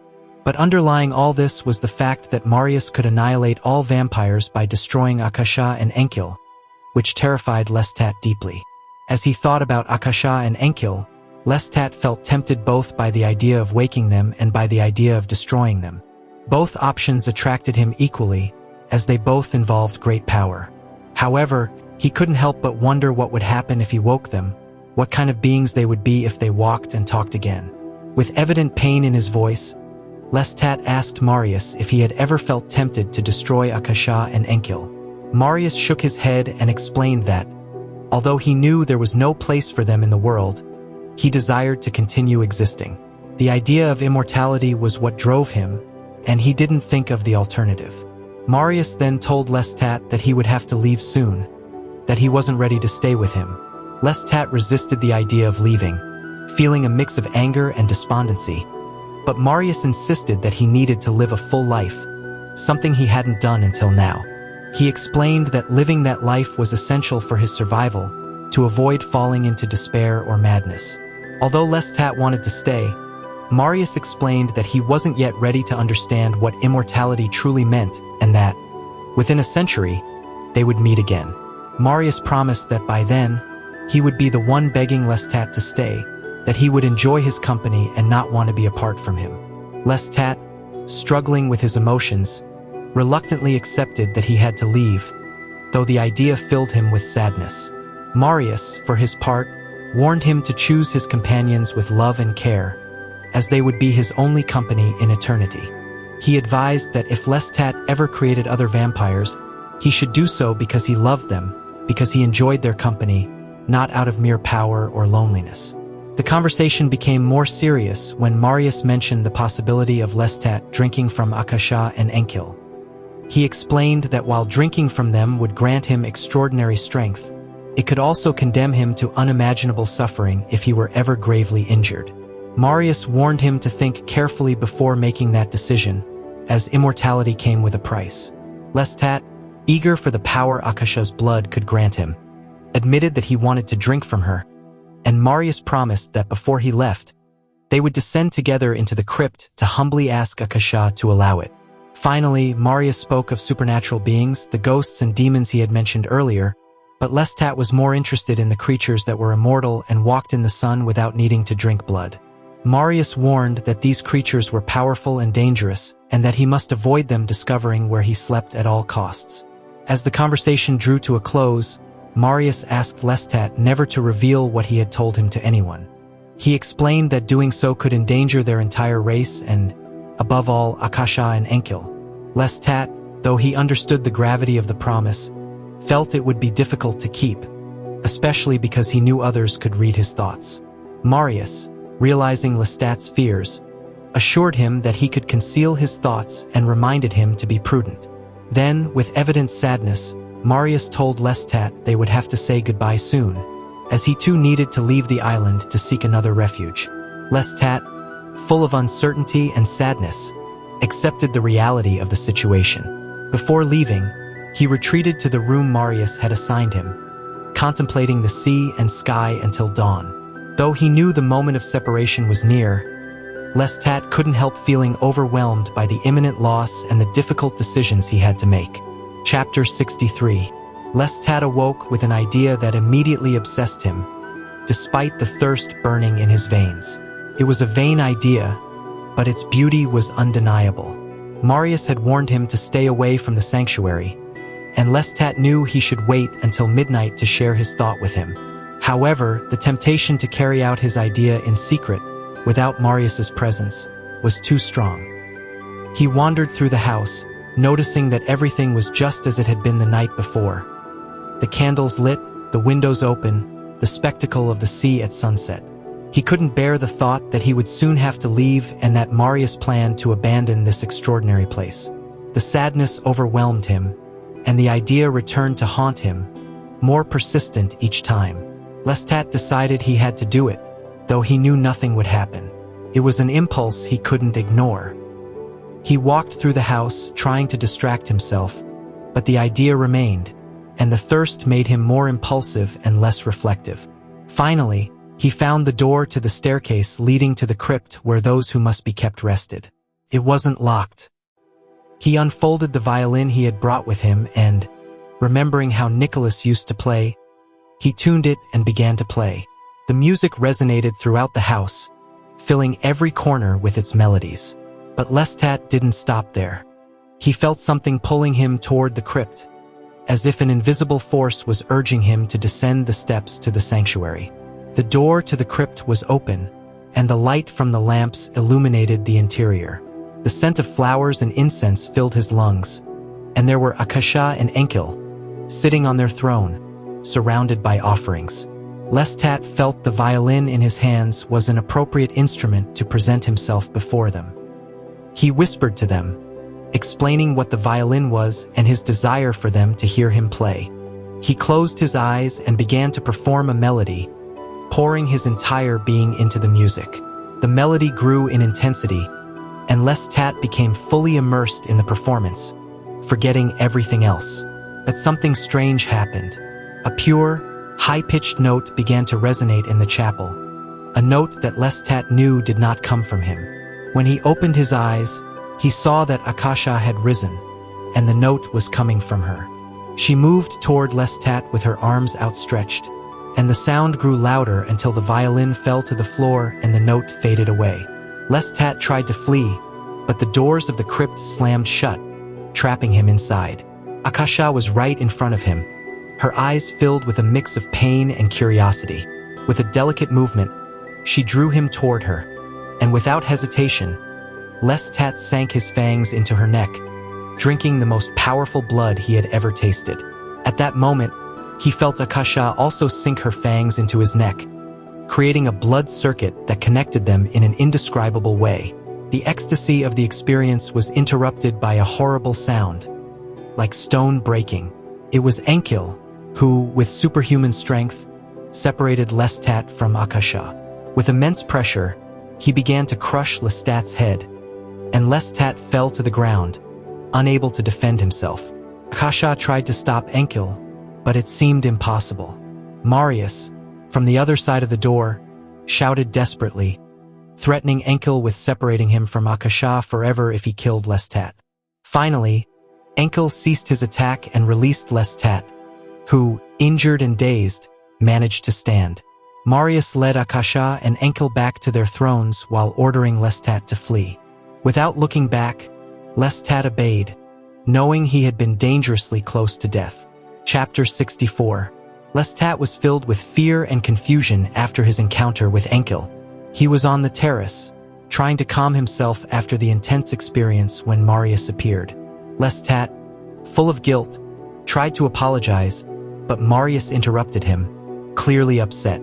However, Marius's anger was more complex than simple rage, and Lestat felt a mix of relief and sorrow as they both descended the cliffs toward the beach.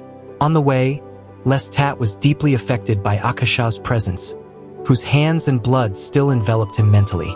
As they walked along the beach, the wind and waves engulfed him in a sense of loneliness and despair. Marius led him to a cove where a small boat waited, and despite his attempts to apologize again, Marius confronted him, saying that Lestat didn't truly regret what had happened, which sent Lestat into a fit of anguished tears. Marius, though furious, explained that Enkel had returned to an agitated state and that it was dangerous to talk or think too much about him and Akasha. However, Lestat's thoughts were filled with hatred for Enkel and desires to free her, imagining Enkel's destruction without endangering the vampires. But Marius interrupted him, and with a gesture of despair, urged him to go hunting to distract himself. Lestat followed Marius's instructions, boarding the small boat and heading to a nearby island. In a port tavern, Lestat reflected on what had happened while gazing at his reflection in a mirror, surrounded by the bodies of two sailors who had tried to kill him.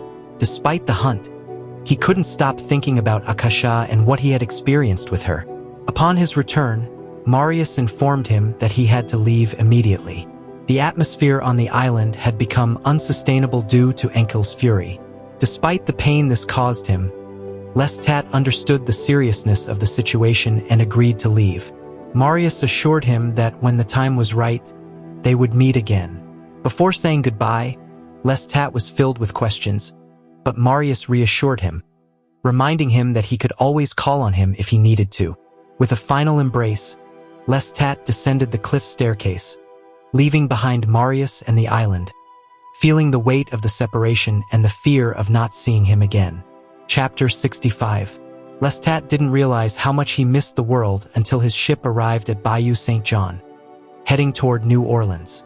The sight of the dark swamps silhouetted against the evening sky filled him with a mix of excitement and humility. The idea that no other vampire had explored that wilderness made him feel like a pioneer in uncharted lands. Soon, Lestat was fascinated by the region. The low, humid lands, with their intense aromas, seduced him in a way he had only experienced with the dry heat of Egypt. He felt captivated by the raw, wild beauty of the place, and over time, this corner of the world would become his favorite. New Orleans, though small and neglected, completely captivated him. Lestat explored the muddy streets and plank sidewalks, observing the idle Spanish soldiers and the sailors in the dangerous harbor dives. The dark-skinned Caribbean women, the summer storms with their lightning and thunder, and the warm softness of the summer rain made him feel alive, despite his immortal nature. At night, under the moonlight, Lestat marveled at the shining rooftops of the houses and the elegant Spanish mansions. He wandered the streets, looking through the windows of humble cottages and finding in them remnants of a wealth and civilization that seemed out of place in such a wild environment. Amid the mud and decay, Lestat saw glimpses of elegance, like French gentlemen with white wigs and their wives escorted by black slaves carrying their clean shoes. He realized that he had arrived at a remote corner of his wild garden, a place where he could settle and where, despite his sufferings, he found some solace in the freedom it offered. On that first night in New Orleans, Lestat felt a mix of power and vulnerability. Despite his immortal nature, he wished for a moment to feel like any other mortal man, not the exotic outcast he had always believed himself to be. He reflected on how old truths and new inventions often distract from the passions that dominate everyone, leading him to dream of the simplicity of times gone by. Finally, he resigned himself to his fate, one that encompasses both heaven and hell, feeling that he was destined to face and embrace both aspects of his existence over and over again. Epilogue: Confessions of a Vampire. Chapter 66. Lestat begins by recalling the end of his adventures and the story he has shared, but warns that his tale does not end there.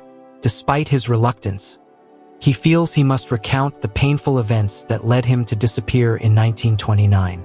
After leaving Marius's island, he spent 140 years without seeing him again, and Gabriel also vanished from his life without a trace. When Lestat decided to bury himself in the 20th century, he was alone and deeply wounded, both physically and emotionally. Throughout his life, Lestat had followed Marius's advice to live a full existence, though he could not blame Marius for the mistakes he made. His strong will shaped his experience, and despite warnings and advice, he exposed himself to tragedies and disasters.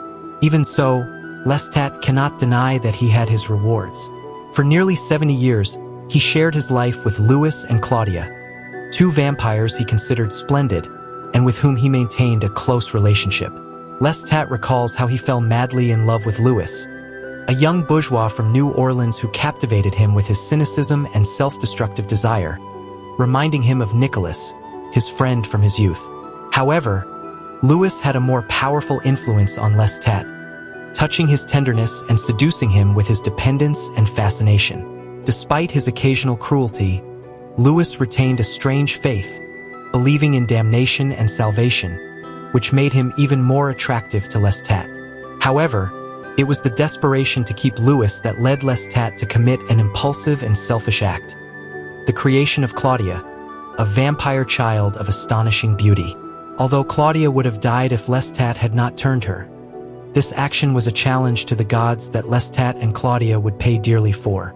Lestat admits that his love for Louis led him to create Claudia to please him, but this act resulted in an inevitable tragedy. Over the years, Claudia, Louis, and Lestat formed a trio of hunters who lived together for 65 years in New Orleans. Louis, through his account in Interview with the Vampire, captured the atmosphere of those times, though Lestat criticizes the inaccuracies and misunderstandings in Louis's narration. Despite the tensions and betrayals, Lestat remembers those years with a mix of love and guilt. Lestat's story with Claudia culminates in a tragic confrontation. Claudia, tired of being trapped in the body of a child, finally rises against Lestat in the spring of 1860, stabbing him repeatedly and leaving him on the brink of death. Lestat survives, but the experience scars him deeply, both physically and spiritually. Over the years, Lestat becomes a marginalized monster, crippled and deformed, unable to hunt effectively and living in a state of despair. Finally, Lestat seeks out Armand, the only vampire he believes he can turn to. Armand, upon seeing him, is shocked by Lestat's condition but welcomes him into his home. Lestat confesses what happened and asks for help to heal his wounds, but Armand takes him to the Theatre de Vampires, where Lestat is humiliated and forced to testify against Louis and Claudia. Armand, filled with resentment towards Lestat for destroying his former life in Paris, betrays him and pushes him from the tower, leaving him to fall and break every bone in his body. At that moment, Lestat faces the betrayal, despair, and suffering he has caused and endured throughout his immortal life. Chapter 67. Lestat needed 2 years to feel recovered enough to board a ship back to Louisiana. Despite being still full of scars and terribly weakened, he felt the need to leave Europe. Not a single piece of news about Gabrielle or Marius had reached him, which pushed him to seek refuge in the only place he considered home, New Orleans. There, in the warm southern climate and surrounded by lush nature, Lestat found solace in the old mansions he still owned, though they were deteriorated and in ruins. Lestat spent the last years of the 19th century in complete seclusion in the Garden District, near Lafayette Cemetery, in one of his best houses. He slept under the immense oaks and immersed himself in reading by candlelight and oil lamps. The books piled up to the ceiling of the rooms, turning his home into an improvised library. He increasingly isolated himself, losing interest in the outside world and surviving on what little he could hunt in his state: dogs, cats, and when there were no other options, sewer rats. On one occasion, Lestat ventured into a dilapidated theater called the Happy Hour, where he experienced the cinematograph for the first time. Although the black and white images terrified him, they also seemed appropriate for an era he perceived as dark and devoid of beauty. After that experience, Lestat returned to his isolation, avoiding other immortals who occasionally sought him out in his lair. These encounters were brief and disturbing, leaving him increasingly sunk in his loneliness. Time passed, and Lestat retreated further into his misery, eventually stopping even reading the books that once gave him solace. However, one afternoon, Armand appeared at his house. At first, Lestat thought it was a hallucination. Armand, with his youthful appearance, spoke to him about Louis, revealing that Louis had been searching for him in New Orleans and had even seen him through the windows. Armand admitted that he had lied to him about Louis in their last encounter in Paris. Though Lestat felt too weak and confused to react, the idea that Louis was alive gave him a brief glimmer of hope. Over time, Armand continued to visit Lestat, though he barely noticed. On one occasion, Lestat heard him call him Rat Hunter, mocking his current situation. Despite his deplorable state, Lestat found a dark satisfaction in the hatred between them, enjoying the opportunity to despise Armand. However, the tension between them culminated in a strange vision where Lestat, dressed elegantly, found himself in a restored house, full of power. In this vision, Armand offered him his blood, but Lestat rejected it, unable to love him as Armand desired. The scene ended with Lestat throwing Armand off the roof, though it was unclear who had actually fallen. Reality returned to Lestat, who found himself once again in his ragged, weakened form, buried under the old house. He decided it was time to make peace with everything and descend into the earth, seeking the final rest he so longed for. As he dug his grave, he remembered Marius's teachings and promised not to commit more atrocities if he ever came back to life. In his sleep, Lestat had a vision of Marius, modern and sophisticated, using a camera to film mortals in a studio. Marius, now adapted to the contemporary world, was taking care of those who must be kept in a technological environment. But Lestat understood that it was all a dream, a product of his imagination. The vision culminated with Akasha, calling him from her stone bed, whispering his name, and Lestat, trapped in the earth, could only respond with desperation. Lestat had reached a point where he was caught between the desire to continue existing and the acceptance of his inevitable fall into oblivion.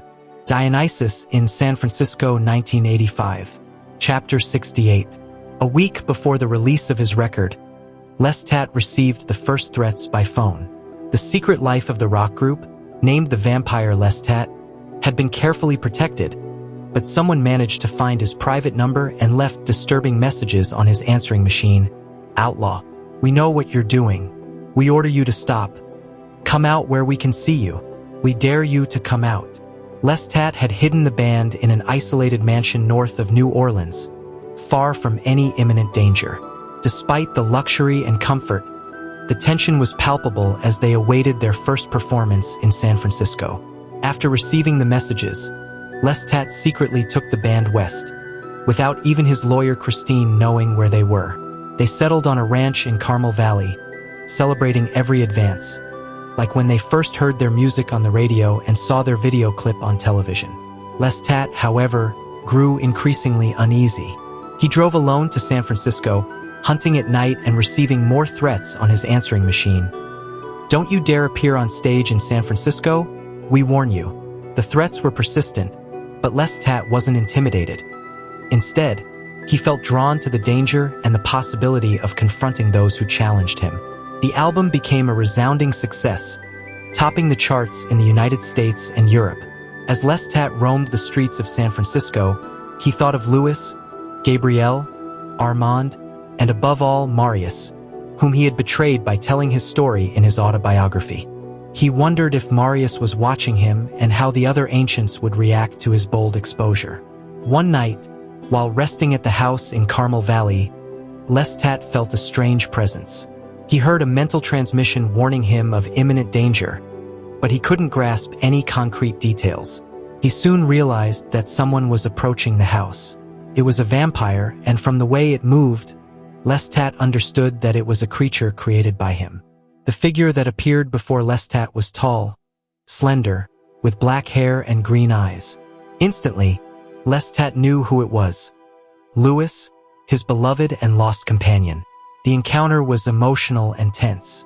They embraced, communicating without words, both feeling the deep connection that had never truly broken. Louis confessed that he thought Lestat was dead and had been searching for him. Lestat, in turn, asked how he had found him, to which Louis replied that Lestat had wanted to be found. Louis also warned him of the danger he faced by appearing at the San Francisco concert, but Lestat, full of confidence and determination, refused to back down. As they walked together through the fields under the moonlight, Louis spoke of the places where modern vampires gathered, the vampire bars in big cities, where immortals mingled with mortals. Despite the warnings and the possibility of a confrontation with other vampires, Lestat was determined to go ahead with his plan. The desire for visibility and the thrill of risk drove him, and he had no intention of stopping. Louis, worried but fascinated by Lestat's determination, decided to accompany him to San Francisco. Despite the tension and danger surrounding them, Lestat felt a deep joy in having Louis by his side. The morning approached, and as they said goodbye, Louis accepted the idea of a new beginning together, even if the risk was immense. Lestat, full of excitement, prepared for what was to come, aware that his challenge could change everything for them and for the world of vampires. Chapter 69. When the caravan arrived at the Cow Palace in San Francisco, the place was surrounded by a crowd of frantic youths. Lestat and Louis, in an elegant Porsche, advanced through the fans who filled the parking lot, eager to hear the music of the Vampire Lestat. Louis, dressed in the band's attire and a black cape, watched with concern the turmoil around them. The concert had sold out a month earlier, and the organizers decided to set up speakers and video screens outside for those who couldn't get tickets. Lestat noticed how Louis's tension grew as the fans swarmed around the car, pushed by excitement. As the caravan advanced toward the ugly building of the Cow Palace, Lestat began to realize the magnitude of what he had underestimated. The energy that surrounded him was overwhelming and deeply unsettling. Inside the venue, the atmosphere was electrifying. Lestat, along with his band, prepared to take the stage, and the roar of the crowd of 15,000 people echoed with beastly force. The excitement was palpable. Lestat had never felt anything like it. From the wings, he saw the mass of youths moving frantically, their faces illuminated by thousands of small lighter flames. Finally, the lights went out, and the crowd roared with almost inhuman fervor. When Lestat stepped onto the stage, he was met with a sea of screams and applause. The spotlights bathed him in light, highlighting his figure and golden hair. The crowd's energy electrified him. With his cape spread like bat wings, Lestat fully committed to the performance, shouting to the adoring crowd, "I am the Vampire Lestat, and I want to drink your soul." The audience responded with more screams, applause, and an almost religious devotion. Over 3 hours, the band played their songs with an intensity that shook the entire venue. Lestat moved across the stage like a divine being, fueled by the audience's adoration and the euphoria of the music. The crowd gave themselves completely, and Lestat felt tempted to succumb to the desire to drink the blood of those who offered themselves willingly. However, an unexpected calm overcame him, and at that moment, he saw among the crowd other vampires, the true immortals, watching him with amazement and horror. Lestat shouted at them to reveal themselves, but the vampires remained hidden among the mortals. After the final number, the ballad, The Age of Innocence, the atmosphere calmed momentarily, but the tension still lingered in the air. At the end of the concert, as they left the parking lot, Lestat and Louis were attacked by a group of novice vampires who tried to overturn their car. The situation turned chaotic, but suddenly, the attacking vampires began to burst into flames, exploding in blinding bursts of fire. Lestat and Louis, surprised, realized they were not responsible for those deaths. Someone else with tremendous power was protecting them. In the midst of the chaos, Gabrielle, Lestat's mother, appeared behind the wheel of the Porsche, ordering them to get in the car to escape. Though Lestat wanted to stay and confront the enemies, Gabrielle convinced them to flee. However, as they sped down the highway, they were pursued by a van full of novice vampires. The Porsche eventually overturned, but Lestat, Gabrielle, and Louis emerged unscathed.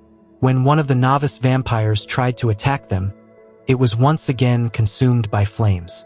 This time, Gabrielle stopped Lestat, reminding him that it was futile to chase after the others since the person responsible for the deaths was someone far more powerful. Finally, the 3 vampires were left alone under the highway, surrounded by the glow of the burning car and the sound of approaching sirens.